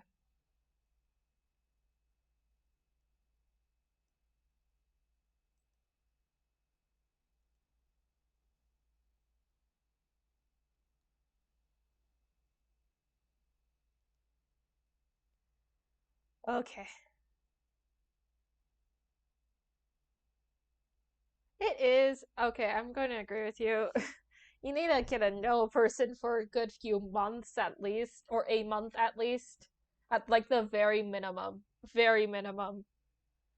And that's like talking to them almost on a daily basis type thing, though, I say. But yeah, a week is a bit much.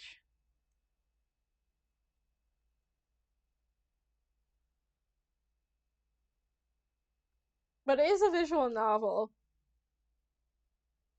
Visual novel time works different than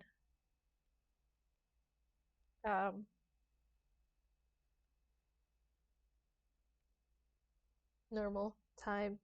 Okay. Let's see who won.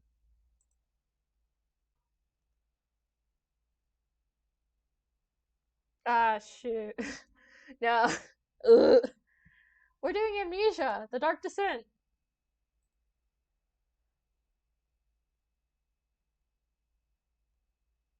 So let me just. I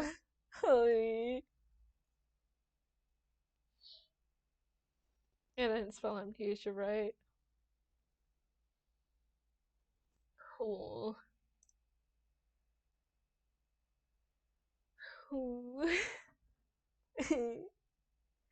Oh yeah, no, unless it's a puppy or a cat or like a kitten.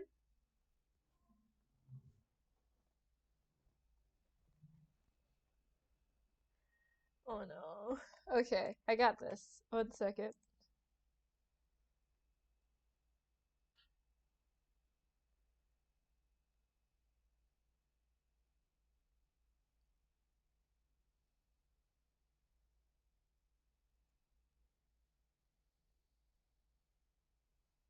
Yes, yes, please hop in a call with me. Please. Please hop in a call with me. Please, I'm in Discord. Please. I'm baby, I'm baby. I don't even have a voice changer, so I can't change my voice to baby.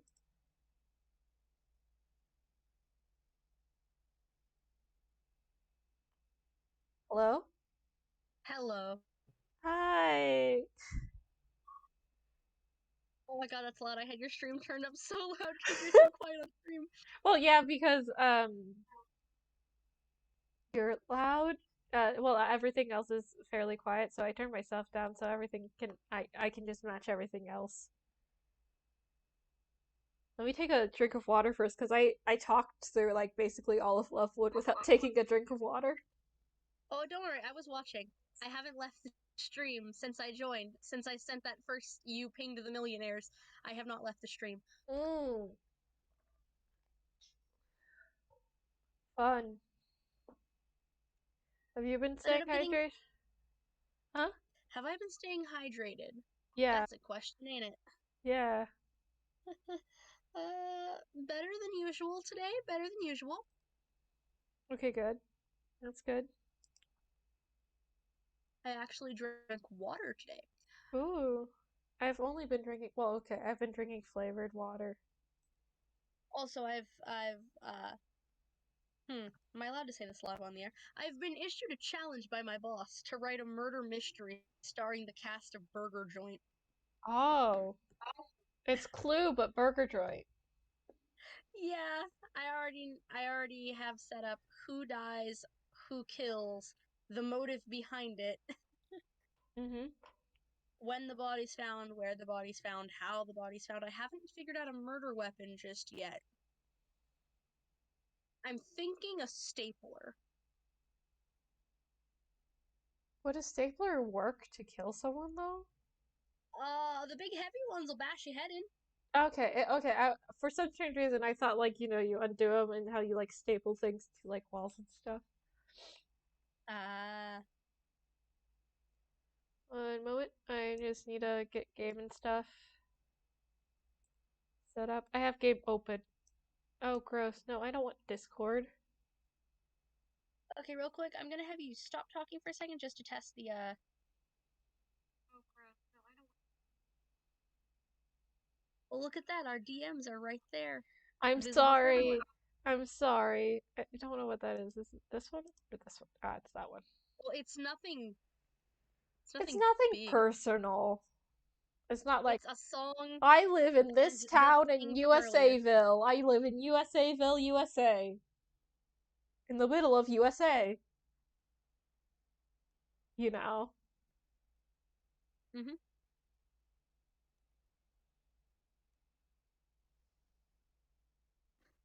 Well, that's actually a decent bit of lag on... I might be a bit late on reactions to things. That's fine. What, just the fact that I'm here helps with the Yeah. game?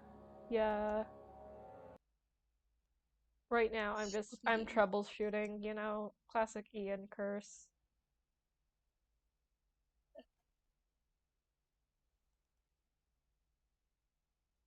Oh no, that's the one for Danganronpa. Okay, okay. I think it is this one. But...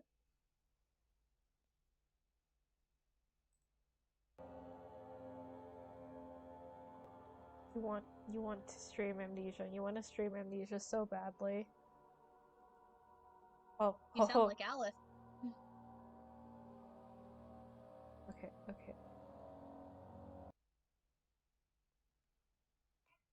Oh, that works. Okay, so make this one visible. Okay. And then... There we go! Okay, my name is Ms. I need to actually... It's going to go away for a bit, because I need to... My chat was moved. Chat was moved. I can't read chat. I can read it to you. No, I can read chat now. It's good. My name is Ms. No, not Muzz, Ms. Okay. Create. No, cancel. Select. Start new game. Normal, normal. I can't play it on hard mode.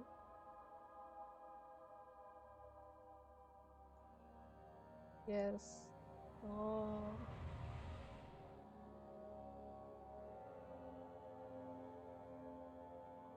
Spooky games are just made easier.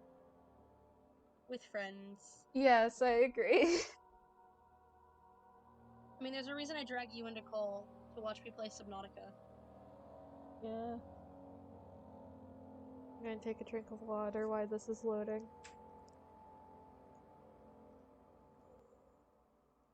I just realized your viewership might have no idea why I pull you in to play Subnautica. I have not been... I don't know if the word is diagnosed, but, thalassophobia. I have. Given my reactions to underwater things and, murky water in general, it's a fair bet that I have. Oh my gosh! Indri's in this game! What? You'll see. You'll see where that joke's come in. With subtitles.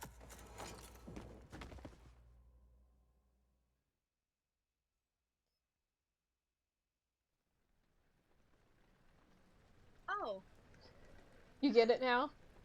Yes.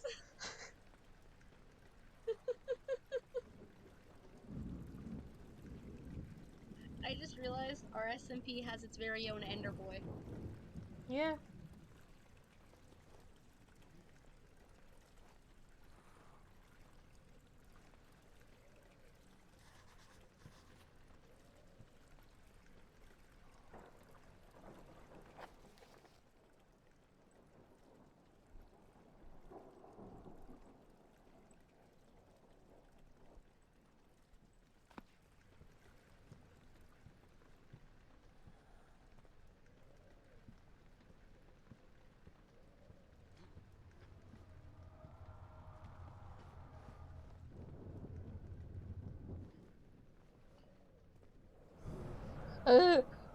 Look at all that blood in the carpet. It probably is a pain to get out. Oh, look, a tinder block. That door opened. You know, that's one giraffe castle, ain't it? Yeah. Are you in a castle or a mansion? I don't know. The stone floors would say castle, but maybe it's just a medieval mansion and no one actually cares about their interior design. I mean, look at that. It's drab, it's dusty, no one cleans the walls. Do they not have any house staff? Here, I'll help. It's not coming out. I don't think a broom can get bloodstains out. Well, You're certainly trying. Would the blood stain the stone? Would it get in between the cracks? I think it would get in between the cracks and then it would never come out, and then... Oof, if someone ran through there with luminol. What the fuck is luminol? Oh, it's a thing that police and homicide detectives and stuff, the crime scene techs use. They, spritz it on a crime scene, turn on a black light, put on some orange glasses, and they see how much blood is on the walls. Ah. And they can see whether or not, there's bleach that's been used to cover it up. Body fluids glow like a bluey yellow, not a bluey, sorry, a greeny yellow color.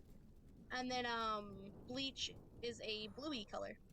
Though, in all fairness, the way blood lights up is the exact same way that, potato juice does, and some species of algae.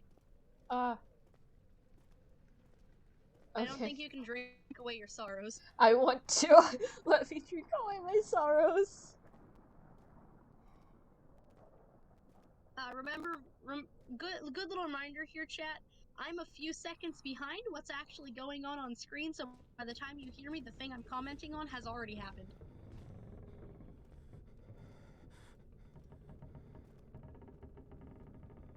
No, dog, no. Sorry. Why? What, why my dog, or why the dark hallways and the never-ending blood splatter? Mainly why the dark hallways. Why is it getting longer? I'm trying to run. Why are you on the ground now? Did a ghost just yeet you? I guess? I tried to turn around and go like this way, but I guess it was more like I was like this.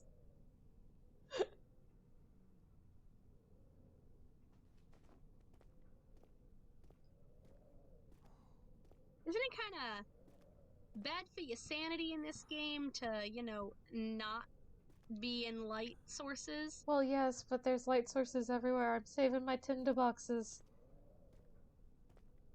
Oh, that's a real swingy chandelier there. That's a real really should swingy teach door. the children to swing on the furniture. This is where I live now. Well, that door opened. They really need to get a handle on these drafts.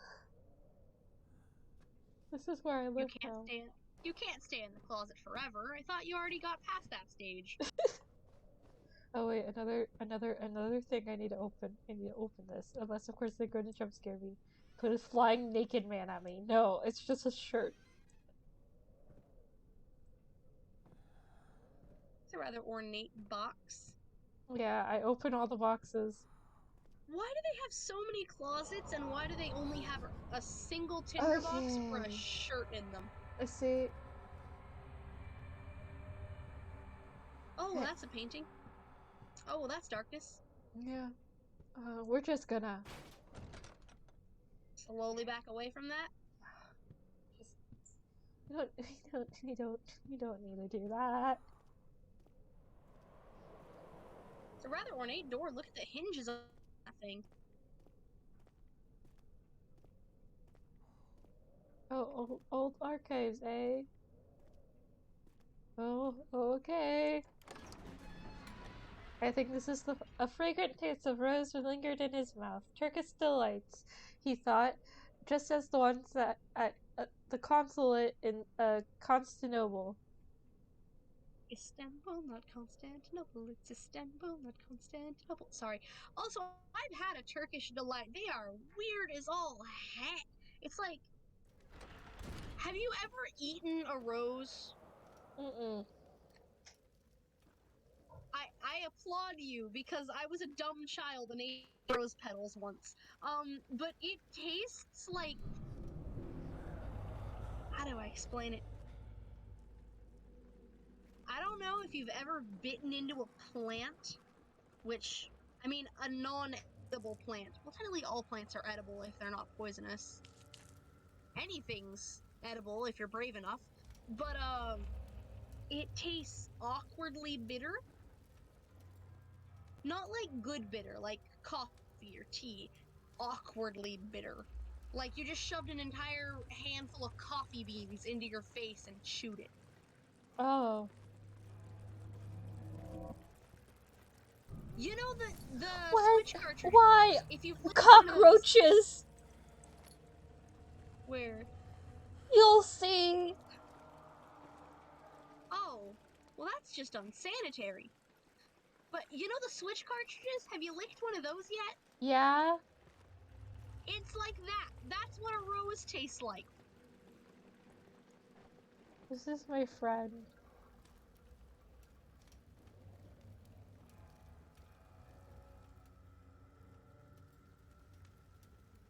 No! The torch? Is the torch your friend? Yeah. What dark spoopy thing is up next? Around the corner? No. Look at that glory. No, no, no, no, no.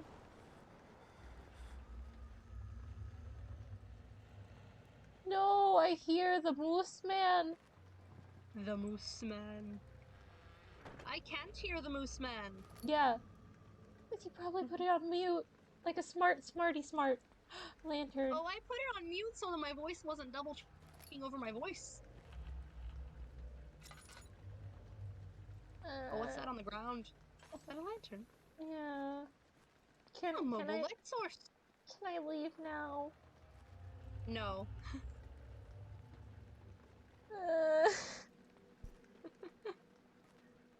My model may be smiling. Yes, I am, but I'm not. I'm not. And this right here is why I offered to hop into the call with you, friend.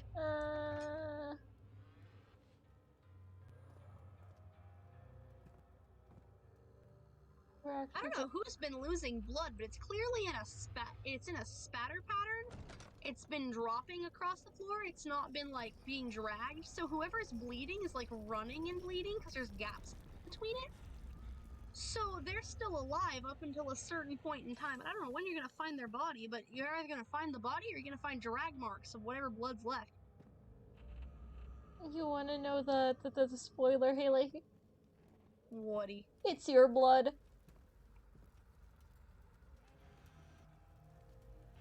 How much blood can this person lose?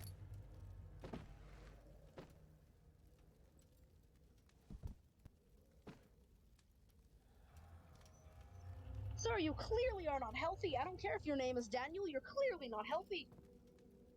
This is where I live now.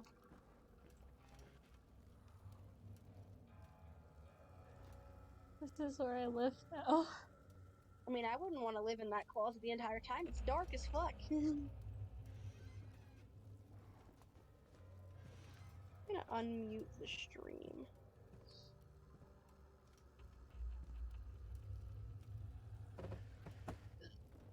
My trackpad's acting up. I hate it when it does this.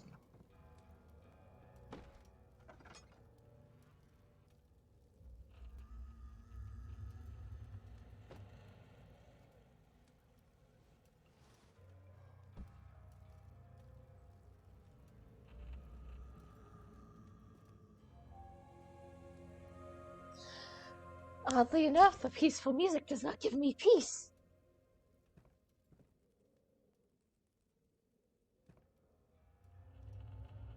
I want to know who the idiot was who left a bunch of candles lit and laying around. This place will burn down. Actually, it won't. It's made of stone.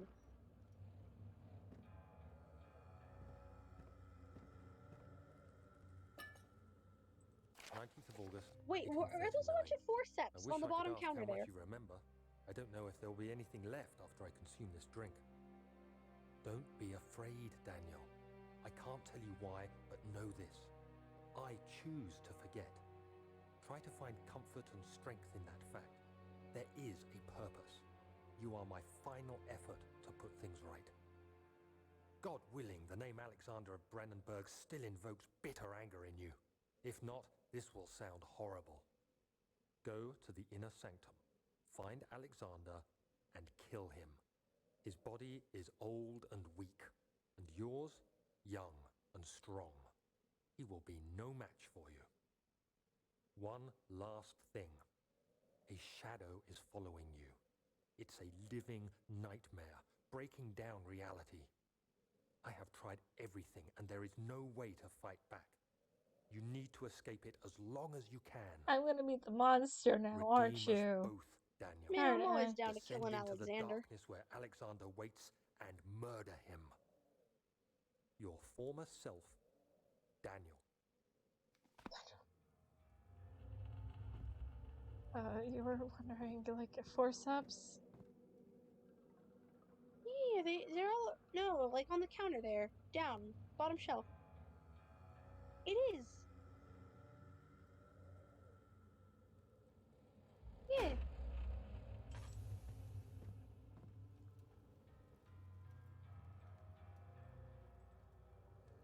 Whoop, they on the floor now.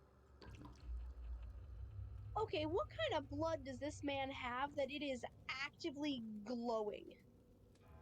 It's like, that is a dark room and that blood is glowing on the floor. I don't know. Can I stop now? I'll do anything. I want to stop. I asked you kindly to meet the Moose Man. I'm gonna die! I'm gonna die and I'm gonna cry! Do you want me to cry? Maybe I do.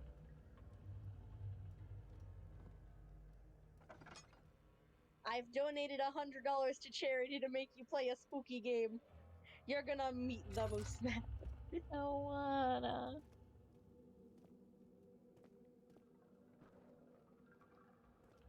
I don't wanna meet the Moose Man.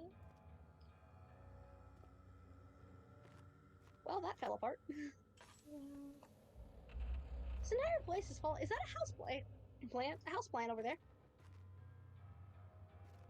Uh-huh.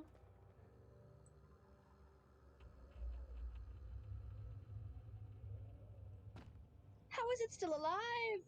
Oh no, we can make it more dead if you want. Please don't. Eric would be so upset.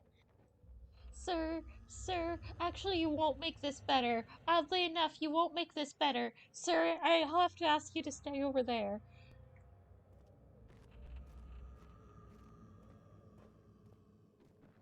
Hobbs? Yeah. I've got a Roxy on me. No!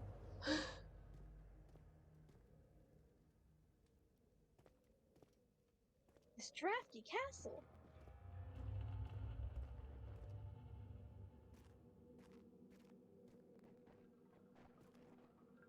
I like how you can tell how much of a delay there is based on how far apart it is from your reaction to mine. Mm-hmm.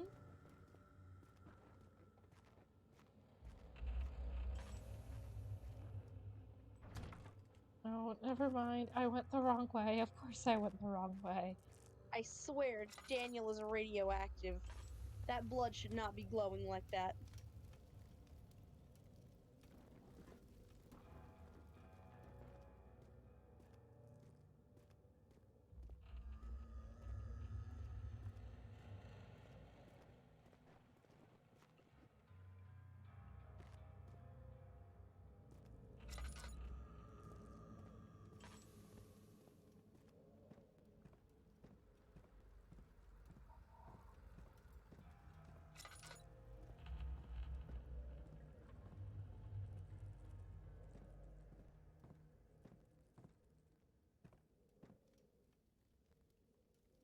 switch on the wall?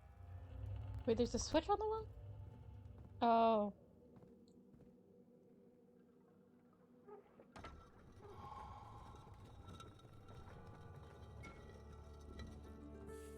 Cockroaches.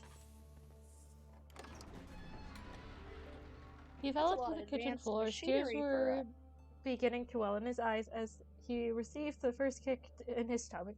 Hazel remained hidden. Fear she would too be punished.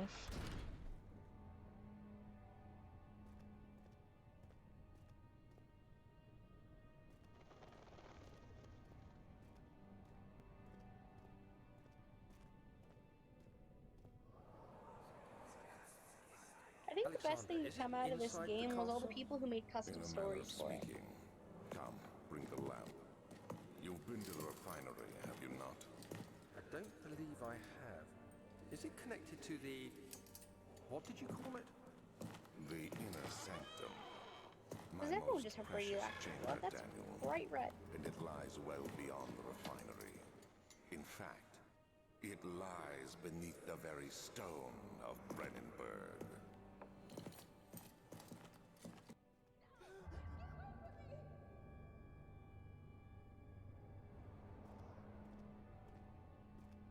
Okay, that's boarded up.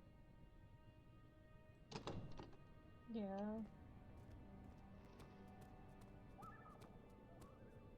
That's clearly locked.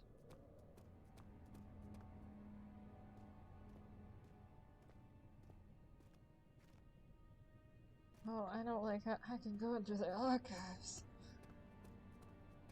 That's The awesome. archives. The Romans!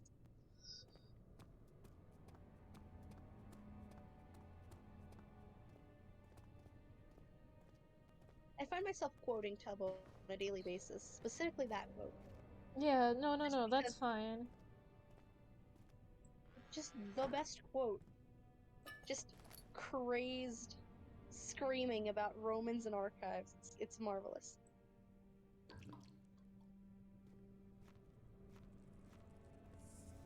More cockroaches.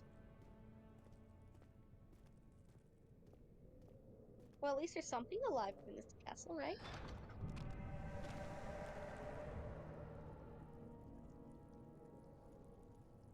Oh, I can't leave! No!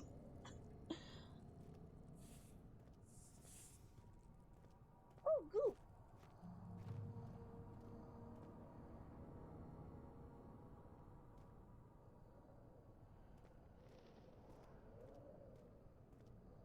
I now can't leave.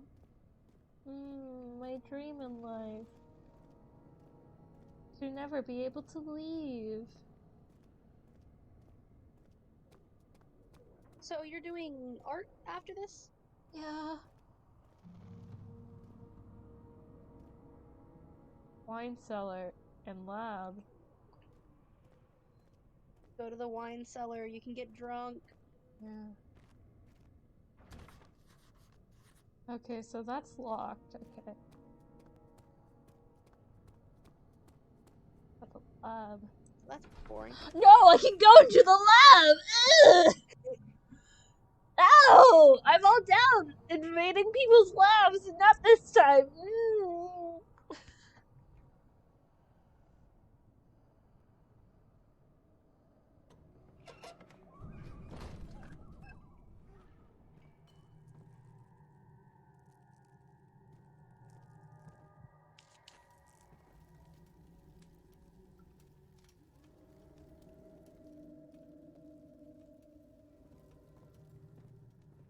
You know, I don't think it's good for your health to have your face that close to the torch. You know what? I think it is, and this torch is my friend. Like, we all can appreciate this. This is why Amnesia was made, right? This torch. This torch is why Amnesia was made. I mean, it's a rather nice torch. The wall sconce looks good. You got your bolts to go down the pylon behind it. Your nice little etchings along the edge there. Yeah, yeah. Out from the Yeah, wall this that is catch fire. This is why Amnesia was made.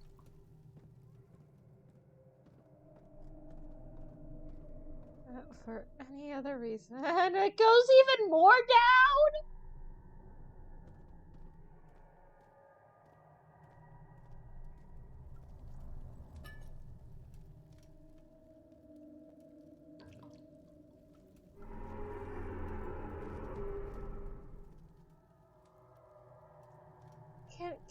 Can I please do art? I'll do anything. I'll do art. I'll do art. I'll do Well, art. you're almost ready to meet the Moose Man, if I remember correctly, and where you are in the game. Yeah, I remember correctly too, and I don't wanna. I'm going to cry, Haley. It's not fun anymore. I expected Spooky to win. I played it. I played it. Okay, I played it. I played it. Okay. I expected to play Spookies. I did not expect Amnesia to win. Just gonna be real with you, Chief. Here, we'll save and exit, and I will finish Amnesia. I will have. Okay, I'm making it honest. This is live, so this is an honest promise. I will finish Amnesia: The Dark Descent. Okay? Indeed. And therefore, if anyone wants to bring up this game again and say, hey, didn't you say you would finish it? And if I try to be like, no, I never said that, someone can pull up clip it. Yeah, clip this little part, basically, and be like, no, you said this. And post on YouTube, post on everywhere saying VTube makes a promise to play scary horror game. I don't care. I will play this. I will. I promise. I'm just not gonna play it. You played more of it. You got through more of it than I thought you would. Last time you got about 3 rooms out of the main room and then yeeted. Yeah. Okay.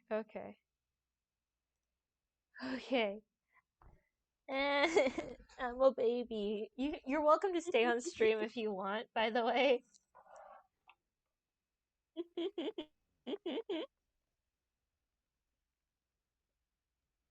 I'm just baby.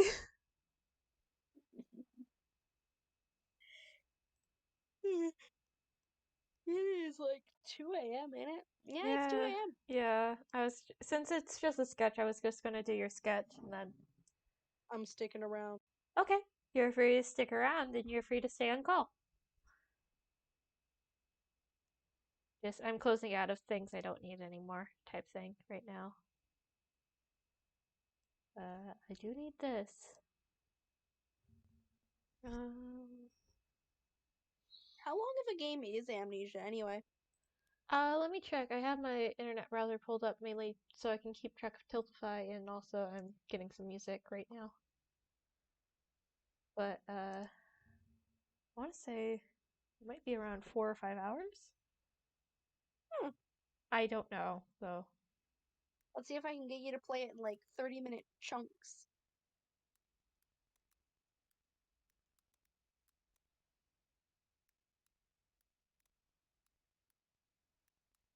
The terrible thing is, I also have Machine for Pigs. Oh, 8 to 10 hours. It'll take a while, but 30-minute chunks. And sooner or later, hey, slowly but surely I might play it for even more than 30 minutes because I'll get over the fear of Moose Man and also LeGrunt and everything. It was always the water creature that bothered me. The water creature doesn't bother me as much because I can't see the thing. Are you scared of Moose Man and how he looks? No, I'm not. I'm scared of the build-up before Moose Man. And then Moose Man chasing me, and then I die.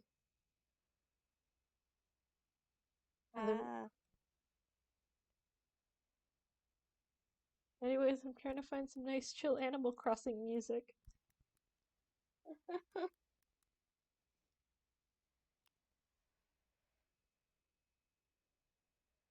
Here it is. Oh, actually, I wrote a longer one.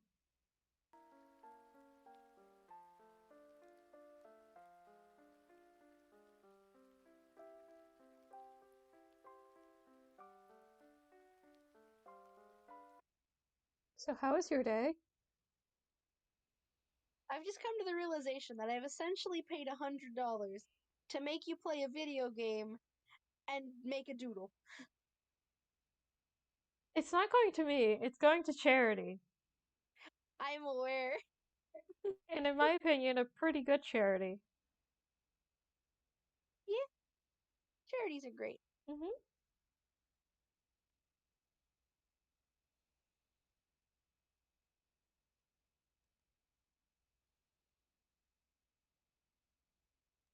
So let's rephrase that. I've donated $100 to charity to incentivize you to play a spooky game and make a doodle. Yes.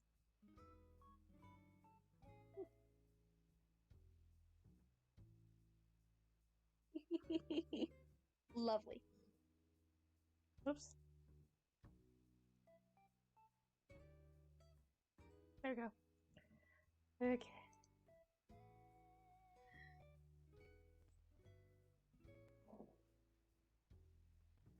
I need to, That's not it. No, my stylus is looking right in front of me in the freaking face. I have a dog on my neck, a dog on my lap, and another dog at my side. I mean, that's a lot of dog there, friend. Not the most I've had. True. I think the most I had in my bed at one time was 6. That's a lot of dog.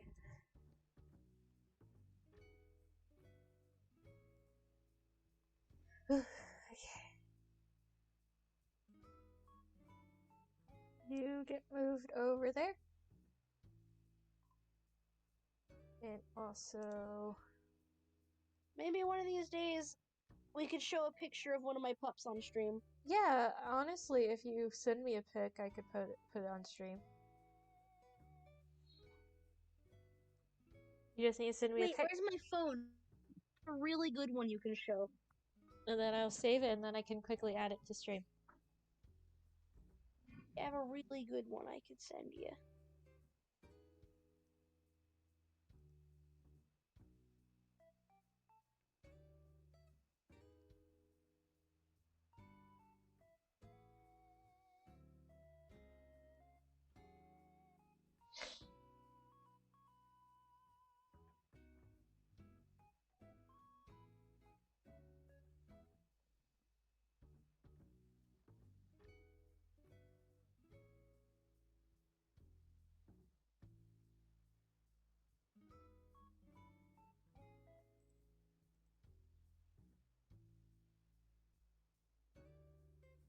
I just realized the amount of images on my phone.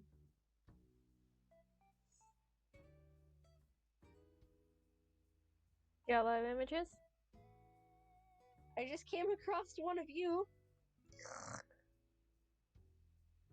People should only know me in this form. Who said it wasn't one of you in this form? Who says it? I mean, okay, true.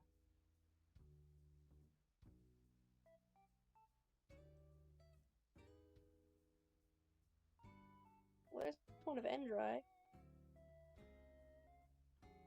Hey, there's me back with the blue hair. I feel like you could pull off a majority of hair colors, though. Totally.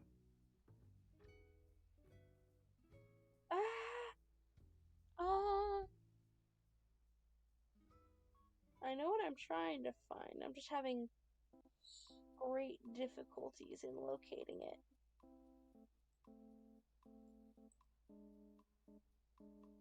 It's a very specific image.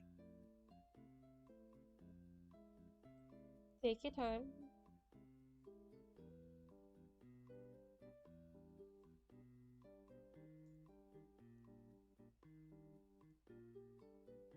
I have quite a few of my dog, but I'm looking for one. There it is.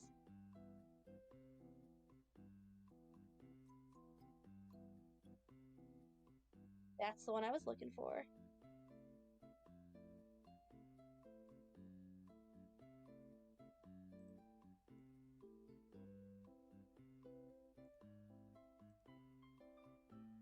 We're about to see a dog.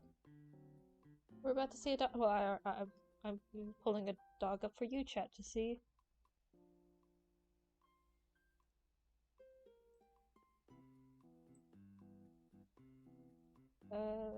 I just simply need to do this. Image. Dog.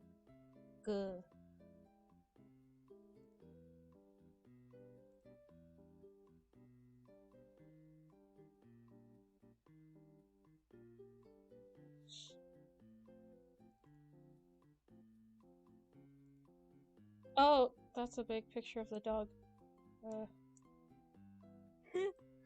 Grass. Grass. Soon, there's gonna be a dog. Is that a dog? Is that a dog? It's a dog! It's a dog! And Here. that would be my dog Skittles. She's a Shih Tzu Terrier mix. She's a little over 3 right now. Dog. She's actually watching the stream with me right now. Oh, that's girl, cute. That's cute. It's adorable. Wait, no, I need to change this to art. We're no longer playing spaghetti game. Spaghetti? Spaghetti game. We're not playing the spaghetti game. Play the spaghetti. No, I don't want to play the spaghetti, please. From now on, if I ever type play the spaghetti in chat, please know what I'm talking about. You're talking about play Amnesia. I know, I'll know what you mean. Okay, we're gonna actually keep her there, but we're just not gonna show art stuff. Art stuff. That's one of my favorite pictures I've taken ever. It's a good picture. I was actually running late for work that day, and she just sat down in the grass right next to the car, and the door was still open.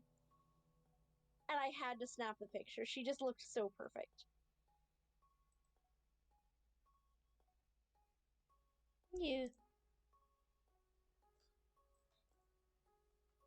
1 second. I'm only going to my BRB screen because I'm doing technical life duty stuff. Sometimes my hotkey to calibrate it will work. And it will be fine. Other times it hates me. Other times it hates you more than you hate the spaghetti. I hate spaghetti, guys. Fuck spaghetti. Please do not fuck the spaghetti.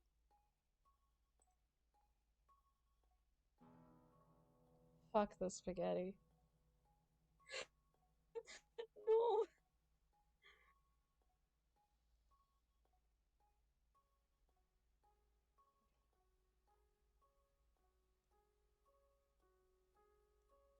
There we go.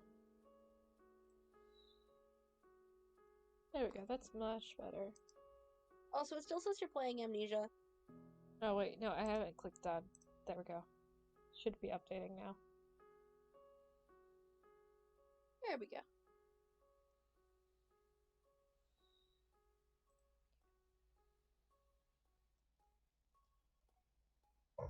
Fuck spaghetti. Fuck marinara sauce.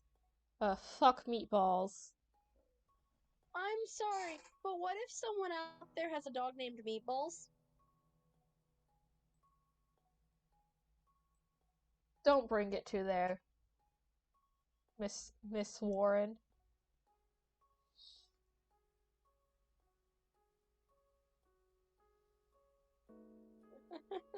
Don't bring it there. I only ask because I have a dog named Peanut, and a dog named Skittles, and a dog named Biscuit. I mean, I know a dog named Meatball, not Meatballs. Well, I had a dog named anyway.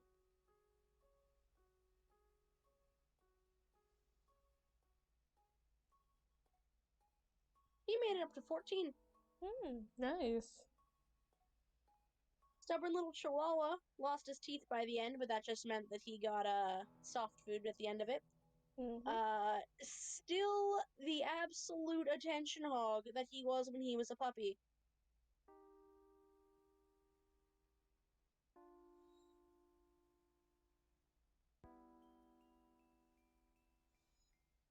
The dog just never changed. Never changed. I mean, freaking Hava's a big old brat face.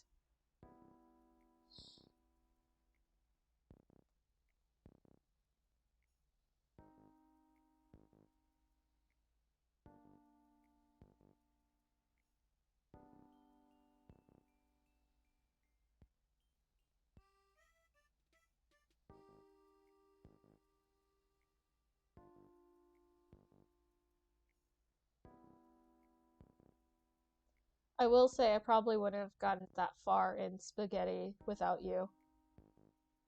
Yeah, I kind of figured. Yo, can we just call Amnesia spaghetti now? Yes! Yes! Please! Like, we all know what I'm talking about when I say, hey, we gotta get into that nice spaghetti pasta. All the Italians are attacking me now. We're playing spaghetti tonight.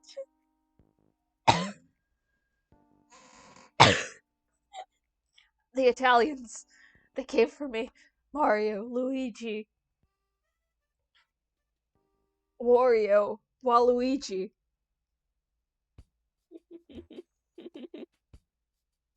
They all came for me. Okay, so we know that Wario is like an evil version of Mario. We know that. Uh-huh. Waluigi isn't technically an evil version of Luigi. He just kind of showed up one day to cause chaos. Yeah? He showed up specifically to play tennis. That was his very first appearance. He showed up to play tennis. Yeah? Let the man enjoy his tennis. It's great. Another information that I enjoyed. Waluigi has the same amount of syllables as the word hallelujah, which means that you can sing "It's a cold and it's a broken Waluigi." Yeah? You can replace that entire song, Hallelujah, whatever it's called, and a lot of biblical songs, like religious songs, with Waluigi instead of Hallelujah. Replace Waluigi for hallelujah and insert baby for Jesus. Yeah. Or God, depending. Babe. Bib. Yo, Bib! Bib! Almighty babe. Bib. Bib Ruth. Almighty babe and his son, baby.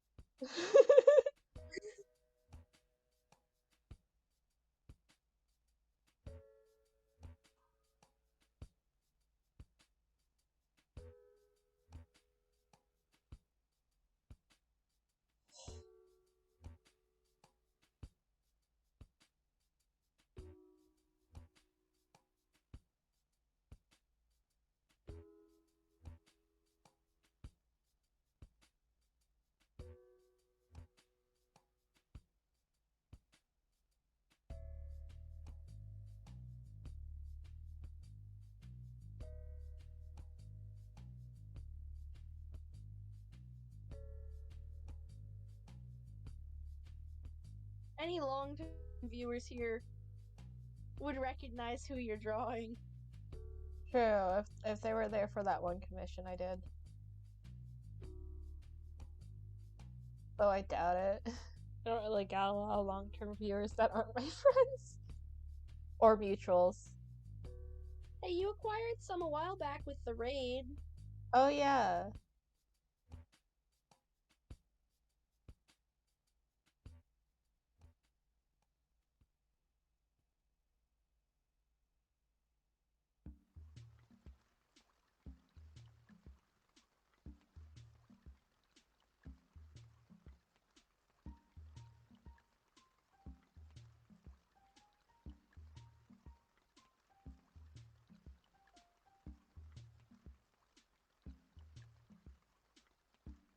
Table.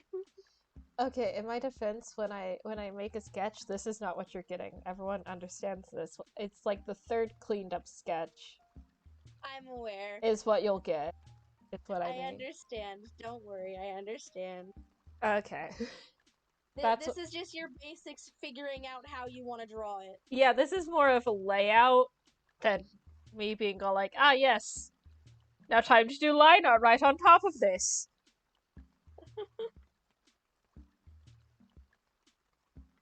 We should go somewhere that has nirigiri and sashimi. We really should. Because those places I can actually have the both of those things because it's just raw fish and no seaweed. It's seaweed. It's the seaweed I don't like, which is so stupid. I hate my body. Everything else is just fine. Do you not like seaweed, or does seaweed not like you? What? I'm confused. Is there like okay, does seaweed not like you in the same way that mammal products don't like my mom? Oh no, I don't like seaweed. I don't like seaweed. Seaweed likes me. I do not like seaweed.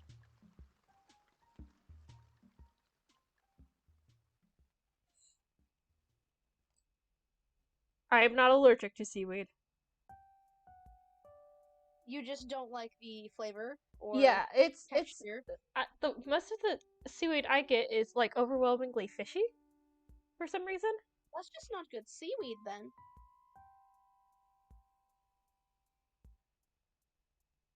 And so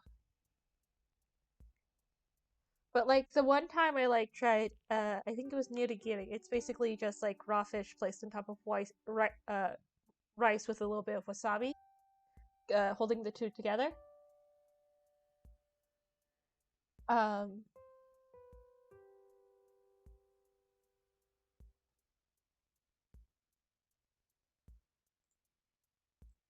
and I'm like, "Oh, I like this." That's gonna be really weird eating a piece of raw fish. Have you never had raw fish before? No, not intentionally at least. Not intentionally. Okay, it's not that bad. And it's really if I do take you to a place, the stuff I had was very like it wasn't very fishy. So you don't have to worry about that. Well, good fish isn't supposed to taste fishy. You're True. supposed to have like mild fish flavor. Mm-hmm. But if you can identify by just the second it touches your tongue that hey, this is a fish. If your brain screams, "This is a fish!" It's not the best fish. No. But yeah, and it's not like it's present nicely. It's not like here you go. Here's Bob the salmon. Here's Bob the tuna. Shop in like Japan and like Korea and stuff, where the fish is fresh enough that they cut it up the second they pull it out of the water. It's still twitching when they hand it to you. Yeah, I actually watched this guy on YouTube cut up fish and stuff, and then he like tells you which fish is like good fried, which is good as like sashimi, you know, different things like that. And I don't know Do you why. think a place like that would ever object if I walked in, bought a fish, and then took it home alive? I mean, they're there, so I mean, I feel like at that point, because it might be still twitching, but that typically could also mean that whatever they were hunting with, it didn't pierce through the brain completely.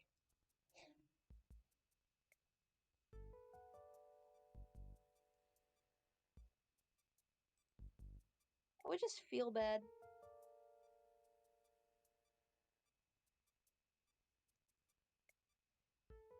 Using this as reference. I know it's not a good reference picture. It's good enough for me, and I'm the one who made all the drawings up until this so far. Indeed, you have. So if it's good enough for that's one of my previous commissions. yeah, hey, look, you want to commission me? You should, please. Actually, I can't take any online commissions right now. I still need to get my freaking bank account sorted. Actually, whenever you come over and have been sufficiently paid for the current two that I had up for you, I do in fact have another commission for you. Well, yeah, you are allowed to because you pay me in cash. I just really can't take PayPal commissions, I guess, is what I'm trying to say. That's why I have donations turned off. Oh darn, this reminds me. I have 6 spider fonts to design. Yeah, you do.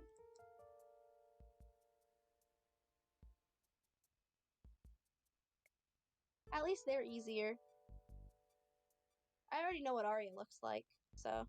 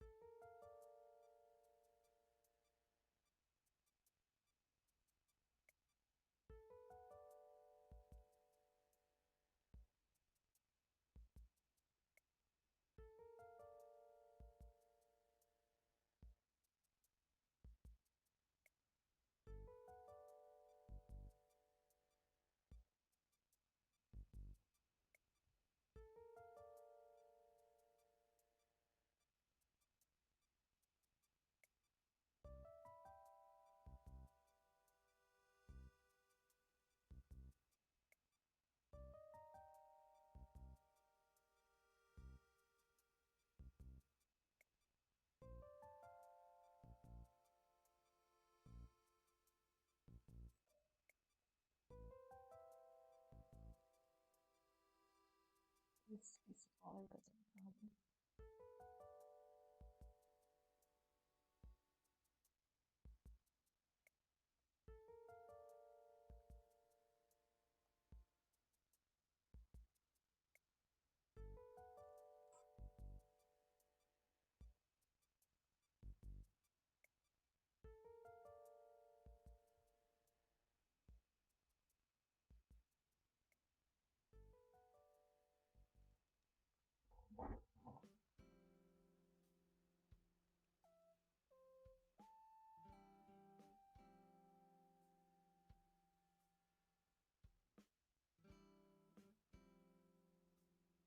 You know, it comes to my attention that I have officially commissioned more Matilda art than I have Eric art.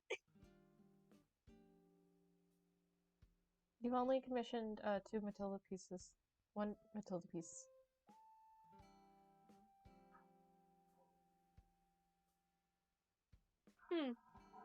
I have more Matilda art than I do Eric art. Because, who cares? Yeah. Honestly, if I have it my way, I'm going to end up with commissioning so many Matilda. You have a list of 20-something to my knowledge, which is absolutely insane. Never mind, 20-something plus. Okay, in all fairness, some of those aren't from the RP. A lot of them aren't. They're from other worlds I've built. I have one from one different world I built. I have another set from a different world I built.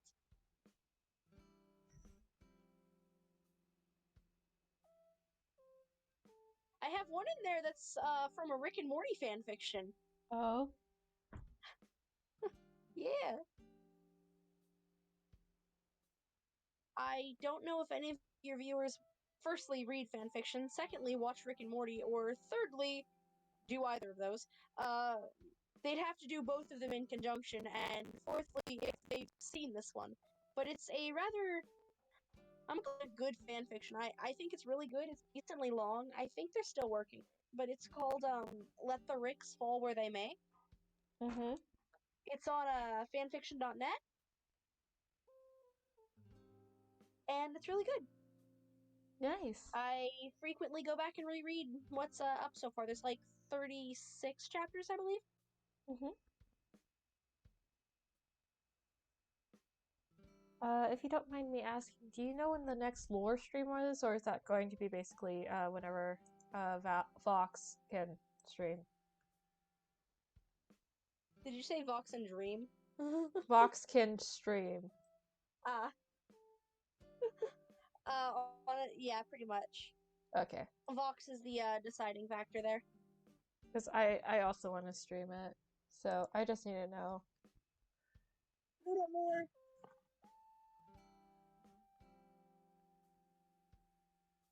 I don't know how to lore properly. Hey, for the first time, you did good. Again, it's just a character you need to play. And then I'm good at that. I can play a character.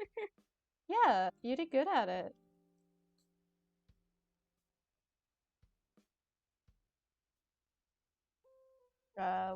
During the tiny bit of lore, you know? Yeah. I realized that Chimera is actually exceedingly formal.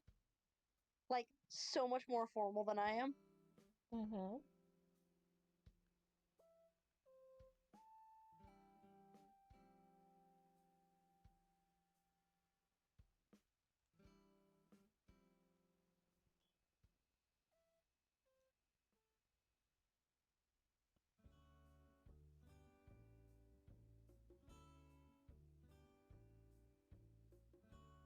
Also, how I thought of like how Scarlett was like kind of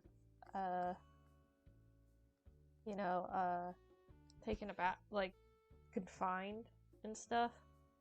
Yeah. They used to be the god of peace. I don't know if that like would make sense.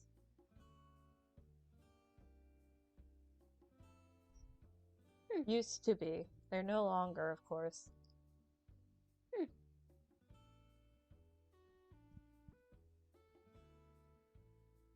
I heard all the ranting about Imesh and Rudra. Oh yeah. whenever I rode away. Yeah. Well, of course I know you did. Kai wouldn't have, but I was hoping you did at least. I did, yes. Okay. The grumbling. Meh, meh, meh, meh, meh, meh, meh. See, this is the thing. Kai wouldn't know those things, but Comet would. Mm-hmm.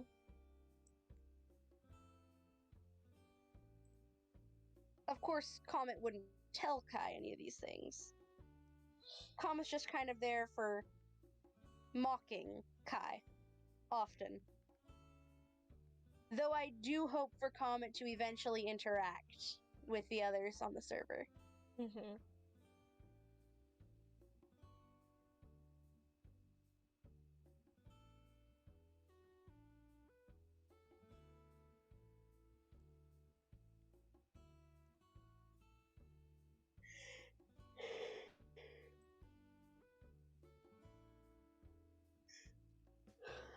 I might get some more food after this, because all I've eaten today was pizza rolls. Food! I'll get food when I get food. Right? Not right now, I'm streaming. Gosh, Mom, I'm streaming. Can't you see that? I can't just pause the stream. I mean, I ate 3 times today. I only ate once.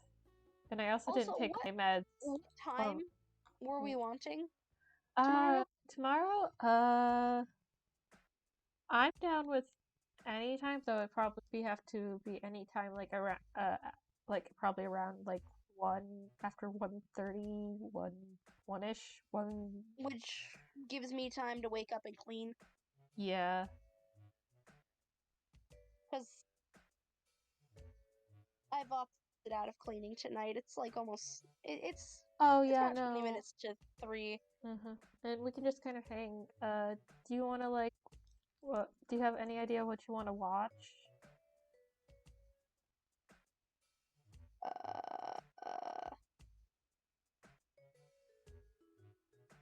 Would you be upset if I said I wanted to rewatch Metal Family? No. We can rewatch Metal Family. Also, is there a certain time you want me to GTFO? I have no specific time that I want you gone. It's basically whenever your ride, at the latest available opportunity, actually, would Yeah, like to I was pick you about to be like, yeah, I know you want me to stay as long as I can, since I can't spend the night, especially. Mm-hmm. But we basically have all day. Because tomorrow's Sunday, right? Tomorrow's Sunday, right? Yeah. Yeah, we have all day. We can rewatch Metal Family, and then also, you can catch up on Amphibia. Yeah. Because there was. And then what's another one that I wanted to watch? We could watch Centaur World together also. Yes, that. Because season 2 came out on that. I need to finish season 2 on that actually, but I shall wait to continue watching it until I am with you. Because if we get to season, but Metal Family first, then Centaur World, I say. Yes.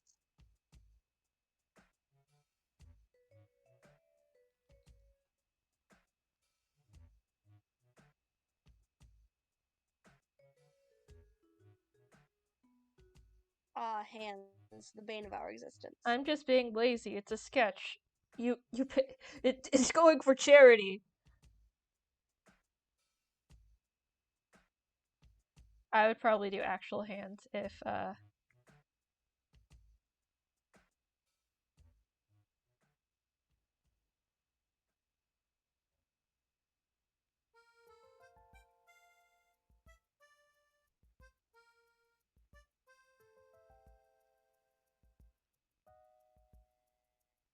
again, we should totally visit Japan together. Just visit.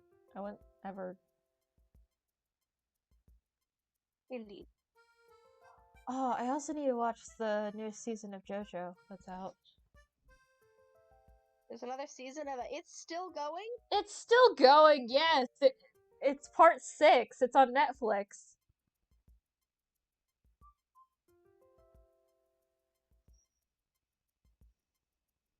It became such a meme, though. Yeah, but it's still a good show. You know what else became such a meme? Huh.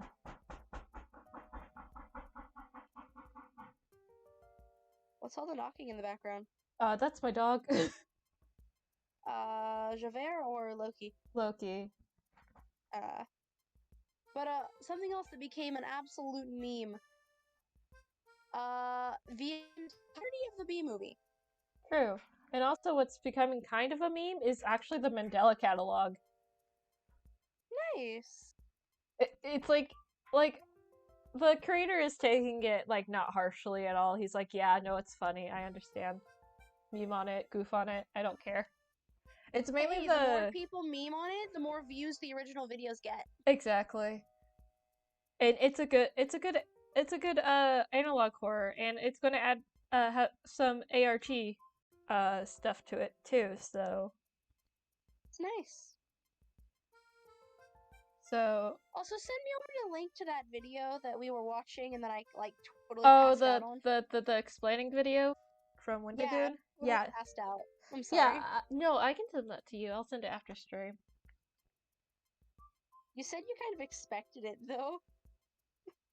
Expected me to just. Well, it was late. It was late, and we were just kind of chilling down for the night and stuff. It was 3 a.m. when we started watching. Yeah, I'm all like, yo, she's not gonna make it through this video, but you know.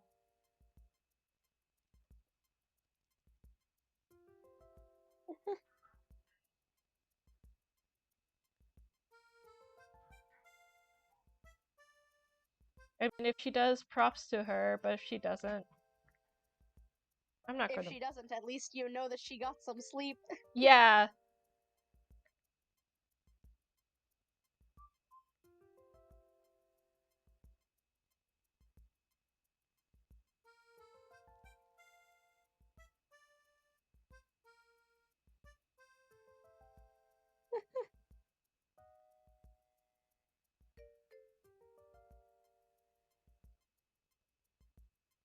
You really do like Metal Family, don't you? Yes. Yes, you. I just got the pop-up notification that Endry's playing Battlefield. Of course Endry's playing Battlefield.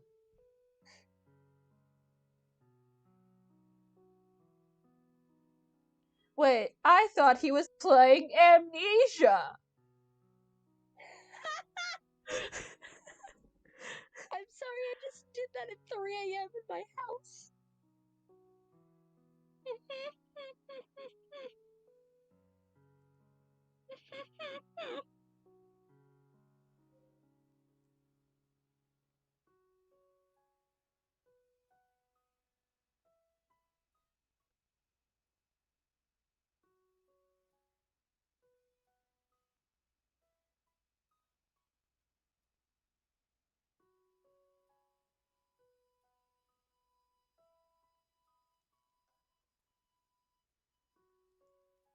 You know what I have stuck in my head right now? Huh. Sweet Caroline. Ba, ba, ba. I just hit my desk and stream could hear that. I just went.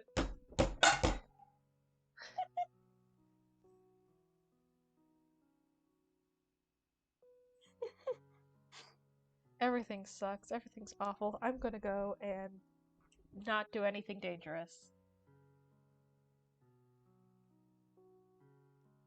Don't go. I'm not gonna go. I still have a sketch to finish on stream. You paid $25 for this.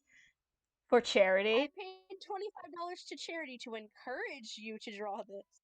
Actually, no. I try to keep any.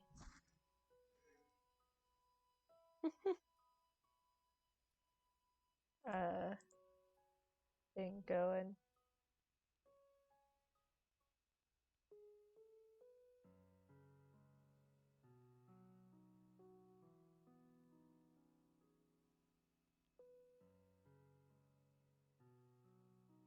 Yes.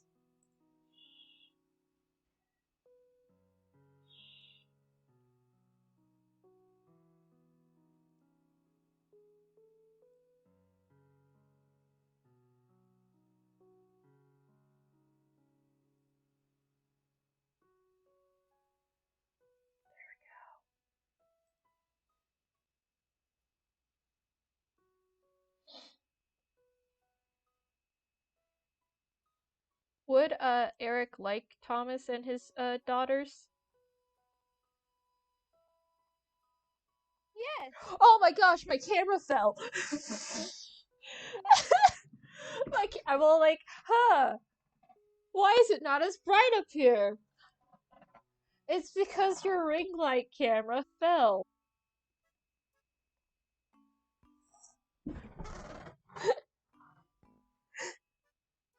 Hello. Oh, look, your model moves again.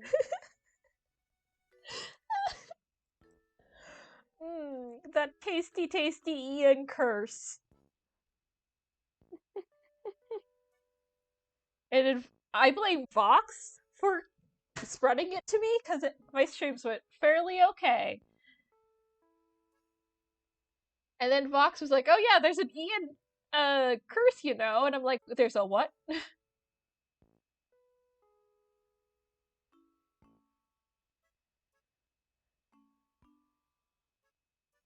I find myself asking the question of, is she wearing a shirt? Yes, okay. I'll get there when I get there. I'm not gonna draw any characters just titty out. I think that breaks Twitch TOS.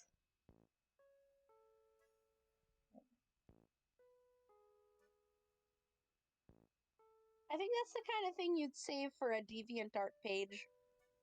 I have a DeviantArt page. Everyone, go check out Spotter Miz's DeviantArt page. They have old cringe art at the very end of it. Don't look at my old cringe art. Look at my newer cringe art. Do you just think everything you've drawn is cringe? Mayhaps.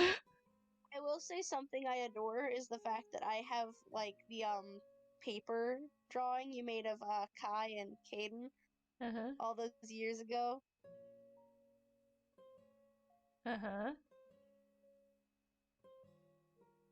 I have art that no one will ever see. You're gonna get famous one day and I can be like, I have unseen Spotter Miz art. And everyone will be like, people are gonna be like, what?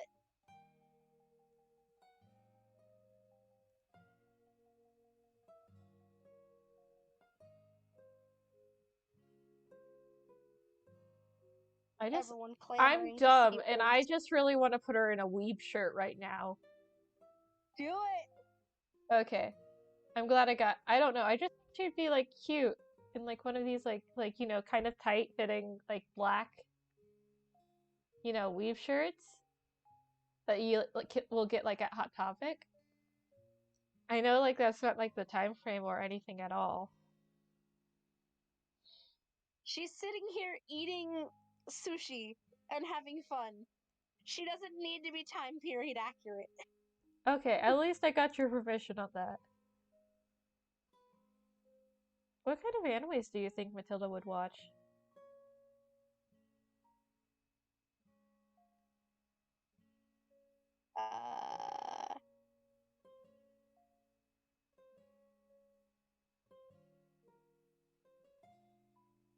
My brain says things with a morally great protagonist. I feel like she would have watched Madoka Magica though. I actually haven't seen it. It's not half bad. The original anime and the manga is not that bad. Just don't watch the movie. Is what I've heard. I have not seen the movie. I would at Vox, but it's like he should be in bed right now. Yeah. And if he isn't, we smack him.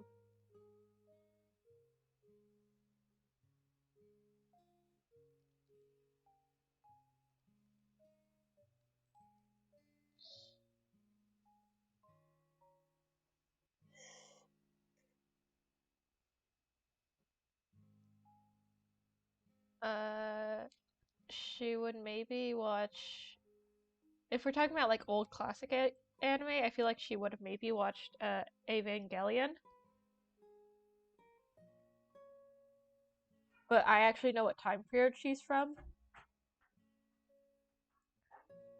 So she may have not. I think she at most would have known about Evangelion. But not seen it.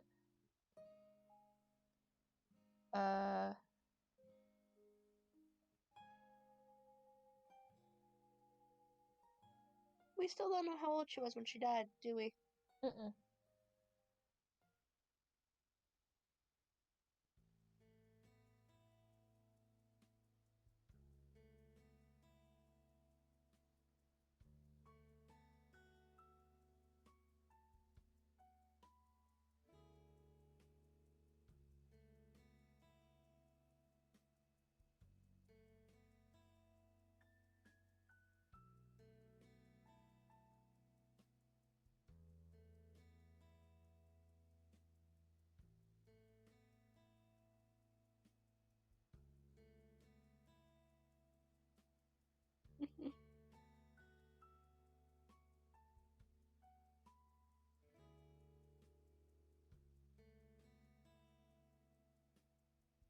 That's adorable.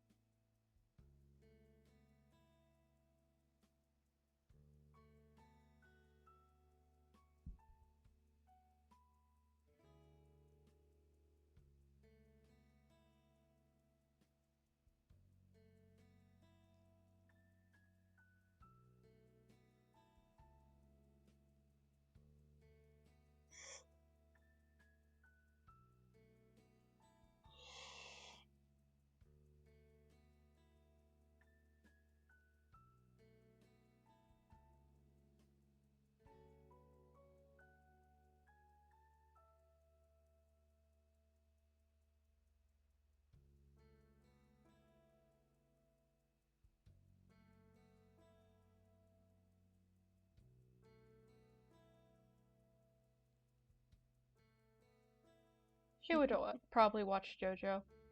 Just gonna be honest. She would. She would watch JoJo. She would. I'm putting a JoJo shirt on her. Nothing too big, honestly. Nothing like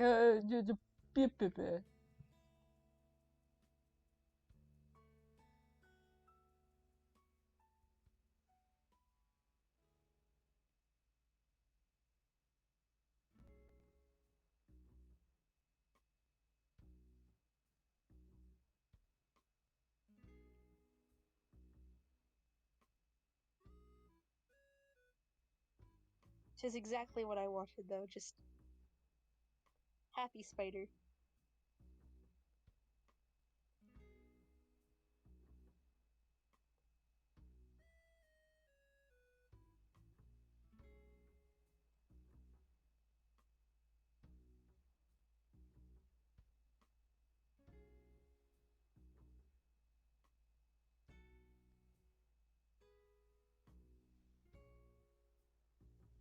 Oh, hello.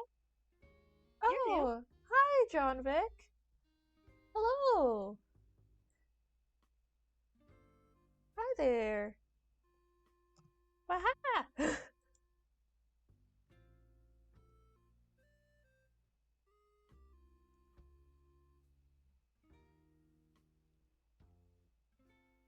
It's sad to say you did come here at the tailgate of this stream.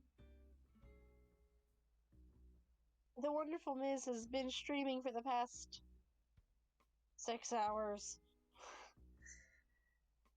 Thank you.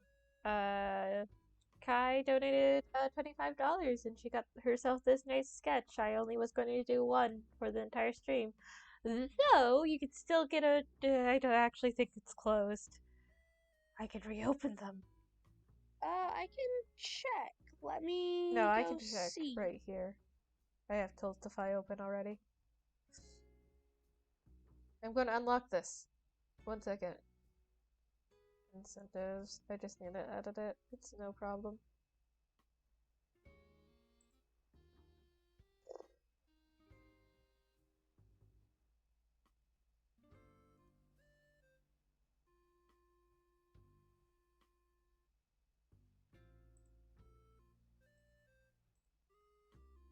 There we go. I fix it. It's no longer locked. I will draw a small chibi head with your name, but the chibi head is the vibe I get from you.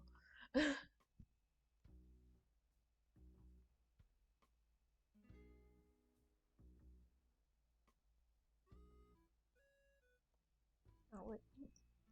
We donating to charity today. Yeah, we're donating for Thankmas. The charity that supports is New Play. New story. New Story, sorry. Which You keep saying play. I don't know why I want to say play.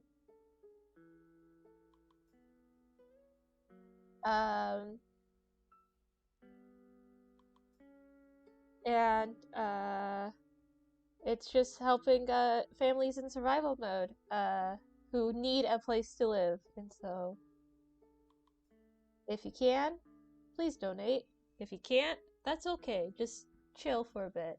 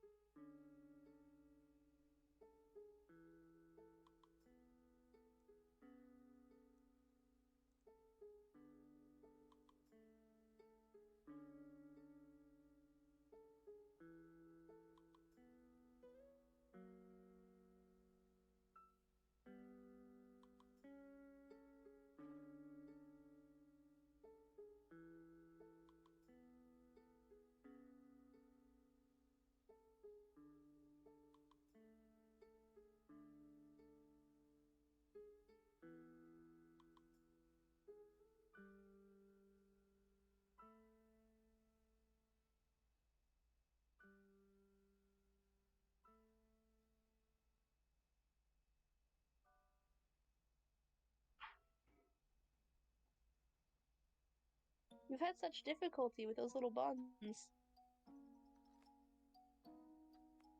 Yeah.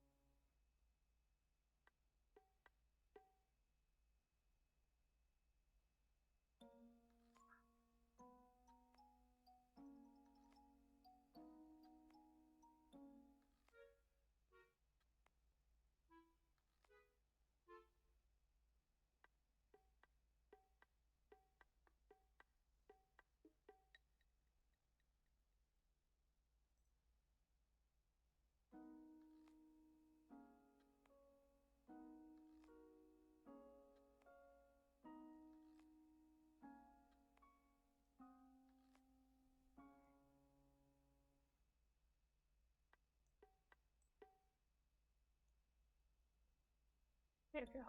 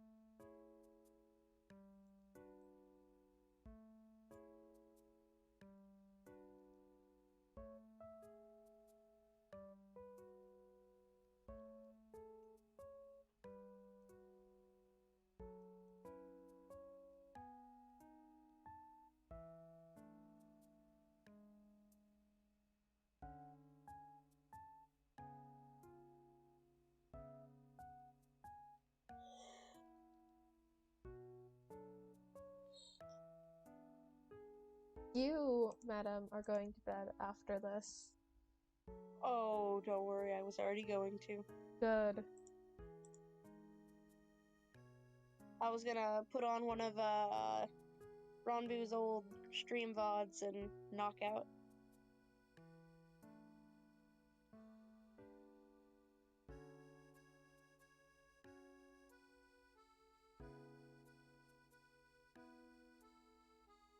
Happy Spider Girl, enjoying some sushi. Mm-hmm. She just looks so happy.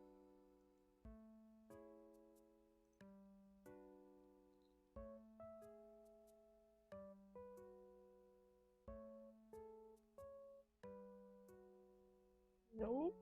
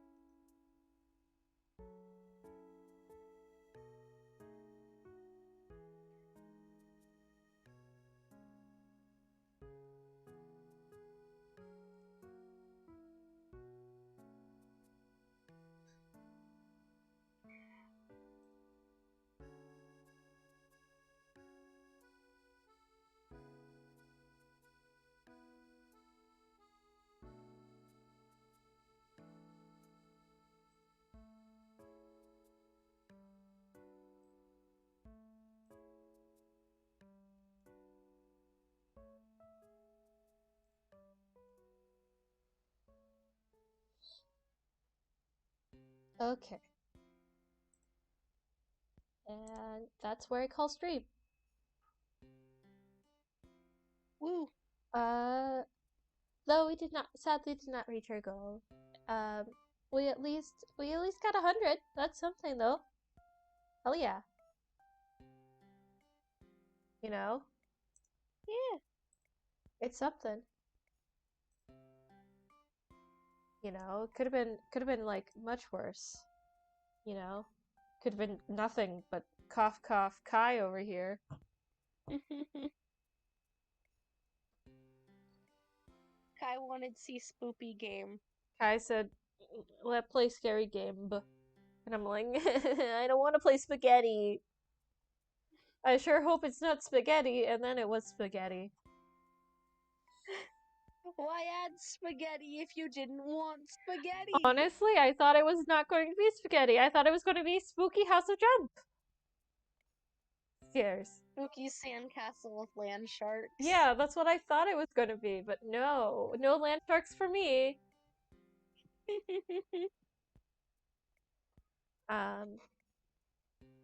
So yeah, everyone have nice holidays this year, and hope everyone will also have a great New Year, and everyone still stay awesome, and I'll see ya next stream.